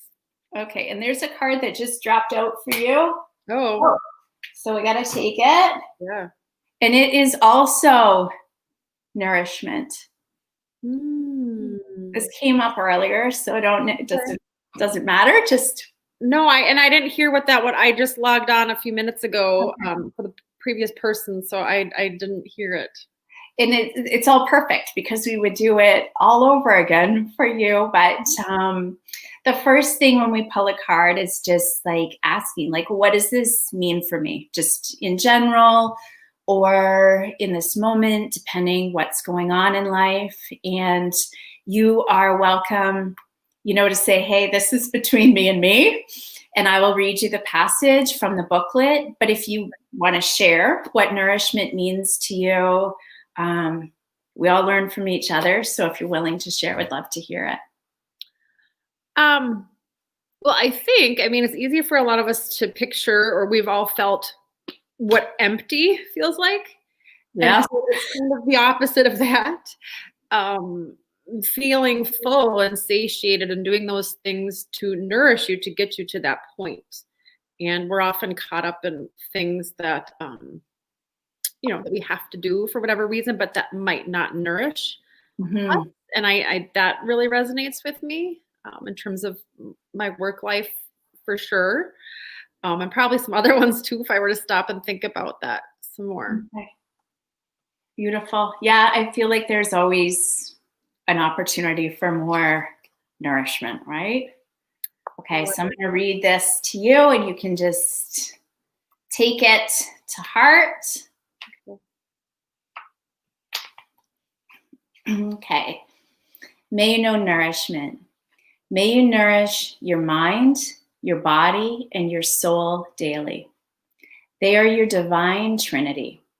Nourish your fibers, your ideas, and your values. Strengthening these will carry you further than you might dream possible.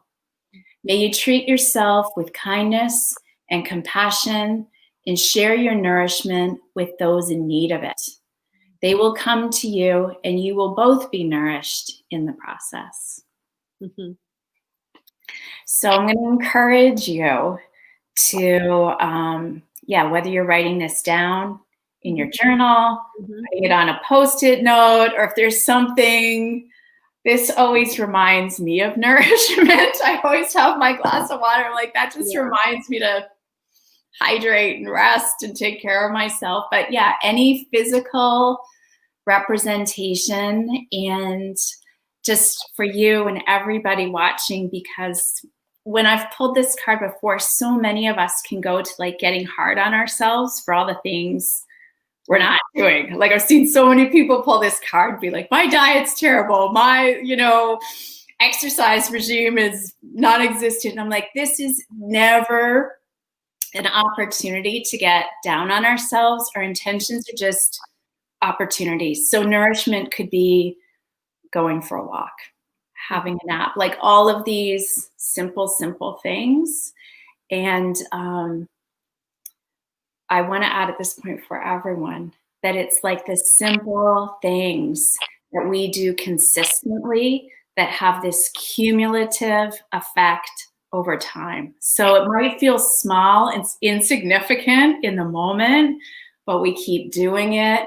And to your point about like, we want to keep that cup from not being empty, even if it's just a little bit full, but we're going for all the way full, but to nourish. So okay.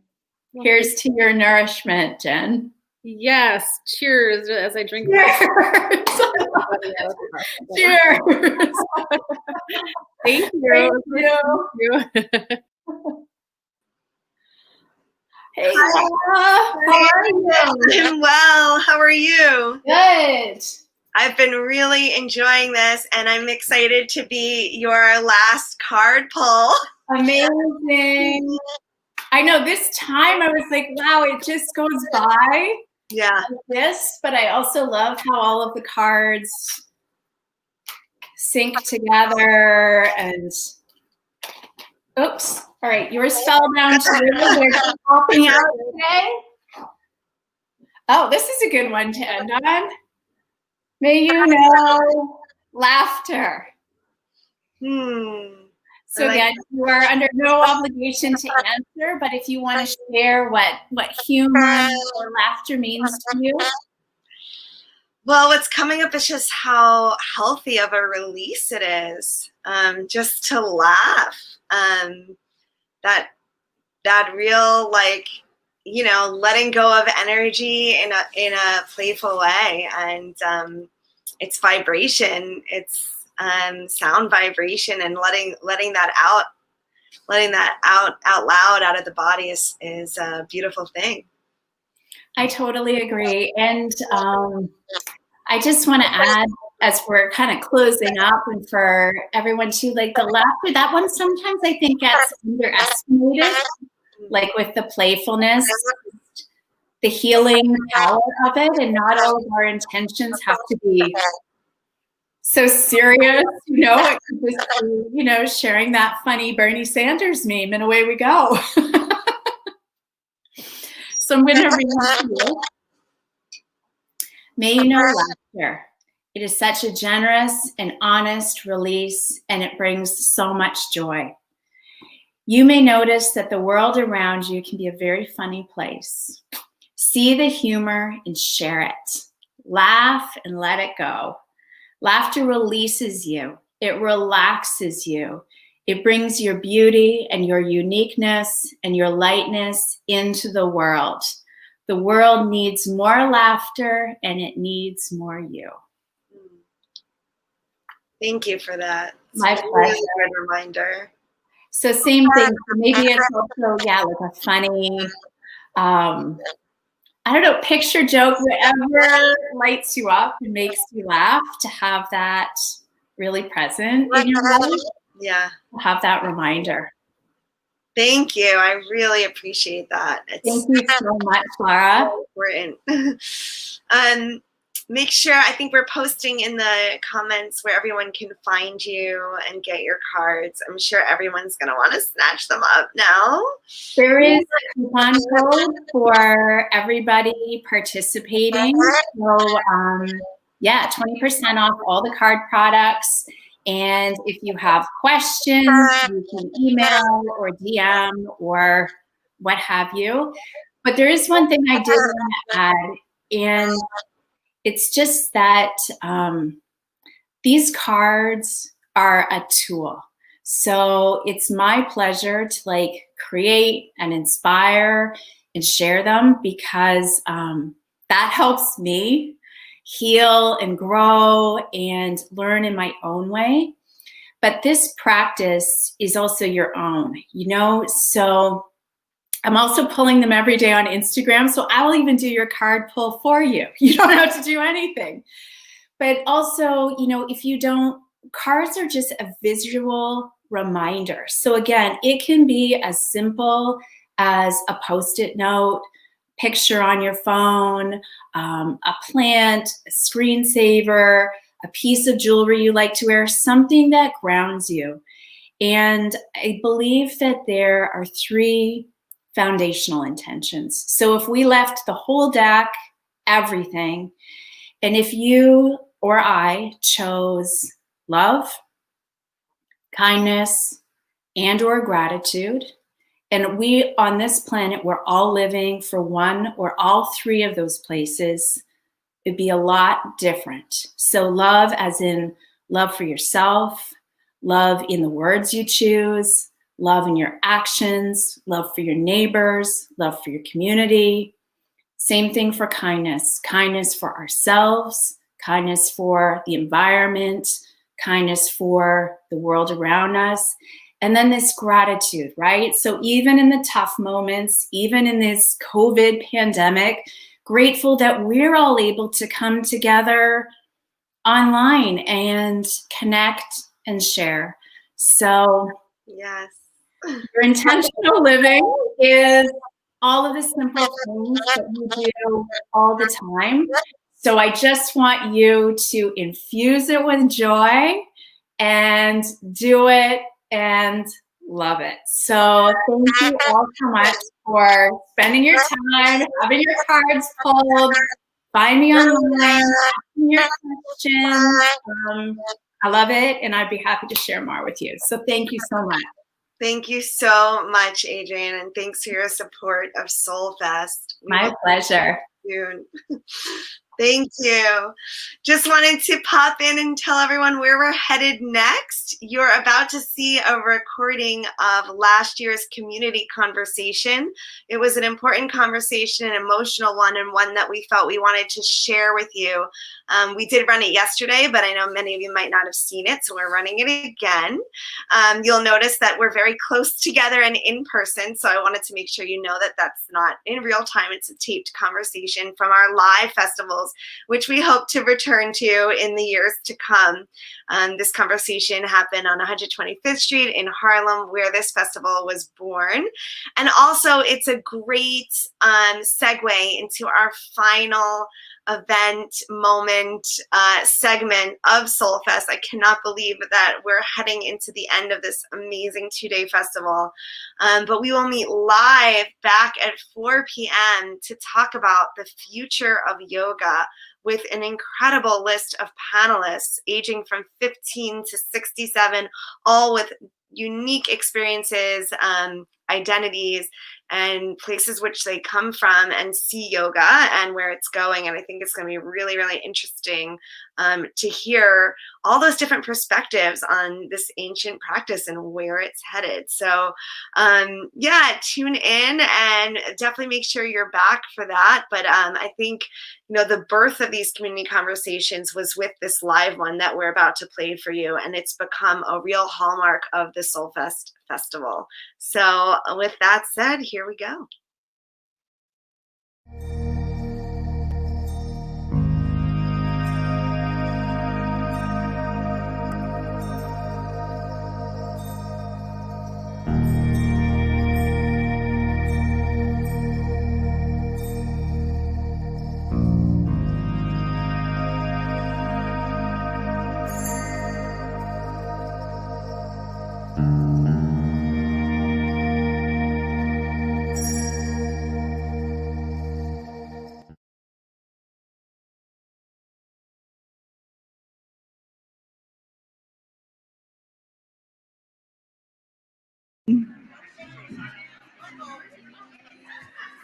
So good to see all those beautiful faces here for what's a truly important and relevant conversation today. I want to thank again our sponsor, Yoga Alliance, for specifically sponsoring this community conversations, very important conversation. And I want to introduce to you now our moderator. We are honored to have Quentin here, the Vice President of Yoga Alliance and the founder. He will be moderating this very special community conversation about the importance of yoga in communities of color. My name is Quentin Vinny. I'm the Vice President of Yoga Alliance Foundation, and it is an honor and a privilege to be here having this conversation. We have some incredible individuals on this stage that I'm blessed to share this space with. You know, I find it to be very important for us all to understand that yoga isn't just a bunch of physical poses and motions and movements. You know, it's essentially how we show up in the world, how we choose to live our lives every day, how we treat others, how we treat ourselves. And unfortunately, one of the things that I'm often asked whenever I go out and I give speeches, keynotes, or interviews, who needs yoga the most? And I often say that it's those that aren't getting it. So this conversation, my plan is for it to be less of we talk, you listen, and more of an actual community conversation. I want engagement from everyone, not just everyone on this stage. I find it important to find a level of relatability in this practice, right? We all come to yoga and have found yoga for a multitude of reasons. I want to start off by essentially sharing my yoga story and what got me to yoga. And as my panelists, my incredible panelists, you know, take the opportunity to share who they are and what they do, they will also share their experiences and what brought them to yoga. And then we want to open up an opportunity for dialogue and conversation. Does that sound good? Awesome. So I'm not from New York. I love New York. I'm not from here. I was born and raised in Baltimore. Anybody that's ever been to Baltimore, show of hands? Okay, awesome. Excellent. When I was growing up, Baltimore was known as the heroin capital of America. And unfortunately, it's still one of the most dangerous cities in this country. And my father was a heroin addict, so I was raised by a single mom. I went to schools that were dominated by people who did not look like me. So in addition to experiencing extreme levels of poverty and growing up in a community full of dilapidation and under-resourced, you know, schools and businesses and communities, I experienced a lot of racism. I experienced a lot of racial divide, a lot of prejudice, a lot of just overall injustices. And when I was 14, I was diagnosed with anxiety and depression and was told that I'd need to be on medication for the rest of my life if I wanted to live some level of normalcy. Fortunately, at that time, my mom rejected that idea. So I went the next 16 years of my life, you know, essentially trying to figure it out. But when I was 26, I had 2 kids already. I was running a personal training business in Baltimore County, and I was diagnosed with severe generalized anxiety disorder, panic disorder, and mild to severe major depressive disorder. I spent 2 years addicted to prescription medication. I attempted suicide twice, and I survived an accidental overdose before I realized that my life had some kind of value. And I figured that out through the practice of yoga. I celebrate 7 years of sobriety this year in 2 months. Thank you. once I realized the importance that yoga played in my life, I made it a mission for me to be able to share this practice with as many people as possible. And that's a lot of the work that I'm doing currently with Yoga Alliance Foundation. You know, we're really dedicated to showing up differently and to making this practice more equitable and more accessible to all of us, because yoga is a practice for all. Thank you. Hi, everyone. Can you hear me? Hello. Hello. So my name is Kawan Douglas. I own a studio called Merge New York in Soho. It's been open for about like 8 or 9 months, and it's pretty much my dream come true. I was born in Newark, New Jersey. Are you familiar with Newark? Hood life, brick city, you know. So I grew up in an environment and just grew up in a place where I was always trying to fit in. And I always felt like an outsider. I was like, all right, okay, I'm Black, even though people like, Newark is super diverse. It is, but you still have to try to find a semblance of who can you relate to. Then, hey, I'm gay, surprise. So I was like, oh, damn, you put yourself in another box. But then I'm like, not gay enough to hang with the queens. I'm not straight enough to hang with the straight people. My Black ass is an outsider again. Then it's like, but you're a man. I'm a short man. What woman wants this? Really? You know, the women love me though, you know, because the gay best friend. So a lot of my life has been like, where do I belong amongst everyone around? And I found my way into yoga, one, because I needed something that was really cheap exercise. And I found a studio that was $5. I was like, you can do this. Then after 6 months, they raised it to $6. And I was like, now you're gonna make me break a 10? I don't think so. Eventually, it went up to 14, and then 20. I said, "Oop, my ass is not going to be up in this place anymore." So then I volunteered there and got some free yoga. From a volunteer into working the front desk into paying for teacher training, where I ate beans and rice for 3 months. No lie, that's it. That's it. I was like, use $10, get some veggies, you're good to go. But I saved up $2,500 to become a yoga teacher, worked my way up, and became a senior teacher. Traveled around this city, teaching at a lot of the premier studios. And amongst that, I was like, okay, you finally found a community of people that are receptive to you. Or so I thought. Because I started to look around and realize, like, you're the only one like you. Short, Black, gay, you're othered. So my dream was kind of like, all right, whoever's feeling marginalized, whoever's feeling like an outsider, you should have a place to go. So I literally took 2 weeks off of teaching. I took my life savings and I was like, go on Craigslist and find a space. And I did. And now I feel like that's what my life's work is, like making sure everyone fits in.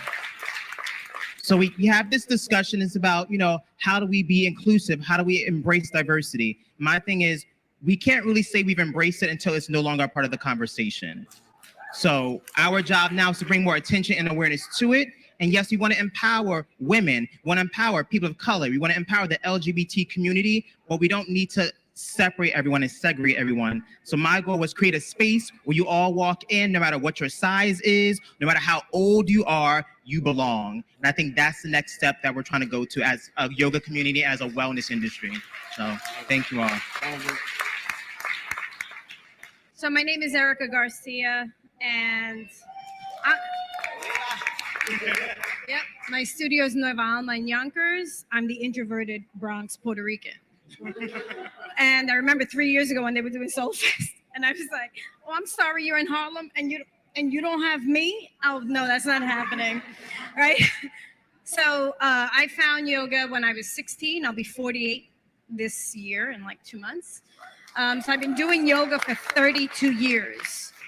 And I started out, actually as a kid, I was a gymnast. And then when I was 15, my mom, you know, a single mom, and she was like, no more gymnastics for you. We can't afford this shit. Oh, and I curse, sorry. So I found what I realize now, decades later, that it was Light on Yoga, and it just didn't have the cover because somebody ripped it off. Because if you returned it to the New York Public Library and it didn't have that little sticker thing, then that you couldn't return it. And I realized now that here I was, you know, with Light on Yoga years later. And I'll always remember, I think I was like 17, 18 at that time. And my grandma was like sipping her Bustelo. She was like, Nina, what are you doing? And I was like, this yoga thing. And then she was like, I'm going to say it in Spanish because she was like, ay, mija, tú estás bien equivocada. Cuando yo dije, tú eres blanca, negra, india, eso no son los indios de nosotros, right? So basically, she basically said, you know, as a Puerto Rican, you're white, black, and Indian. She was like, honey, you got the wrong Indians. Those weren't our Indians. Put the book down. And I was like, but I like this, right? So here I am 30 years later. I've been teaching for 10. I used to run New York City's region for Yoga for Youth, and I used to go into the jails. I used my yoga to heal my body. What people don't realize is that at 24 years old, I got diagnosed with MS. And I never have taken a drug. And it has never progressed. I've had 5 attacks. I've been hospitalized 5 times, and I've had to rebuild my body. Usually it's my right side, 5 times. And I've never taken a single drug. And I grew up from a culture where I thought my grandmother, her sisters were crazy because when I opened up their medicine cabinets, there were mason jars with dried leaves, and it was Ayurveda. And they were teaching me since I was a young girl. So I told the neurologist back then, you and I have a deal. We're going to try it my way first, and then we'll try it yours. And I've never done a drug. And then I became a 9/11 survivor at 24. So again, I used my yoga to heal me from trauma.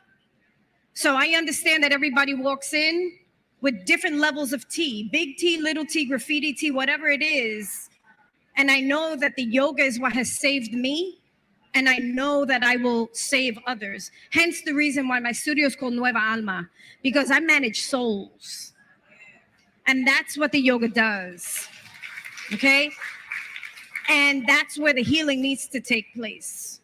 So this conversation is very important, but I also challenge each and every one of you to stand tall unapologetically in your truth, because it is through all of you that they will see why the yoga works and why we need it, all of us. And that's why I opened the studio, because I don't play nice in the sandbox. I knew they weren't going to tell me what to do, and it wasn't going to happen, because I was going to open some place where everyone, like we've all said and echoed, is welcome. And there's no competition. There's no ego. It's not all about that. I care what's in here and what's in here. And then we'll talk about it, because asana is the 3rd branch anyway. We need to go dial it back to the first 2 limbs anyway, which is just be a good human being and be okay with who you are. You know what I mean? We're all perfectly imperfect, and that's what you got to dial it back for to move forward. So fast forward, I now am a teacher trainer. Some of my teachers are here as volunteers. And then after Maria, because again, I'm Latina, I created a foundation. So I have my school, I have the studio. And then after Maria, I created Save a Soul Foundation, which is a foundation to go and give human services, not only to the volunteers not only to the people that need it in disaster areas, but also the people that are serving them. So we took our first pilgrimage trip last June, and I look forward to doing more work and then taking the excess and doing exactly what Lara's done, do some local stuff, but also take it outside, because again, we just need to touch other souls. Yeah. And that's it. Oh, and I work a full-time job doing all of it. So if you have dreams, there's enough hours in the day when you're stepping true in your Dharma and in your faith, God will open the doors and he will create more hours in the day. Because the shit that I get done in 24 hours, you have no idea. But you know what? It's because I was saved for a reason. So I got to make it happen, and I don't waste a single day. Neither one should any of you. Okay? I'm Lara Land.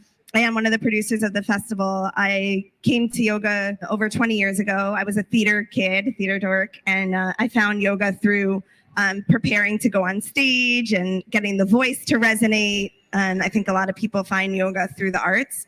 Long story, but I went all over the world studying yoga, India, then teaching yoga in India and Rwanda for a long time, many years, taking many trips. I would work with HIV positive women and children, and I saw the power of yoga to really heal. And that was a real eye-awakening thing for me to see just how powerful this practice is to people that have been through trauma, have been through injury, physical, emotional. And when I came back from that, I just wanted to share that so passionately. And I opened a yoga studio here in Harlem called Land Yoga. And the idea was that when you enter the space, you just feel like you've arrived and you can just drop that weight and be there. In our space, it's very individualized teaching. Most of our classes, you actually do the practice with your own breathing at your own pace. So we have people that are in a chair, against the wall, on the ground, standing. We have people with 30, 40 years of age difference between them in one class, which is a beautiful thing to witness. So we adapt the practice to the person and for the person instead of trying to put the person into a group practice. But I wasn't satisfied with that. I felt like there were still a lot of people that we weren't able to touch through the studio, just for the main fact that some people don't feel comfortable to walk into a yoga studio. Some people don't feel welcome in a yoga studio. And some people, through what may have started as an innocent endeavor to get people excited and inspired about yoga, think now that yoga means you have to look a certain way, you have to do a certain pose, and that sort of thing that I want to hope started as let's inspire people has now turned into something that's quite dangerous, where that's yoga. And as Erica said, yoga is, and I have always used this hashtag, all 8 limbs. There's 8 limbs of yoga. So I've been trying to explain about the 8 limbs of yoga for over 8 years since I opened Land Yoga to try to re-educate, like person by person that walks by the studio, of what yoga is, and try to break through that idea, that misconception that if I'm not flexible, I can't do yoga. Or if I'm too old or whatever reason, everyone can breathe. Everyone can do yoga. So I formed a nonprofit called 3.5 Acres Yoga, and I did that in order to be able to reach people in the community that I wasn't able to reach through the studio. And what we do is we go to other nonprofits and we add yoga to the services that they offer. Yeah, like you were saying about, there's a lot of nonprofits out there which are like very specific, like it's yoga for sexual trauma or yoga for abuse. What we wanted to do is say, like, we not identify you by like your trauma or your otherness. It's like everyone, you know, that just didn't feel they had a space. And so we're here at Harlem Hospital, where we work with people who have mental challenges. We work with the elderly at the food bank. We go to women's shelters. We work with youth in the community. Some of you might have seen that we do some really deep work between young adults and cops here in Harlem, and trying to create a little piece there, bringing yoga where it hasn't been before. And let's give us some love, because without her, none of this would be possible. So. Hello, happy Saturday. My name is Bree Scullark, and I am really grateful to be here today. This is my first time at SOULFest. I'm born and raised in Harlem, so I'm home right now. I feel really good. I was born in Harlem Hospital on the 8th floor. I've been here since 1985. It's nice to see yoga at the State Building. Just a little bit about me. I started my first career as a model. I started on America's Next Top Model, Cycle 5 and Cycle 17. And, you know, for me, at the top of my career, which I worked very hard to get to, especially just from Harlem. I never really thought that I would make it that far anyway. And I had found myself in Los Angeles, California, and really successful. I was very unfulfilled. I was very self-important, and I was very unhappy. And so, God willing, this year I'll have 8 years of sobriety. I got some sober friends here today. And I came home. And I didn't know what I was going to do. I knew that where I came from, it afforded me a lot of money, a really great lifestyle, but I had no quality of life. At 26, I knew something had to shift, and I really didn't know what that was. So I came home. I started a teacher training on the Upper East Side, and it's called Pure Yoga. Oh, you guys know Pure? Really, I went for the steam room, if I could be okay. And I stayed. Just to give you a really quick, I mean, you know, you've been to the Upper East Side, you know, it's really Upper East Side, right? And so here I am, right? And I had never really seen any African-American yoga instructors. And so I felt really out of place. I'm pregnant, so I'm emotional, but my first time meeting an African-American instructor who had her own yoga studio was Faith. And I couldn't afford. I couldn't afford her class. I was interning. I was working as a receptionist. And she walked through the door and she had all this curly hair, just like me at the time. I shaved my head. And I was like, I don't know what you're doing, but please, can I just be a part of it? She was like, girl, you're my guest. Come on. And she taught me how to get into an inversion for my first time. And after that, I knew I was very grateful for Pure, but there was an opportunity to be of service because someone was of service to me. Also, I got sober in rehab. Shout out to anybody who can get sober on their own. I'm not that girl. I needed time out. I needed to be sat in a corner and think about my choices. And I had this wonderful Brazilian woman that would come on every Wednesday and teach yoga. And she would come with these little cotton balls of lavender and rub it on us with this little Brazilian music. I still don't know what posture she was doing in class. And it didn't matter. It was another example of someone of service. And so when I graduated with my 200 hour, all the girls in my class were like, I'm gonna do prenatal yoga. I was like, I don't want to deal with nobody kids, okay? I don't want to. Keep them. And they were like, well, I'm gonna teach this type of yoga. And I was like, nothing speaks to me. And, divine intervention. I had gotten called to go to Rikers, a jail on the island, to speak. And so I said, okay, I'll do a speaking engagement at Rikers. From the time I entered the island to the time I left, I got cursed out. And hopefully you've never been to Rikers, but just in case you've had a mishap, it takes a minute for the guard to get to you. So I had plenty of thoughts in my head, like, okay, I need to bust out a yoga pose, prayer, something. And I was so fulfilled. I remember there was this old woman there. Why she was about 70 years old, locked up, is none of my business. But she came out of her cot and was like, sign my Bible. And I was like, I'm not signing your Bible. That's sacred. She was like, I just need proof that somebody came here to see us because they wanted to and not because they had to. And I said, all right, I'm teaching yoga in jail. And I have been working in jails, teaching yoga for the past 4.5 years. I teach men, women, the transgender unit. I have the young adult unit.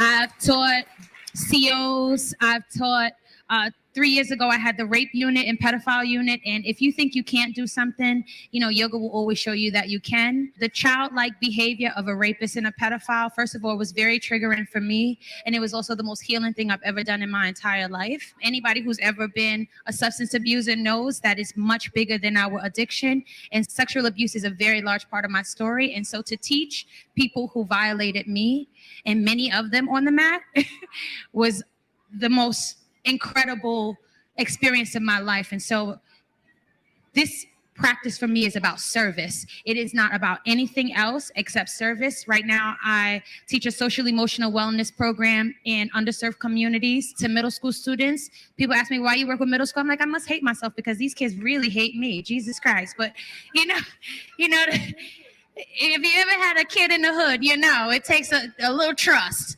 I have a program called Urban Peace Squad. I go to Project House, I go to Lincoln, I go to Grand over there, and we just bust out yoga poses in the middle of projects, and people laugh, but the laughter gets the conversation started.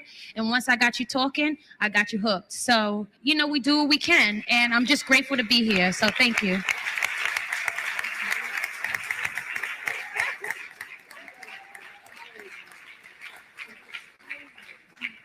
Yeah, wow. Just listening to everybody, I'm like so inspired and so moved, and it gives me more energy to continue to do what I do. For those of you that didn't take the class and maybe you're kind of walking in, my name is Faith Hunter, and I started my yoga journey like Erica.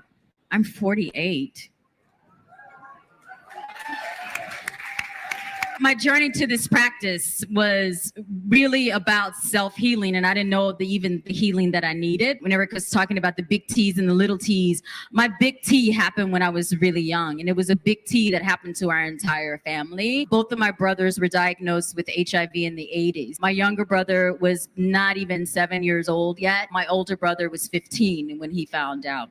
We held that as a family, and it's level of secrecy for a really long time because it was the 80s and everybody knows all the crazy things that were happening, and we were in a small town in Louisiana. I started actually moving into the space of yoga when I was in grad school in New Orleans, and my older brother was actually dying of complications related to HIV. And so one of my friends said one day, she's like, girl, we need some yoga, right? I was like, if it's the stuff that Rodney Yee does on PBS, not really. I was like, I'm like, he's at a beach, we're in New Orleans, and I'm sorry, I don't have mountains behind me, and he's just stretching, so that's not going to provide me any calm and, you know, and sanctity or anything like that. And she's like, let's just go. So I said, okay. So I showed up to this class, and I didn't know what this class was going to be. For those of you that practice Kundalini yoga, Kundalini was my first practice. It was intense, and I really wanted to walk out, but something, spirit, soul, whatever, said, no, you need to stay here and breathe. And it was painful. And it was not the physical stuff, because I grew up as a dancer and I could deal with physical pain on so many levels. It was the emotional stuff that was coming up. And it was bubbling up so high that literally in my first class I cried. And the teacher was like, it's okay, just breathe. And I was like, okay, I can't. Right? But I'm gonna keep brewing breath of fire. Right? And so I kept showing up, kept going back. My brother passed. I kept practicing. My father passed while I was living in New York in 2001. I kept practicing. And right after my dad died, I was like, you know, whatever is happening, yoga is my lover, my friend, my one and only job that I've ever had in my entire life that I've committed myself to. So I'm going to keep doing this. But what I'm going to do, because all my friends were now going, what are you doing differently? And I'm like, just showing up to yoga. Because I could fall apart. I've had so many opportunities to fall apart, but this practice of the breath and connection has held me together in some shape or form and inspired me to keep moving, right? Inspired me to keep moving. So I decided to become a yoga teacher, did that, wasn't sure what I was going to do. And then I lost my job, I quit, whatever. And it was just, I was like, oh, well, I still have 4 more months in yoga teacher training. I guess I'll become a yoga teacher. Because I really didn't enter it to do that. I was like, I'll just help my friends and just learn more about this practice. Years later, my younger brother, still alive, he moves to Washington, D.C. And I was like, well, maybe I'll move back because he's there. And he goes, yeah, you know, you should like teach yoga there. It'll be cool. And I was like, okay. So I go back to D.C. And while I'm there, I'm realizing, and I never had this thought because I grew up in a dance community, and I've always, even though I went to really Afrocentric, you know, private schools and stuff when I was growing up in Louisiana, I never had that thought that I was the only one. But when I moved to DC, I realized I was, especially when I was working for a yoga studio and the studio owner came to me and said, you play your music too loud and you laugh too much. And I was like,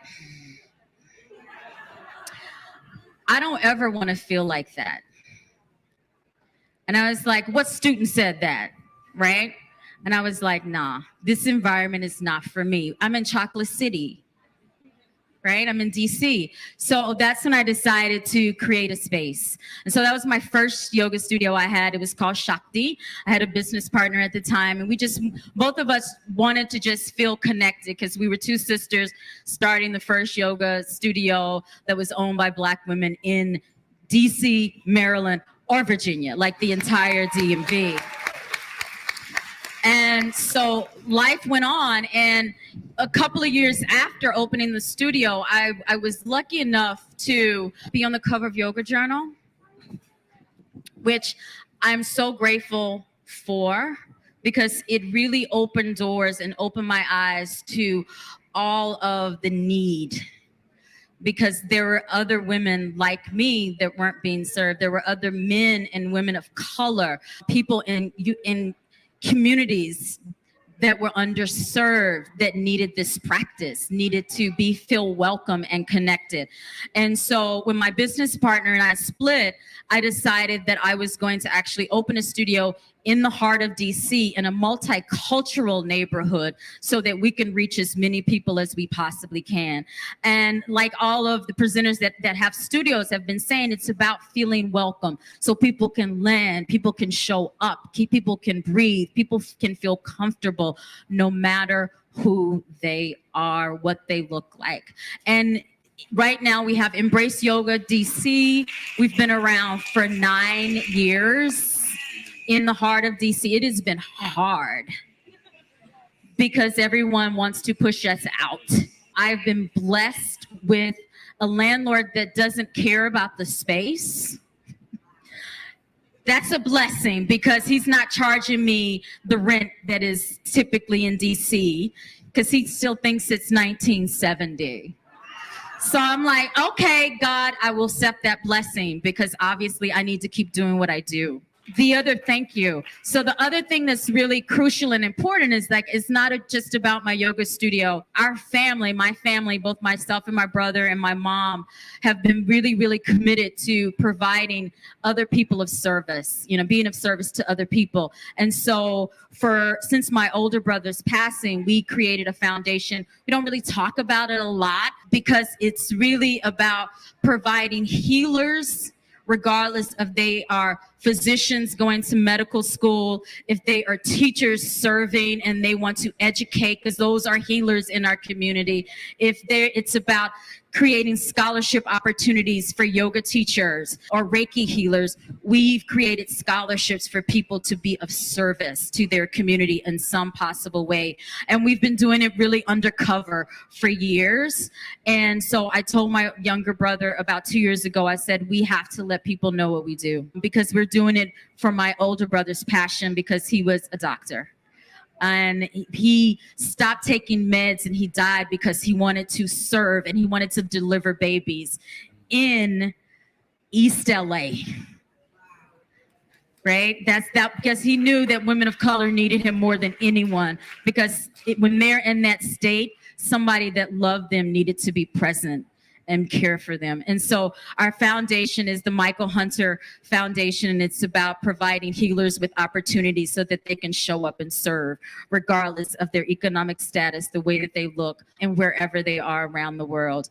And so as I was sharing earlier, I'm launching a new platform that's an extension of our studio, and that's a beautiful reflection of what we offer because people are showing up in our space to embrace who they are and to identify and connect to other human beings.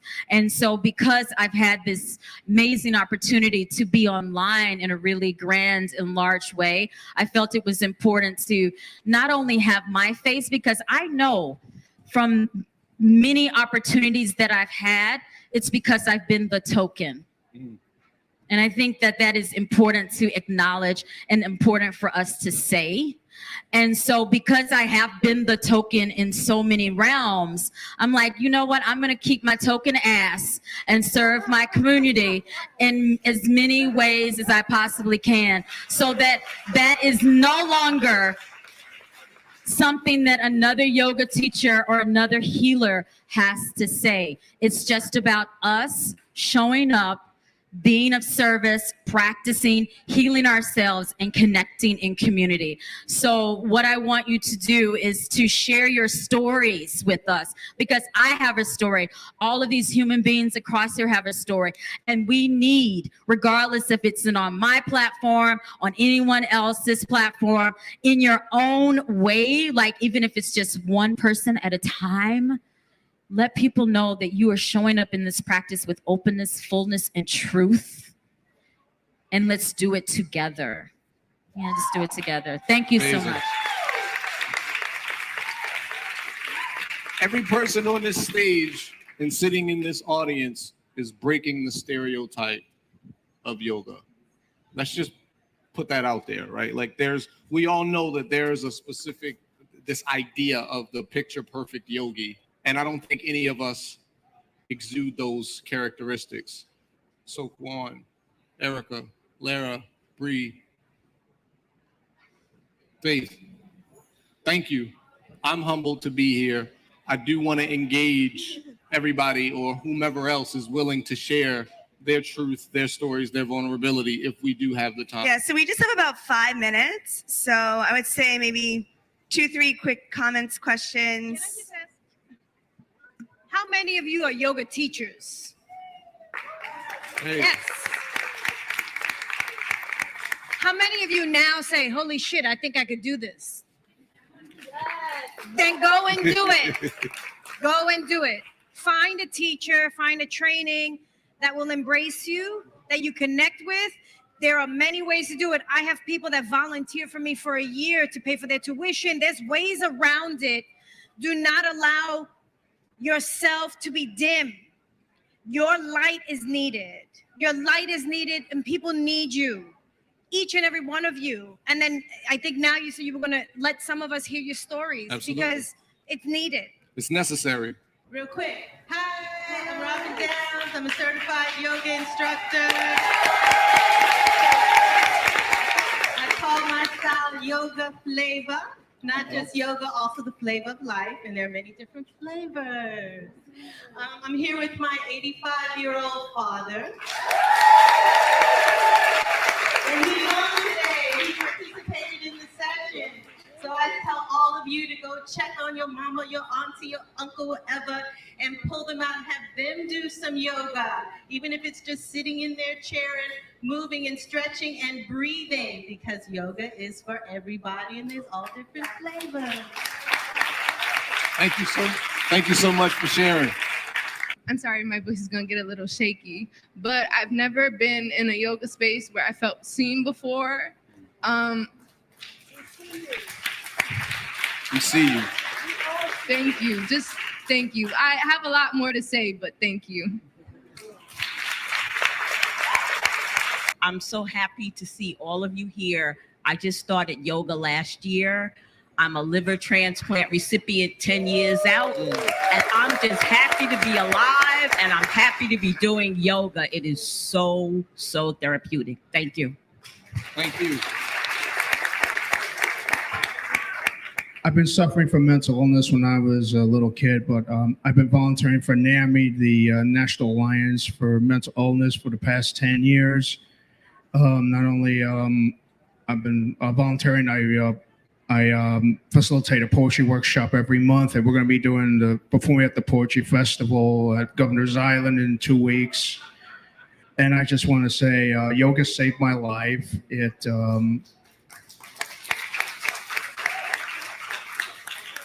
It gave me hope. It gave me the comfort that I need to help me get better, so I could. This is the only way that to give me the cope that I need, you know. And I've been coming here to the SOULFest since the very first one I did 2 years ago, and I'm definitely coming back next year. Thank you so much for sharing. Thank you so much on behalf of SOULFest, Yoga Alliance Foundation, and everybody here, Harlem, New York. Thank you. Grateful, appreciative.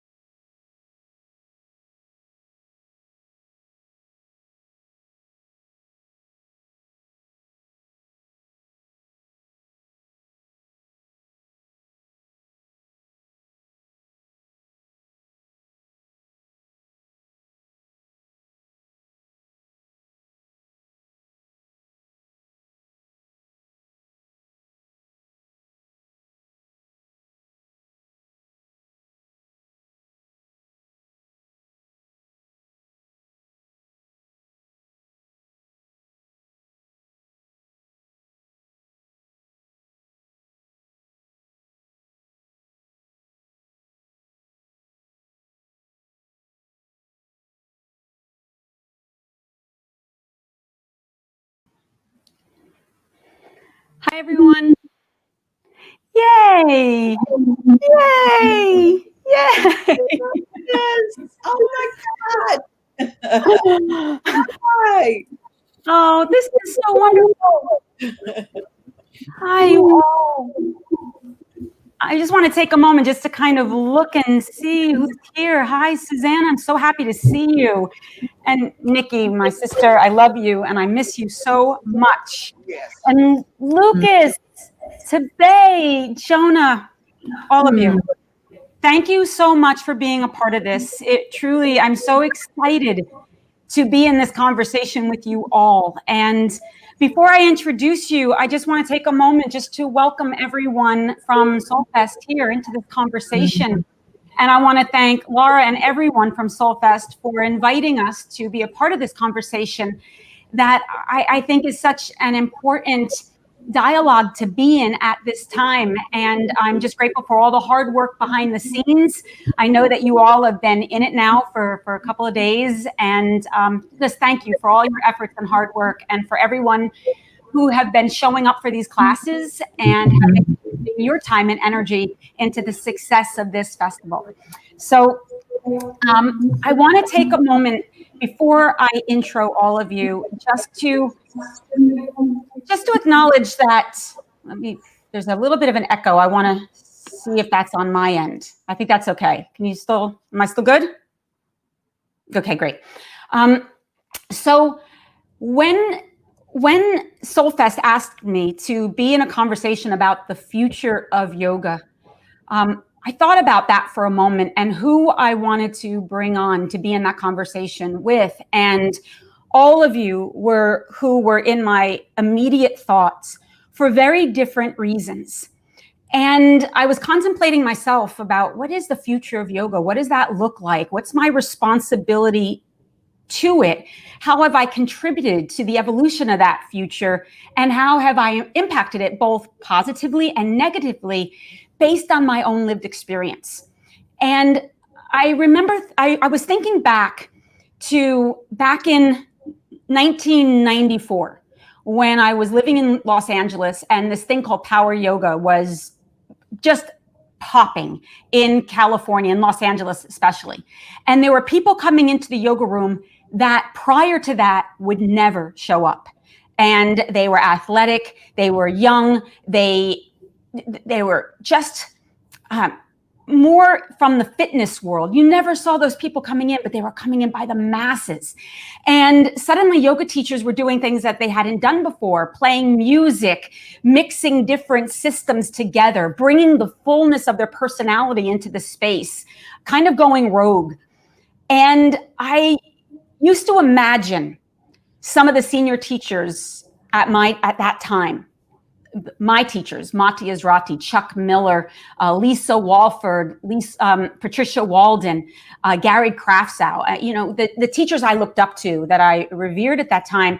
I used to imagine them sitting around a table, and I pictured them like smoking a cigarette, kind of like curmudgeonly, and drinking a glass of wine, saying, what the fuck is this bullshit? Power yoga, vinyasa flow. This is not yoga. That's not what yoga is. And yet, at that time, that style of yoga introduced so many people, like I said, who would have never stepped foot in the yoga room and truly influenced, for better or for worse, the future of yoga. As I got older on the path, I remember when social media began to expand, when people were doing all sorts of different kinds of yoga that wasn't vinyasa, that didn't seem to have the root somewhere, at least in Ashtanga or Iyengar or Deskachar or Vinaya Yoga. I imagined myself sitting around, smoking a cigarette, drinking a wine, curmudgeonly with Nikki and with Brian Kest and Johnny Kest and Steve Ross and all of the teachers at that time that helped to popularize yoga in the mainstream, saying, what the fuck is this bullshit? This isn't yoga. What are they doing? Social media, doing handstands and bikinis. And it made me really reflect on that. If yoga is a science, then it's fixed. But if yoga is an art, then isn't it always evolving and changing and growing? And isn't it interpreted through the lens of one's unique lived experience? And I recognize there's not really a one answer to this. If I go from the science, yes, it's fixed. And it has to only be done in a certain way, and everyone must adhere to those philosophies, rules, and laws.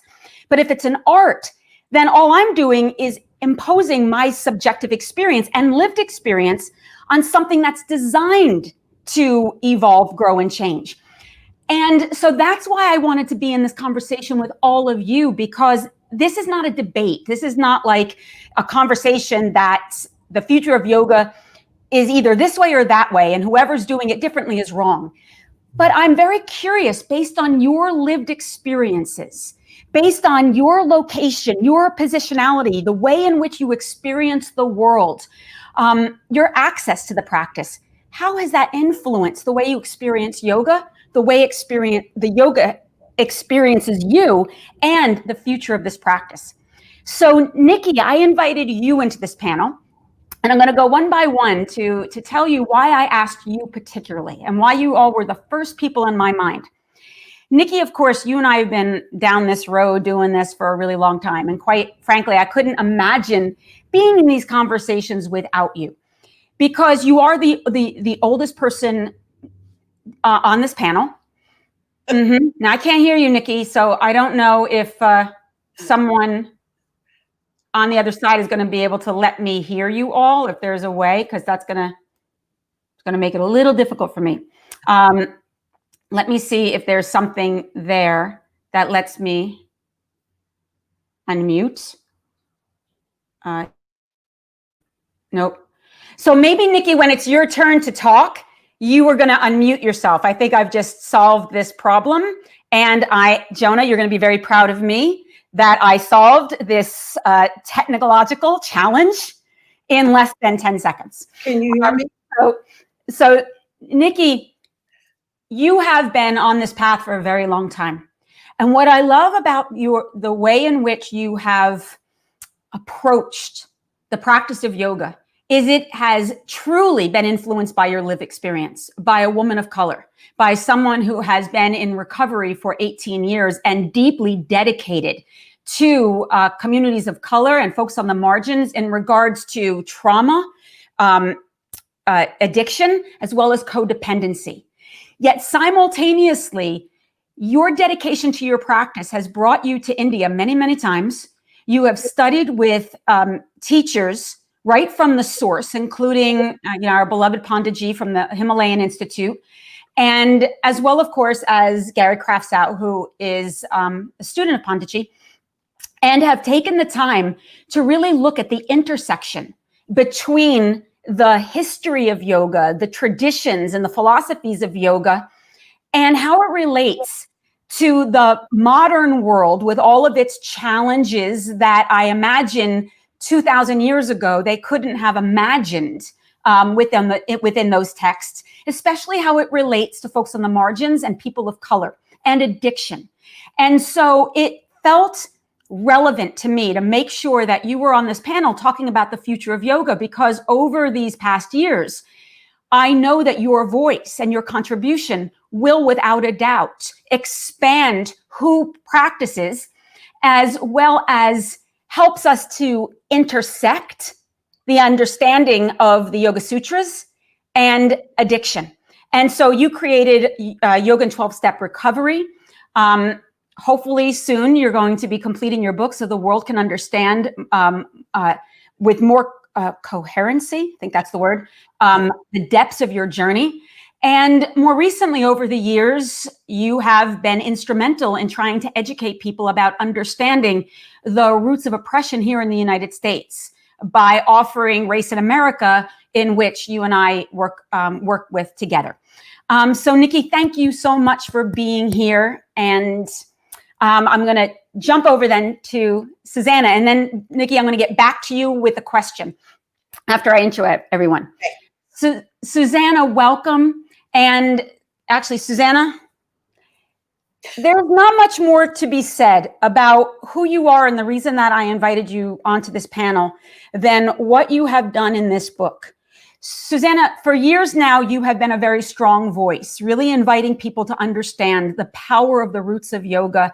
And especially as the only Indian woman on this panel, you have pushed back, sometimes fiercely, sometimes lovingly, to folks in the yoga community, especially folks of privilege like myself, white-bodied folks, who have benefited from this practice, who have monetized this practice, who have been able to use their positionality to morph and change it based on our own lived experience and comfort, et cetera, et cetera. And you have dedicated yourself to being a voice, to remind people to go back to the history, to look at the roots, to honor the roots, to not continue to marginalize or oppress people of color, especially when those who have been marginalized were the ones that created this practice in which we all benefit from. And so besides having the Ignite Yoga and Wellness facility studio that you run and the teachers trainings that you do, you took the time to write this book, Embrace Yoga's Roots. And I've been looking at this a lot lately, now that it's complete. And honestly, Susanna, this is a book that I believe should be in every teacher's training. It is an important book for the future of yoga. It's very easy to read. It's very accessible. Yet at the same time, you have managed to challenge people to understand that intersection between yoga's roots and yoga's future, especially in relationship to justice. And so I can't express it enough. Embrace yoga's roots. Susanna, thank you for being a part of this and for being in this conversation with us. And now, Jonah, I'm going to jump down to you. Jonah is someone I have known since literally he was in the womb. My hands were on Jonah's mom's belly very shortly before he came into the world. Jonah's father is Johnny Kest. His uncle is Brian Kest, who, with full transparency, was my partner at that time. And so Jonah's been a big part of my25 over these past 25 years, watching Jonah grow, evolve, and mature over the years, especially someone who was raised in the traditions, who was raised in his family to adhere to these principles in the way in which he showed up in his life. And now Jonah is a yoga teacher himself. But the reason why I wanted Jonah to be on this panel is because, and I relate to Jonah a lot this way, Jonah has a very large social media following. He is a strong influence, has over the years had corporate opportunities that other people would not get, and has used them as well as one can when you're just starting to figure out how to show up with so many eyes on you and you're still young and developing. And I shared a very similar trajectory to Jonah as a very young person, getting a lot of attention and having a lot of influence and trying to understand the responsibility of dealing with that, and knowing simultaneously that you have an opportunity to reach so many people and to be a voice for yoga and to stand on both, kind of like Nikki, both with the traditions and in the future, pulling people along.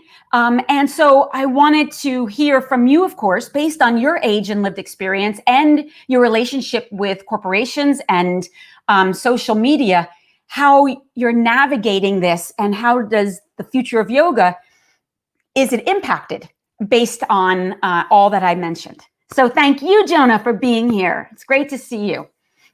And say hi to your dad and mom from me.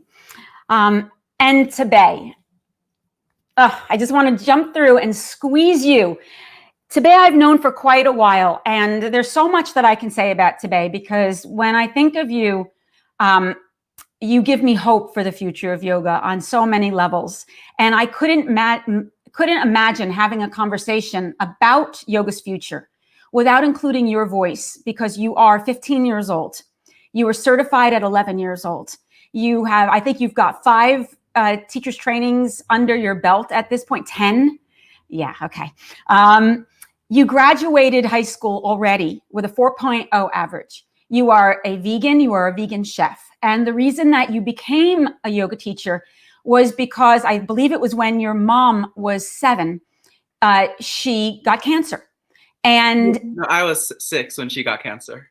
there you go. You were 6 when your mom got cancer. And what I know of your story is that you had to bear witness to something that was very scary. And what you saw happen after your mother came through chemo was that yoga really changed and saved her life.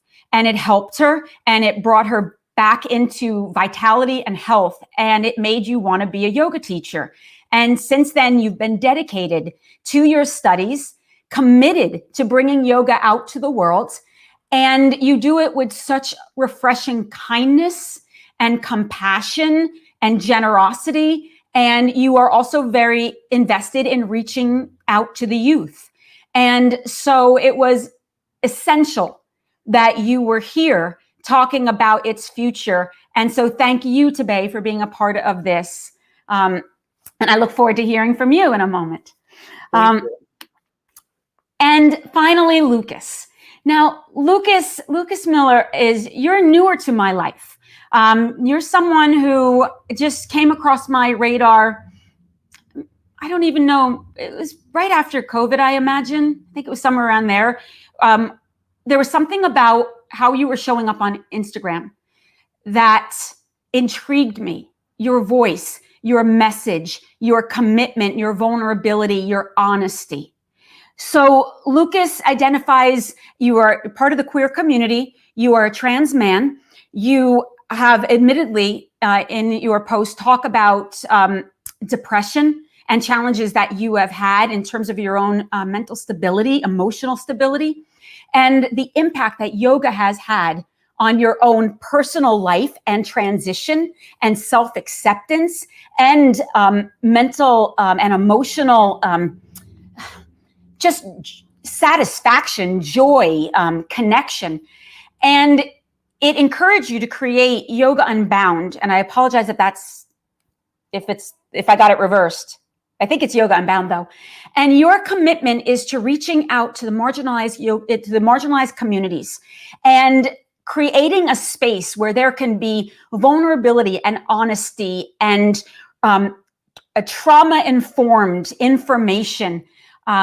And you do it by putting your whole self out there, yet with beautiful boundaries, which I don't often see when someone is newer to the path and newer to their own healing, finding a way both to be really vulnerable and transparent, yet at the same time, utilizing the tools and making sure that you put your own self-care first before you compromise your health and wellness.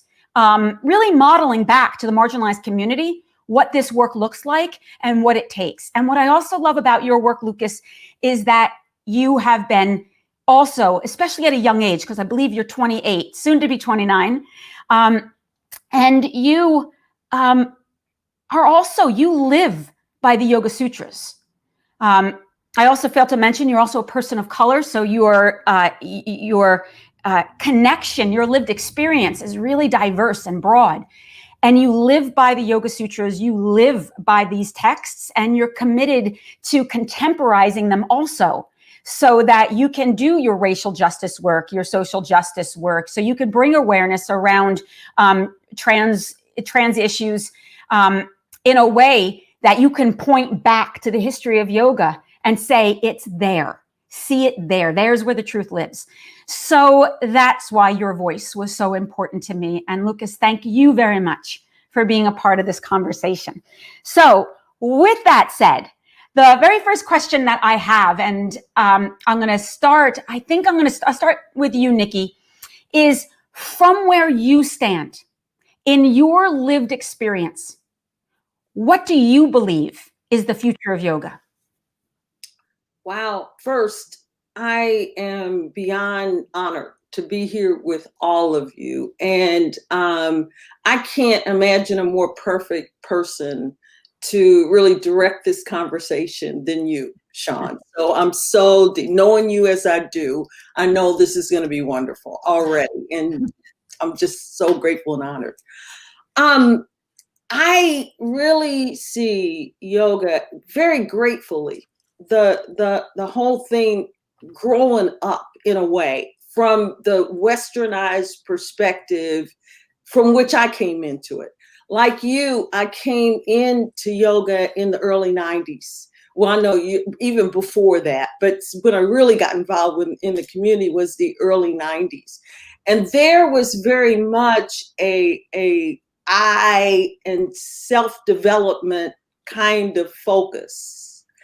And at least in some of the aspects, first of all, I don't even know what the yoga community is or what that means, because there's, that's just a real amorphous kind of thing. But what I see, at least in the broadening of the circles that I travel in, is that there is this consistent movement from the I to the we, from the individual to the collective. And I love that. I know that was certainly the case for me in my own work.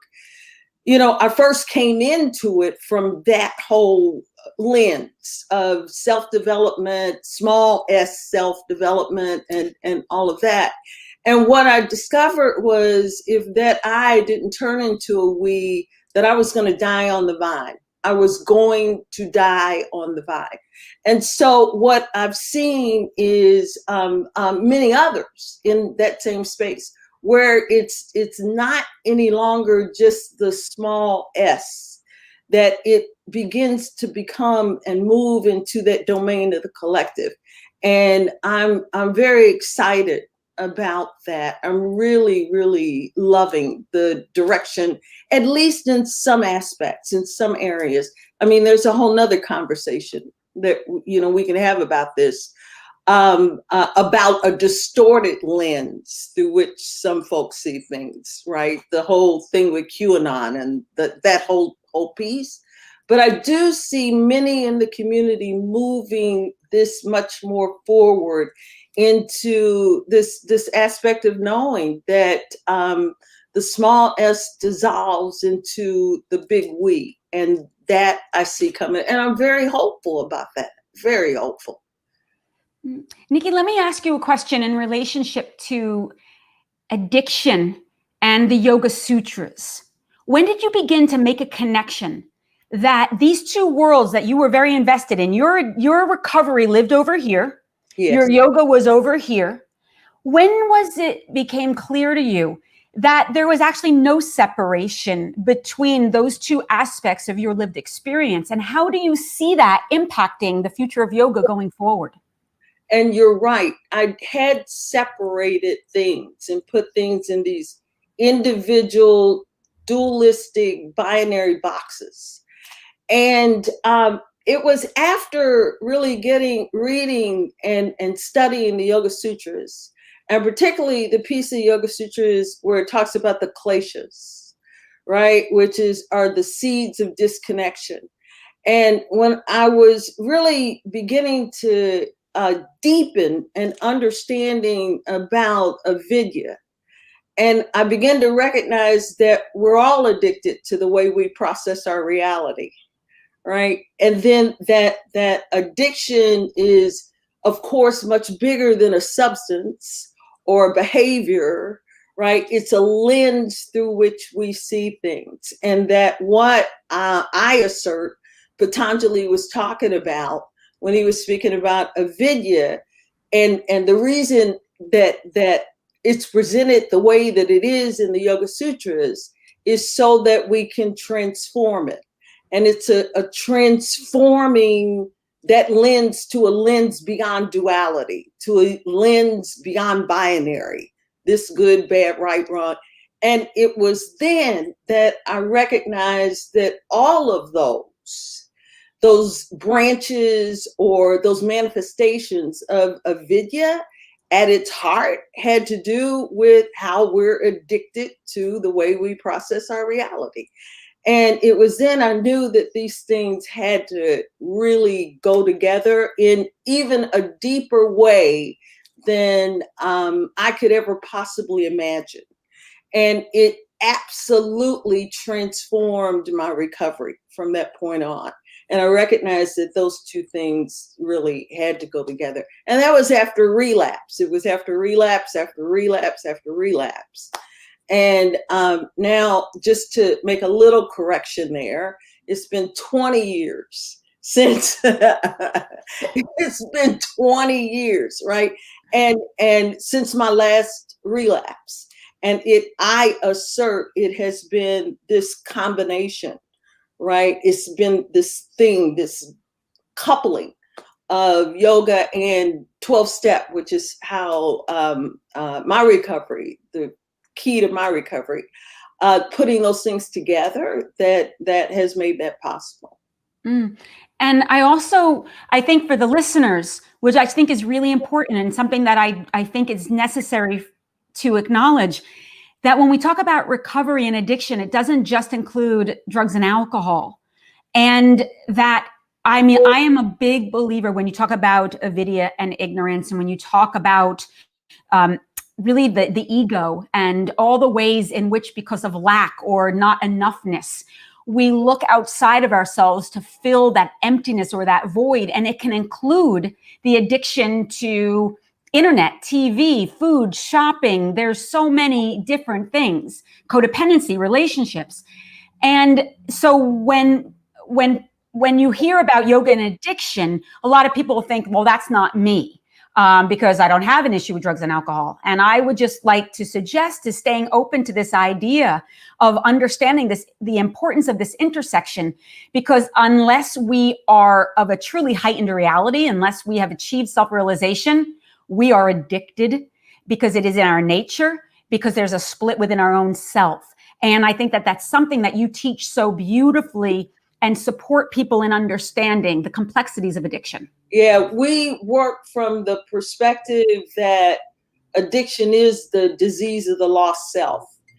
Anytime I look outside of myself for something that can only come from the inside, then I'm setting myself up into an addictive kind of relationship, which would even include things like whiteness, right? You can put racism, any kind of quote unquote ism, in the conversation of addiction. It's a lens through which I see reality, right? And so, and really that's the primary lens, particularly here in the United States, through which we've been programmed to see reality. One of the things that we talk about all the time, you know, and I love from the perspective again of the Yoga Sutras, is examining our conditioning as our ticket to freedom, right? We are conditioned, right? And so the work is in this examining all this crap that's been put on top of us in our programming and our conditioning in that way. So, you know, I love this. And I see at least a huge part of whatever it is that we're calling the yoga community, right? In really being invested in that examining the conditioning. And that heartens me. I mean, that gives me, if ever there was a quote unquote community that, you know, can really do this work in an invested way, I have some faith that it's people within this community. Oh, bravo. Very true. Thank you, Nikki, so much. I appreciate it. I'll get back to you again in a little bit, but Susanna, I want to pass the mic to you. The same question is, from where you stand in your lived experience, what do you believe is the future of yoga? I'm gonna invite folks, if you're willing, to just take a breath with me, because I'm kind of naturally a shy person, and so it helps me to just take a moment. So if you will, we'll just take a breath.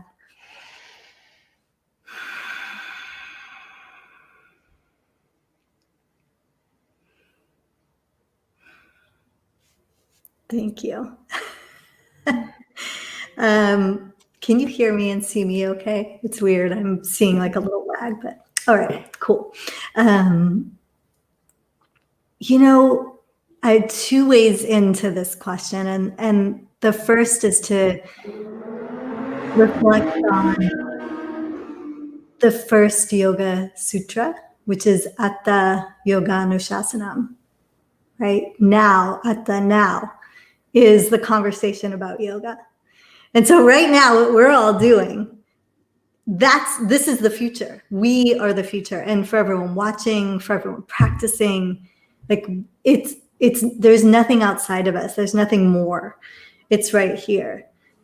And at the same time, I reflect on just this weekend, I realized I'm the first generation in my family. My father was born while India was still colonized. And so I'm the first generation in my family, my grandparents, my aunts and uncles were all born under colonization. And so the yoga that they know, the practice that they have grown up with, was transmitted to them in that container of colonization. And so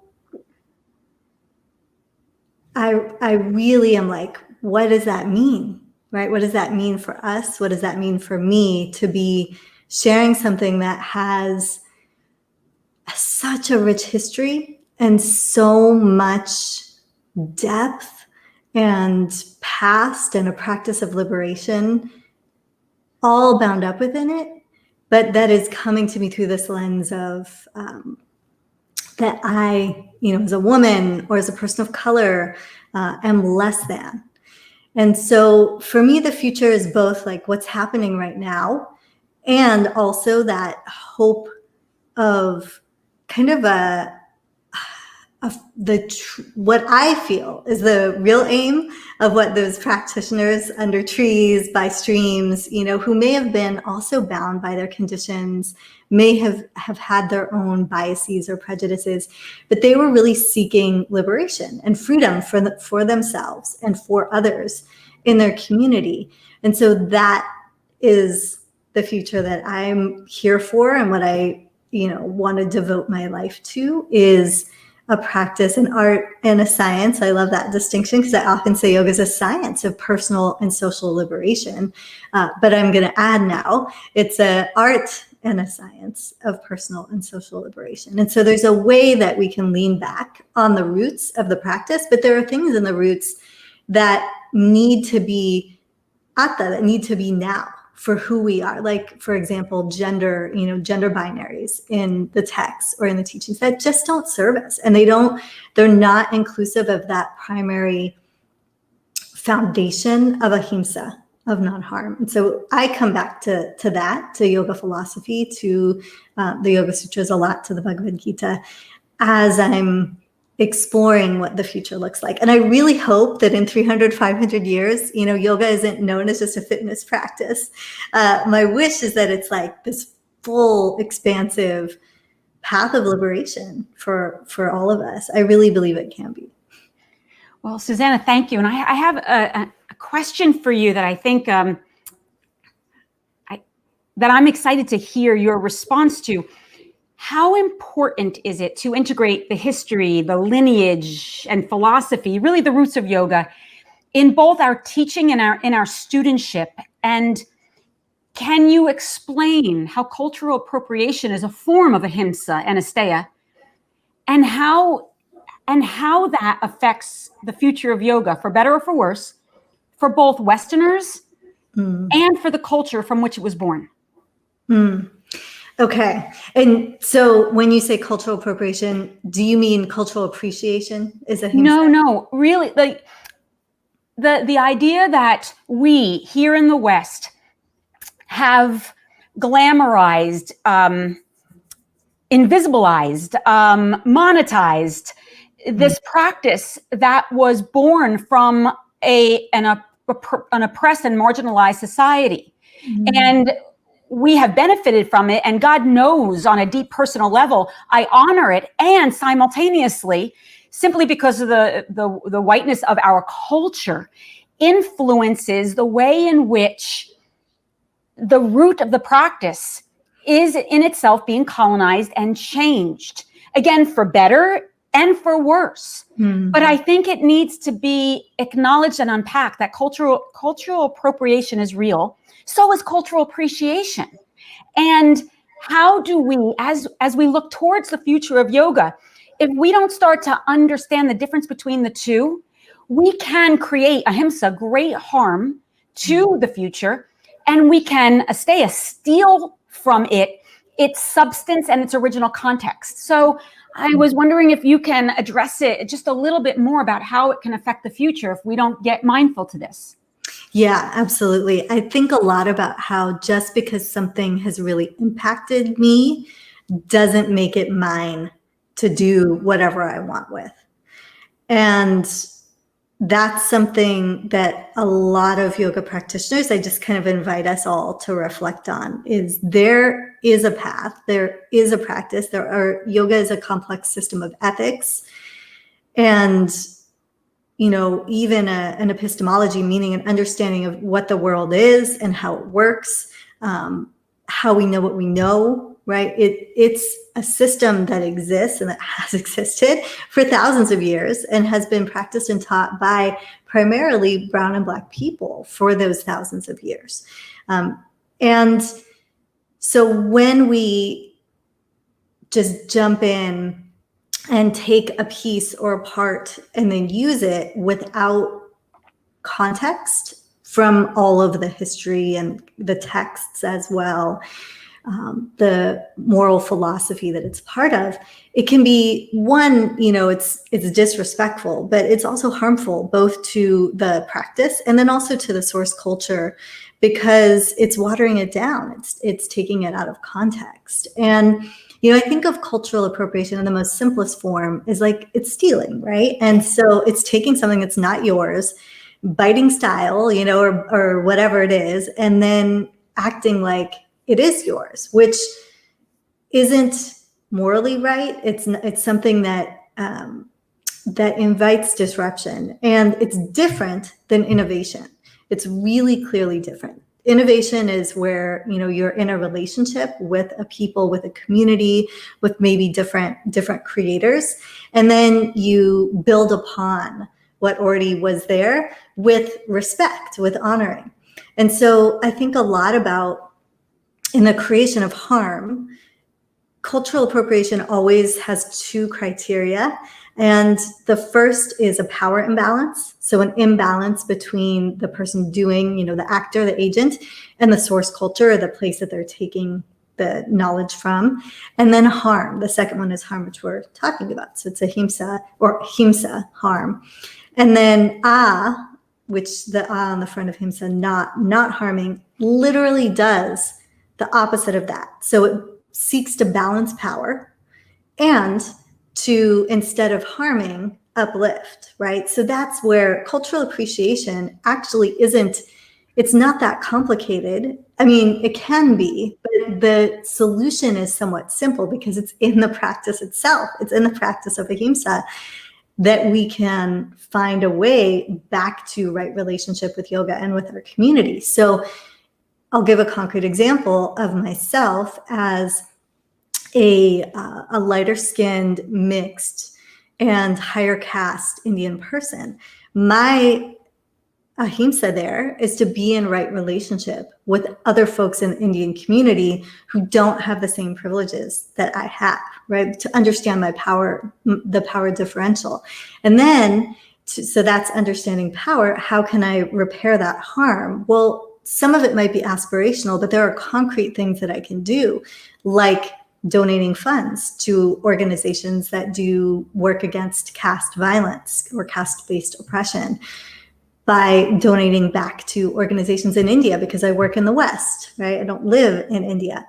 And so I'm using myself as a personal example because I think it's important, because a lot of people might look to me and say, oh, well, this Indian woman is a great example, but no, it doesn't stop, right? All of us have so much privilege. And so every place where we have privilege, we can use it to balance to balance power and to create it himself. So that's a beginning explanation there. I love it. I love that description. I love the word innovation in relationship to appropriation. That's something I'm going to really think about just in terms of myself, because I think it's it's something I can work with.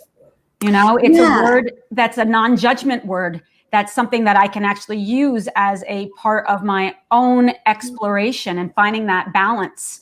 And without shaming it, is of course we're going to appropriate if we're in a Western body. It's what we do. We don't know how to do it differently.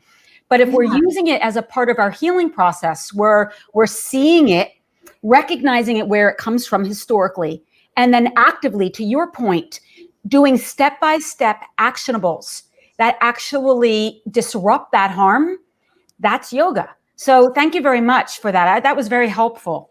And creativity, right? The last piece is just being creative. Like truly the opposite of appropriating, stealing is doing the work to be creative and tuning into our own inner wisdom and our own cultures. Yeah. Well, thank you. Thank you very, very much. And now I'm going to jump down to you, Jonah, the same question. So from where you stand and in your lived experience, that includes your age, what do you believe the future of yoga is? Wow. The future of yoga. First of all, I just want to thank you for having me. And Nikki and Susanna, both of your answers were so beautiful. And there were so many times in which I wanted to kind of jump in and converse.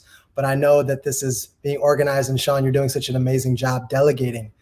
But really quickly, just to speak to some of Nikki's points, I really resonated with a lot of what you said, because yoga is, to some degree, balancing our relationship with aversion and craving. And that's another word of addiction in a sense. So that's where I really connected with your work. And I got a chance to listen to you in the 300 hour of my father. And Susanna, I love the idea, like Sean said, of innovation. Because, you know, I think all of us sitting here today, we do feel like the Bruce Lee or the I believe it's Martha Graham. You know, Bruce Lee took the ancient principles of Kung Fu, but he was able in his own way to transform it and evolve it and innovate it into Water Way. He still had those classical examples and those roots, but he made it his own. And I feel like that's what we're all doing here today. Same thing with Martha Graham. She took classical ballet, still held that discipline, but she balanced it with creativity. And that's something that I really follow. And as far as, you know, having respect, I think that's why it's so important if you are going to step into this journey, especially anyone listening to this that is maybe new to yoga, to find a teacher that is really a part of a lineage. And all of us here have such a strong lineage in which we learn yoga from. And that's what we can do in respect to carrying it along. So it's not diluted in the first place, if that makes sense. So I'm definitely going to have to add your book to my teacher training manual recommendation list. But, you know, I had a chance to talk to Sean a few days ago and just kind of ran some of my thoughts by her. And gosh, the future of yoga is interesting because ever since I was a kid, I remember, you know, just yoga being this still kind of weird thing. My father used to come into my elementary school and share yoga with my class every year. And no one knew what it was. It was always like, you know, you'd only see yoga on those television shows where they say that's freaky, or, you know, it wasn't really as accepted as it is nowadays with Alo Yoga and Lululemon, all these big brands kind of adopting it, Nike, which I'm currently working with. So there is a huge responsibility to come with that. But I kind of want to take it to the route of social media because that's where I have most of my lived experience. And for me, integrating yoga into social media has been a little challenging because, you know, when you see something on the screen, it's so superficial, it's so physical, and we all know yoga is so much more than that. But what I came to realize is that if you get somebody into the door, it's not always what gets them in is what keeps them there. And that's kind of the shift that I had to take. You know, maybe if I post a handstand or a cool looking pose, it might actually inspire someone to practice yoga. And this is just the other side of it, because I've heard the other side. My Uncle Brian is a little bit of a stickler. if you guys know him. And when I moved to LA and I first was this 18-year-old kid, I just took my teacher training. I was ready to take on the world. I asked him if I could teach at his studio, and I asked him if he'd promote my classes. And he said, yes, I'll promote your classes if you can send me one picture of you not in a yoga pose and with your shirt on. And I said, deal. And I kind of got where he was coming from. But back to my point, I feel as if yoga is a tool. These yoga postures are simply a tool where the body is a vehicle to liberate the mind. So even all these places like that are popping up where they blast the music and they're flowing in the dark, and I still think that that's better than nothing. I still feel like if someone's breathing and moving, they're ultimately creating more awareness, and that's the tool to liberate the mind. I practice Vipassana meditation. And Vipassana meditation teaches to work with the sensations and the observations. So, and the fluctuations of the mind. And going back to the sutra, Sean, I know we kind of wanted to tie those together. Yoga Sutra 1.2, Yoga Chitta Vritta Nirodha. Yoga is the cessations of the fluctuations of the mind. Yoga is to stop the movement of the mind. And one of the best ways to do that is to become aware of the body. So with social media, I really don't see any harm as long as there's a lot of awareness to the, their skin color, to the gender, to the sexualization, and all those factors that I've learned so much from you, Sean. So is there any way you kind of want to lead this? Because there's so many ways I could go. Well, no, you said so much in there because I've watched you over the years, Jonah, and it's been very important to me as someone, like, I do feel like we're family, and I feel like as an elder in your life that I have a responsibility to just to call you in, make sure you're keeping your stuff, tight. And you're entering into a realm of social media that the reach is massive. And I do believe that we meet people where they're at. And social media can be also very problematic because it's quick, fast imagery. There's a lot of compare and despair. It's hypersexualized. It exploits perfectionism. It shows. It also supports the idealization of certain body types as being better than. And you have been very cautious over the years, and maybe it's because you've had people in your life who have made sure you put your shirt on and not exploit that part of it.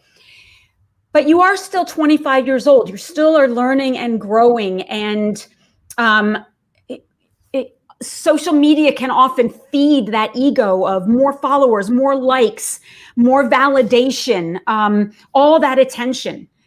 And I have witnessed that you have struck a very mature balance between using the gifts of social media for a good end, and yet being more restrained in your messaging, being deliberate in the way in which you challenge people to look philosophically into the moment. And I'm wondering if that was strategic, if that was because you were getting yelled at by people in your life. And how do you talk to other young influencers about using their positionality with more responsibility? Great question. Where do I begin? I feel like a lot of it wasn't because I was yelled at, or a lot of it because I had good mentors in my life, and I'm really fortunate to have those mentors. But I feel like social media was always just really a creative outlet for me. And a lot of the messages and stories that I would kind of portray really just came out of authenticity. And I feel like that's one of the reasons I've been successful on Instagram and have been able to reach so many people and create community and introduce so many people to yoga. I just started working with Nike, and growing up, I was a basketball player.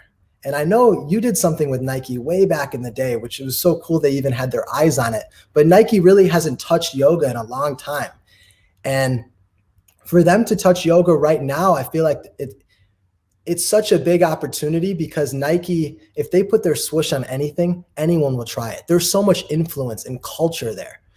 And for people that are athletes, people that are football players, basketball players, I can tell Nike's coming at it with a somewhat mentality of how can yoga actually increase our performance? How can yoga better our lives? Mindfulness is this big thing right now. So I just encourage people to continue to teach yoga and share yoga as a tool so they can do everything else better.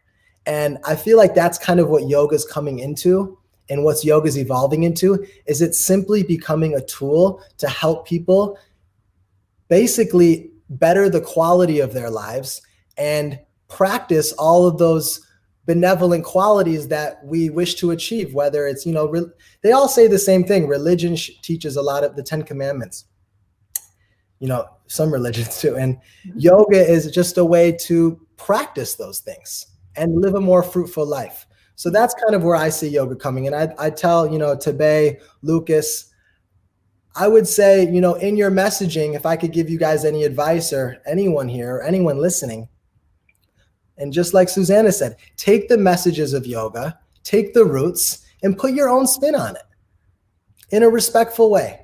That's really all I can say.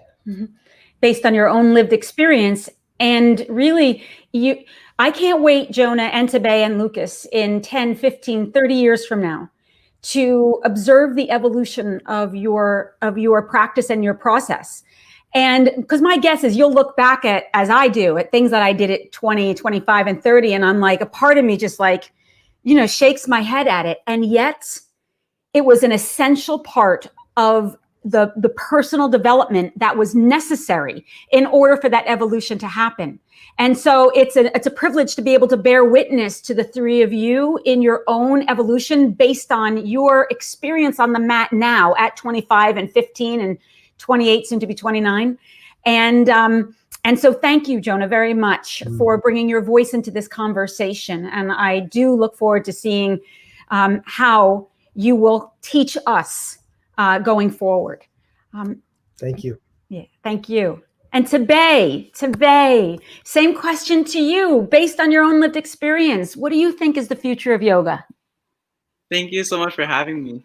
I really am happy to be here sharing what I've learned and learning from all these other amazing people. I think that the future of yoga is peace, because, but starting with ourselves. I want to inspire people to inspire people.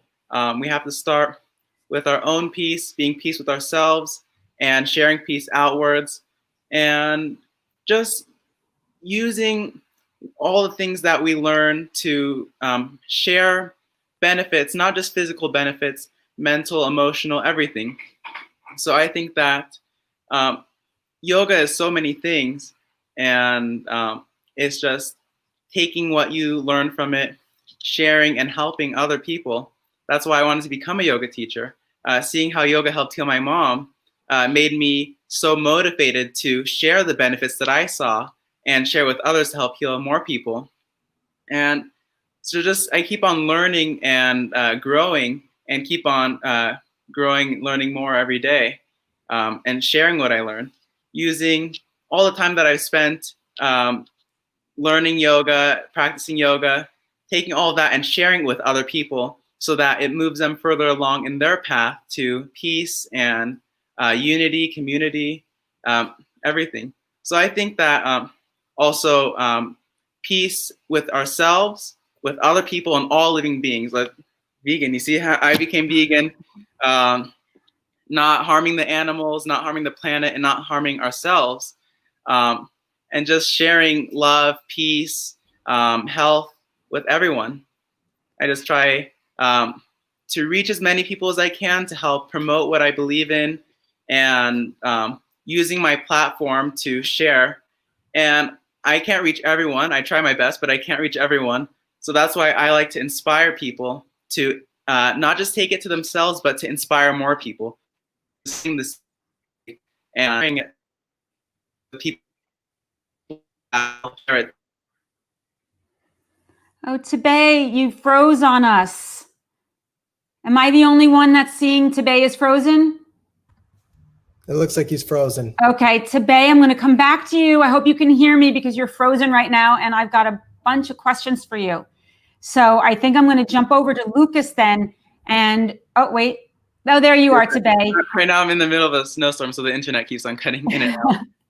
Oh, we got you now. So today, in case it happens again, I want to ask you a couple of questions.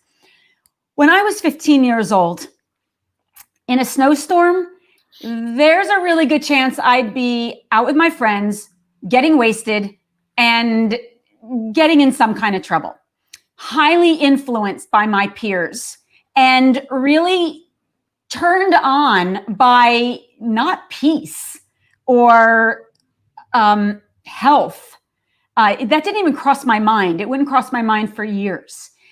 How do you manage peer pressure or indifference? Because I'm sure that there's not a lot of people, peers, friends your age, who are as committed as you are to health and wellness and commitment to source. Right. Well, yeah, I try to use what I learn and to share with my peers what I believe in, see if it resonates with them. And it's so fresh with me because I experienced it firsthand with my mom recovering from cancer. It's one thing if you hear the benefits and what it does and what you can do, but if you see it yourself and experience it, that makes it so much more authentic. And I want to share that authenticity and share with others what you can do to make the world a better place, to make to heal yourself, heal others, and just to make sure that we have a future. There's no future of yoga without a future. And I just try to use my platform to share with as many people as I can, yoga, vegan cooking, and everything that I can. And I have one final question for you today is, what do you think the responsibility of older practitioners like myself should be towards younger students? And what would you want your mentors to look like or be like going forward? Oh, we lost you. Can you repeat that question, please? I cut out. Yeah, of course. What do you think the responsibility is of the older generation of teachers like myself and Nikki, for example? What should it be to the younger students like yourself? What's our responsibility, and what would you want our mentorship to look like? Well, I think that just using experience and knowledge and sharing it with all the younger generations, the future generations, using everything that you've learned and helping to make a difference. And some things don't resonate with people, some things do. So just adapting it to the audience. And also the best way to learn as a teacher is through your students, to listen to your students, listen to what they see, what they feel, what they see, what they think, and just using that information to see what you can do, using what you know to help inspire and influence them. Tebey, thank you so much. And thank you also for the oven mitt that you sent me. I just used it today when I was cooking. So I'm glad you like it. I love it. We can have a virtual cooking class together. Oh, you will humble me, but yes, you're definitely, but don't laugh at me though, if there's like food on the ceiling. All right, Lucas, finally, same question for you. From where you stand and your lived experience, what do you think the future of yoga is? Yeah, thank you so much for having me, Sean, and everybody who's gone before me. Like Jonah mentioned, I wanted to jump in and converse with all of you because everything that you said resonated, and I relate so much to different pieces of everything that y'all shared. But Sean, when you first invited me onto this, and I found out that the name of the discussion was the future of yoga, the first thing that came to my mind, and I posted it into my Instagram stories, was the future of yoga is queer and it's trans and it's co-conspirating. And Nikki kind of touched on this too, and how we're moving from the self, the small self and the I to something more collective. And I believe that, my experience teaches me that being trans and, you mentioned it, Sean, healing through, depression and other dis-eases that I had in my life, and kind of touching on some of the stuff Nikki mentioned too was codependency, and y'all were talking about this and how we see things from our own lens, and that lens sometimes is really distorted and unclear, and it's often influenced by white supremacy and capitalism, and we're taught all these things about what we're supposed to be, what we should have, and we're also taught that we're not enough and that we're lacking in so many other ways, that we're reaching outside of ourselves for all these other things to bring us pleasure or to avoid discomfort. And that was definitely the root of my depression. And I was leaning in and reaching and grasping for all these things to bring me comfort because I was afraid to be with myself. And that's kept me separated from my identity as a trans person for a really long time. And I think that that separation from that is what caused my depression and my diseases that manifested in my system. And so, the root of yoga teaches me that I believe that all the texts, all the philosophies, all the practices bring us back to healing separation and division within ourselves and coming back into alignment with our highest truth and this purpose that we've been given in this lifetime. We're all here and, agreed to incarnate in this human form to share our gifts with the world. And I knew right away when I decided to walk the path of the trans experience that I was doing it in order to heal the separation within myself, so that I could inspire others like me who live life on the margins, what's possible when we choose our truth and when we choose to be in alignment with that, and when we center health and wellness in our lives and also believe in our worthiness of attaining that. I really believe that that is my purpose and why I've been brought here.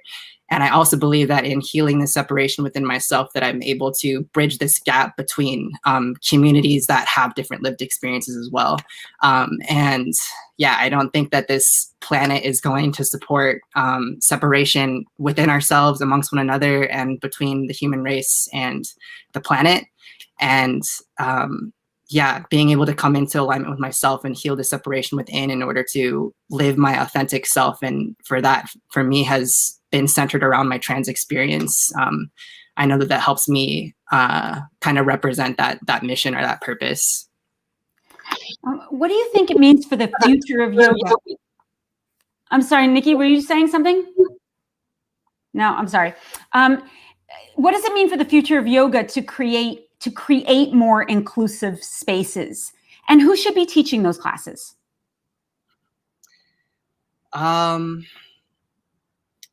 Speaking from my own experience, like I said, being trans and being able to live courageously with that truth has, again, given me a really great sense of how to live in alignment with that, even when it's different from what society tells us is okay or deemed valuable or worthy.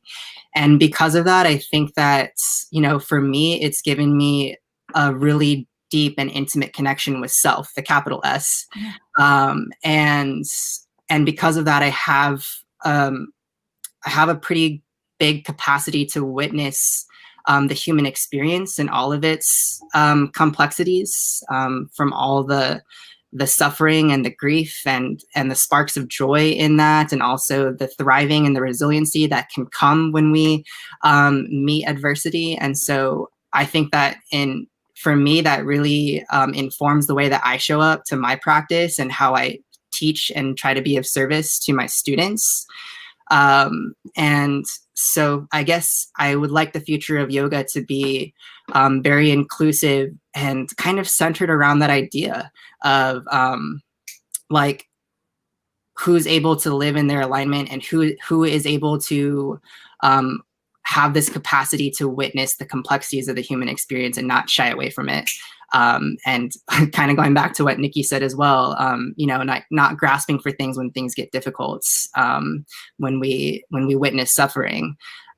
So yeah, that's my hope, is that teachers from here on out are able to really, you know, be stewards of the entire human experience from the shadows to the light.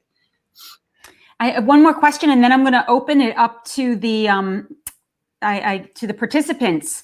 And so I guess someone will be putting those questions into the chat, I imagine. But Lucas, you mentioned the word co-conspirator, and I'm curious, what does co-conspiratorship, I'm not sure if that's the right word, what does that look like, and how would that affect the future of yoga? Yeah, I think it's, you know, also going back to your question just previously of like, who's teaching yoga, who's sharing yoga, and being a co-conspirator is displaying allyship to lift up those communities that haven't been centered, who are living life more on the margins, and how do we uplift them and support them? How do we mentor them so that they have the tools and the resources that they need to thrive? And then also, how do we support them in sharing those resources then with their communities? Because, you know, we all reach different people, and like Sean, people that you reach and that you teach to aren't always going to resonate with things that I have to say, and same with every other person on this panel. And so how do we recognize that and be humble to that, and, you know, celebrate and uplift the different gifts and things that we all have to share that reach our communities and our people?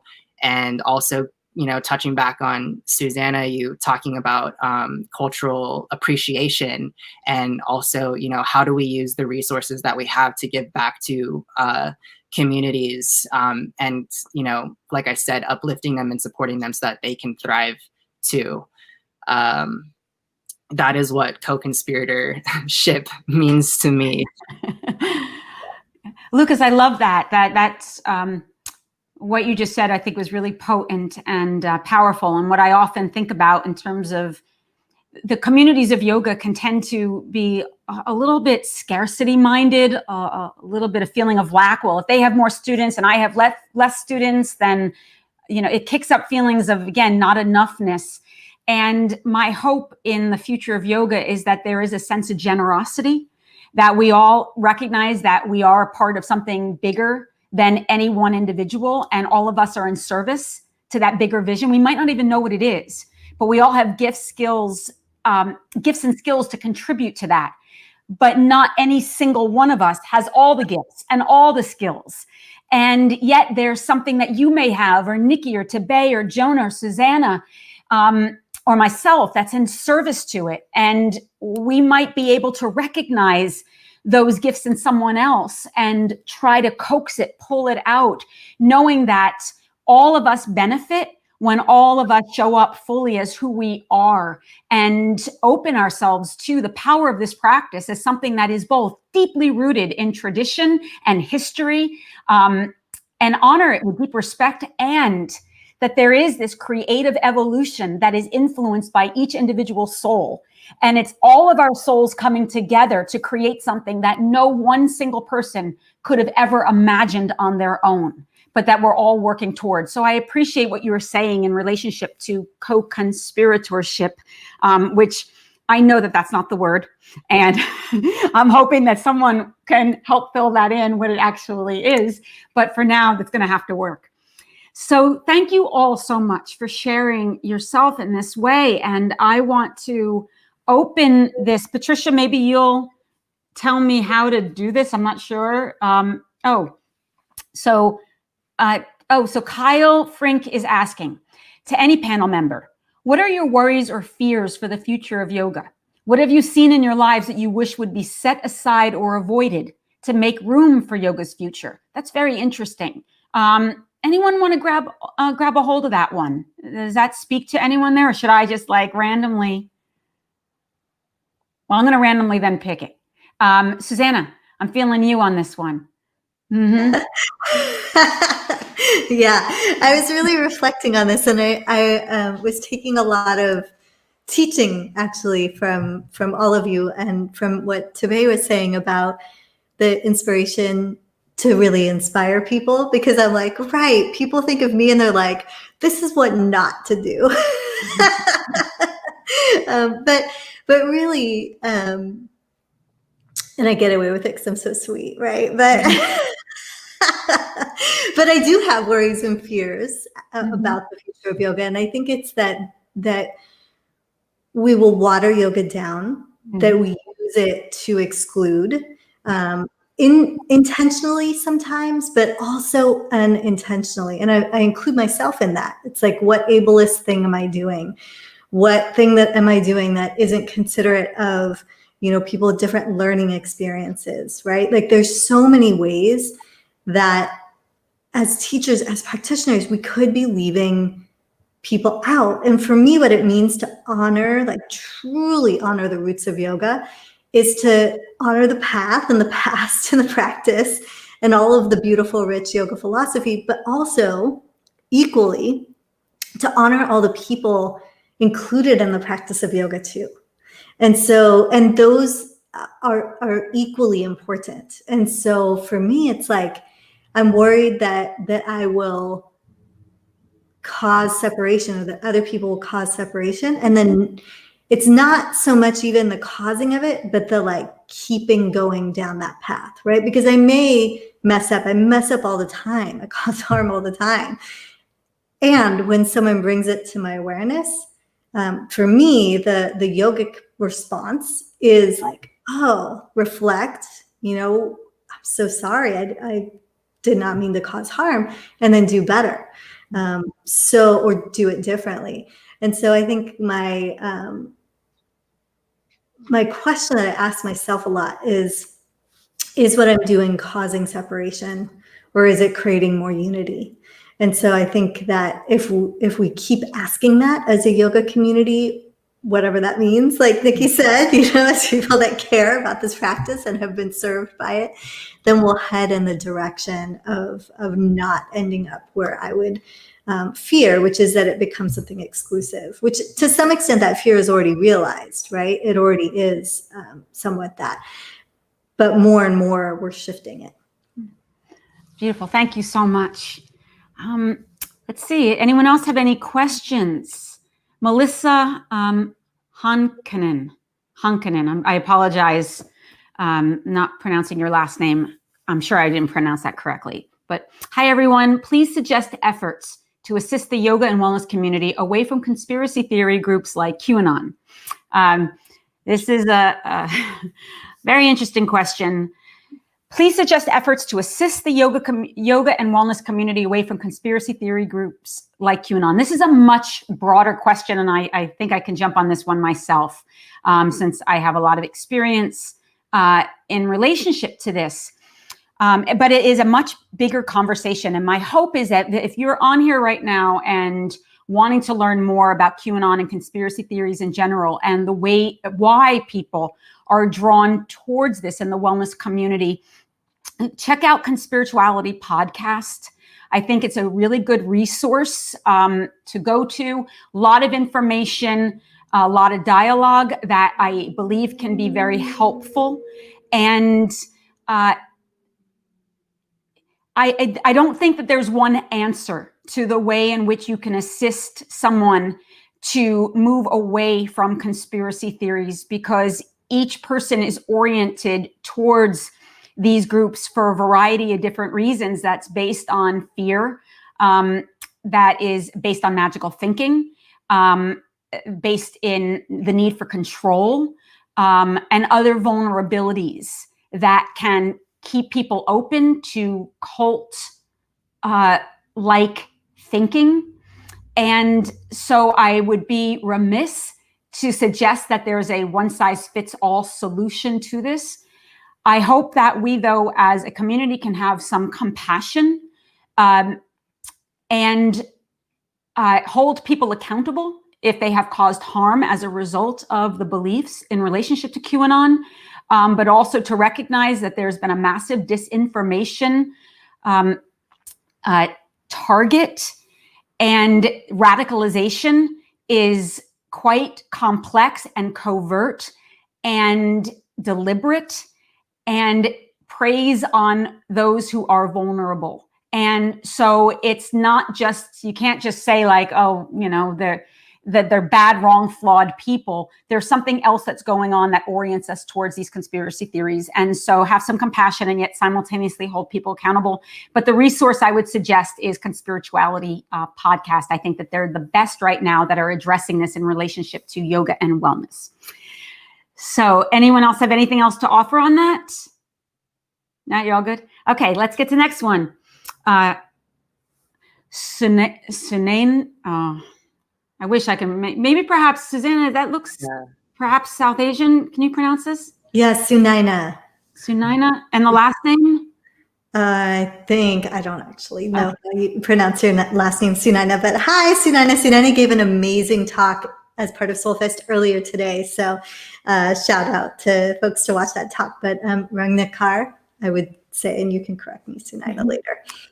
Well, thank you for the question. And let's see, do y'all think that white practitioners will need to give up power and take up less space to make room for communities that need yoga?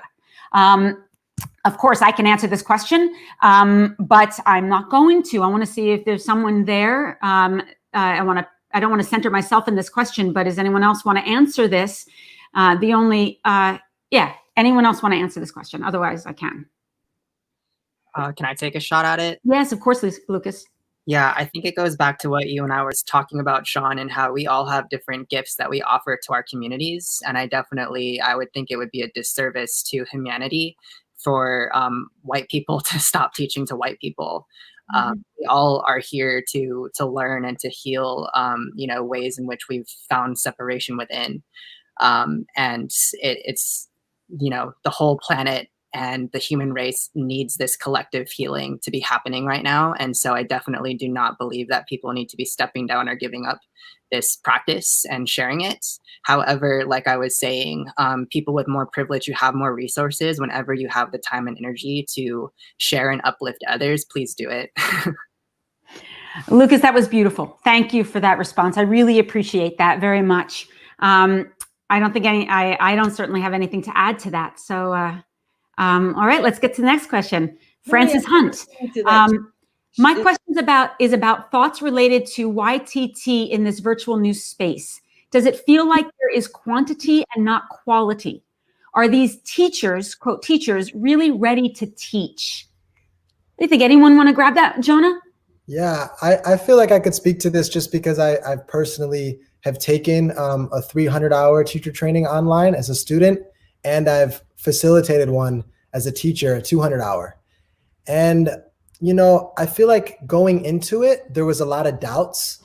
There was a lot of like, how can we actually learn yoga? Yoga's connection. Yoga's about being in person. And what first came up is, every time I teach or practice since March, it's been online.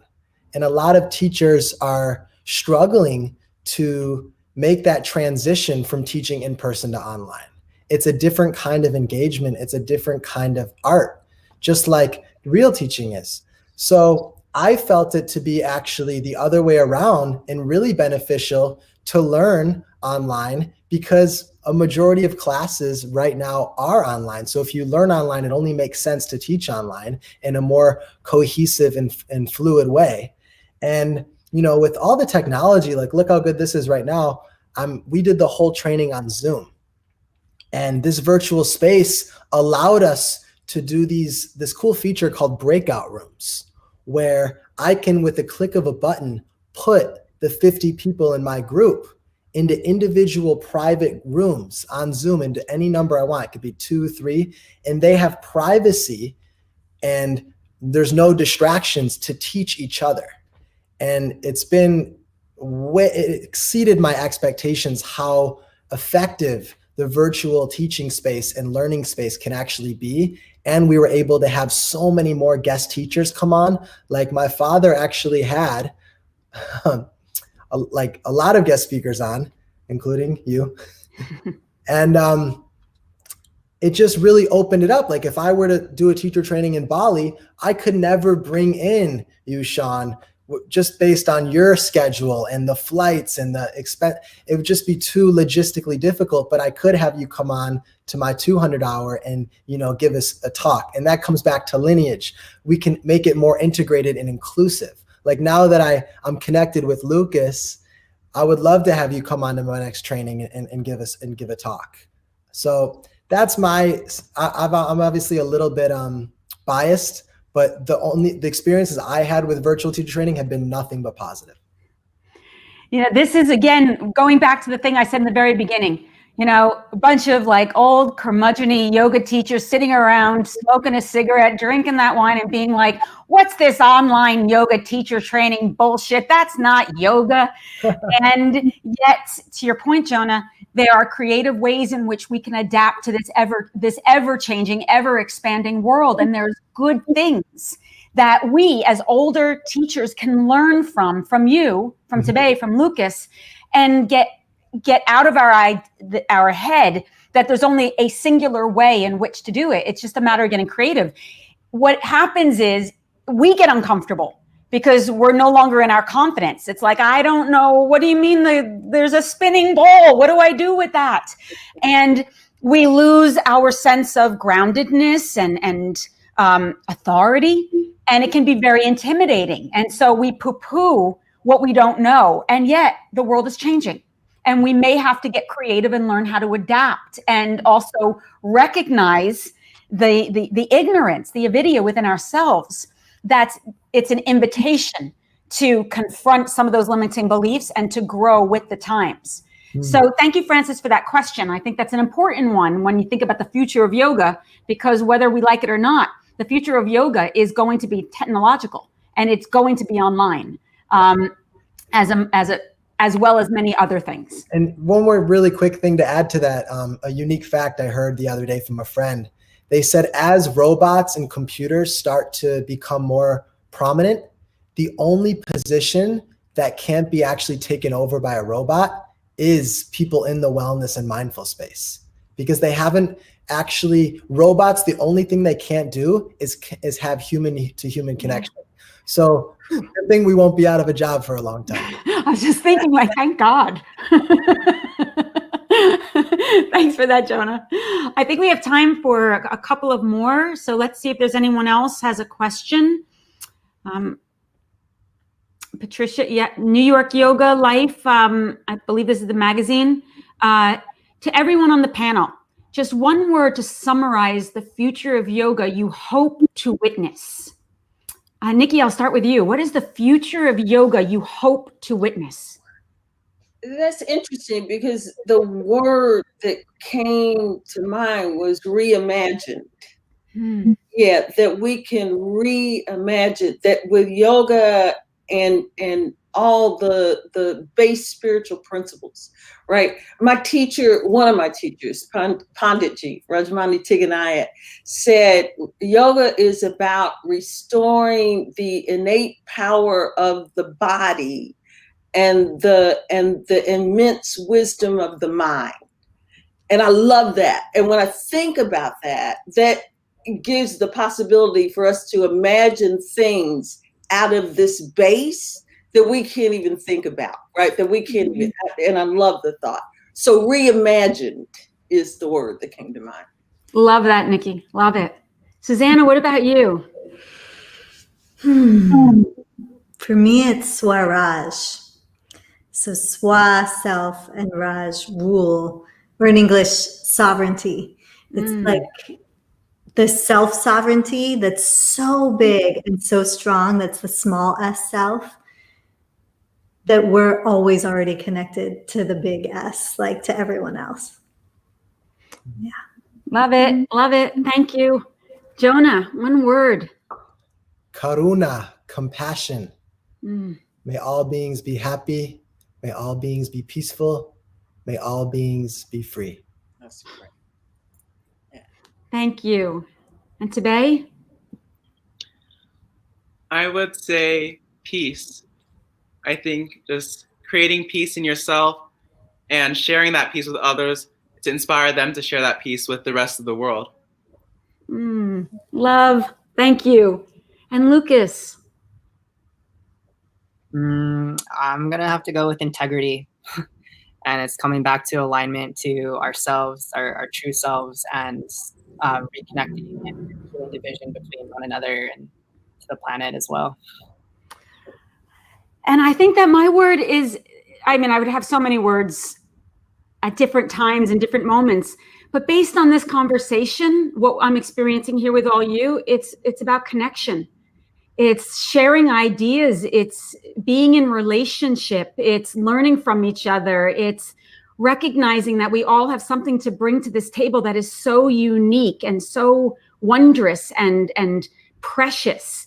And that it's up to all of us just to show up fully in our authentic, messy, wonderful learning self and be together. And I really do believe that if we can be in community, learn from each other, grow with each other, and develop empathy, that this world, it would know peace today. It couldn't not know peace because it would know love. And so that would be my word.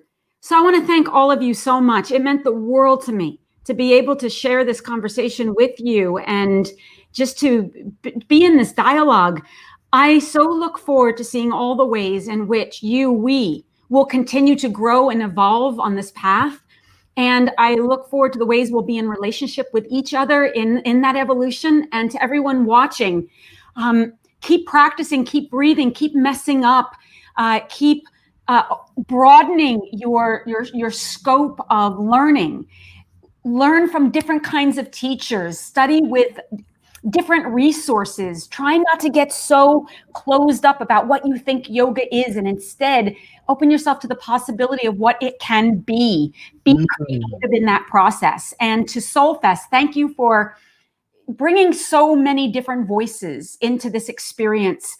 It is healthy and it is important and it is necessary. And I hope it's a model for all festivals and conferences going forward to recognize that there are so many different dynamic, vulnerable, tender, powerful voices out there, and they all need to be heard. So thank you everyone for being a part of this conversation, and God bless you all, and I will see you soon. So Thank you, grateful. Sean. Thank you. Thank you. Thank you. Thank you. It was such an amazing experience connecting with all of you. Thank you guys so much. That was inspiring, beautiful, and it's going to carry me through the rest of the year. So thank you all so much. You're very welcome. I'm blown away by this beautiful panel. Thank you, Sean, for your vision, and thank you, each one of you, for showing up in your fullness today and just contributing and giving the essence of yourself. We so deeply appreciate that. And I have a feeling that the people streaming in right now are going to want to hear more. So expect to hear me reach out to you and find ways that we can keep having these conversations, because I feel like we just hit the tip of the iceberg. But what a great way to end 2 really filled, fantastic days. Thank you so much. Thank you. Thank you. Thank you. So as we say goodbye to our beautiful panelists, we just wanted to bring on our team that has been behind the scenes all day long, pushing buttons, making sure everyone can hear everyone, making sure technical issues are resolved. So Patricia's going to bring everyone on. My co-producer, Lara, she and I have been doing this for 4 years now. We started in Harlem, and here we are, global, reaching the world. I'm in my living room in New York City. So we're just so happy to be able to keep doing this. So we just wanted to thank everyone. This is a team effort. This is a volunteer team. And Francis is here. Say hi, Francis. So we can go to say hi. This is the brains and the brawn and the beauty of Francis is here. Say hi, Francis. So we can go to say hi. This is the brains and the brawn and the beauty of There's some background noise.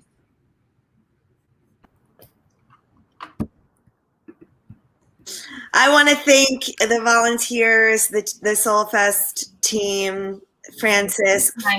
Yeah, thank you. Ingrid on the social, killing it. Every post you guys saw, that was Ingrid. And all those IG live interviews, we really got to thank you for that.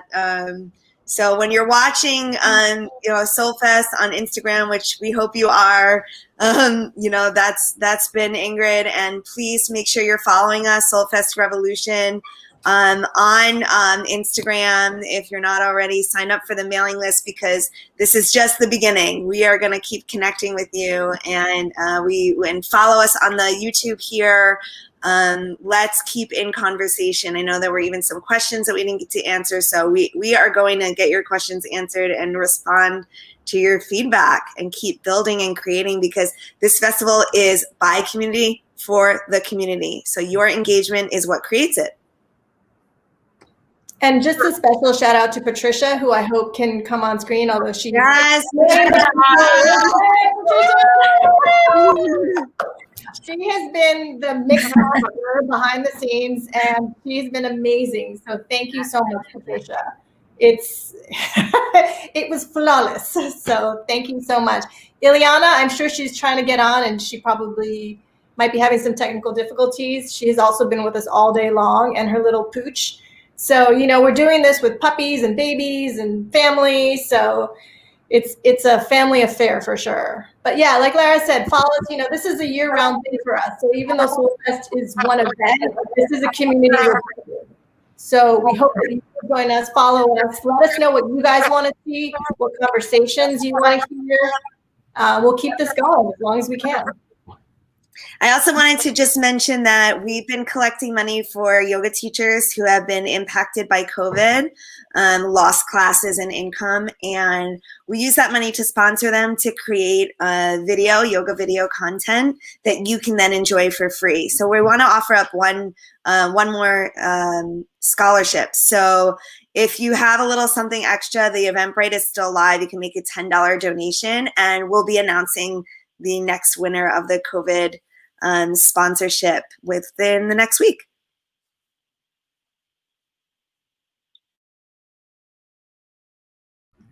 All right, so I guess we can sign off unless anyone has anything else to say. We loved having you all. I learned so much. I mean, I have to absorb all this information now, and I'm just really excited and grateful for all of you. So thank you. Thank you, team. Thank you so much.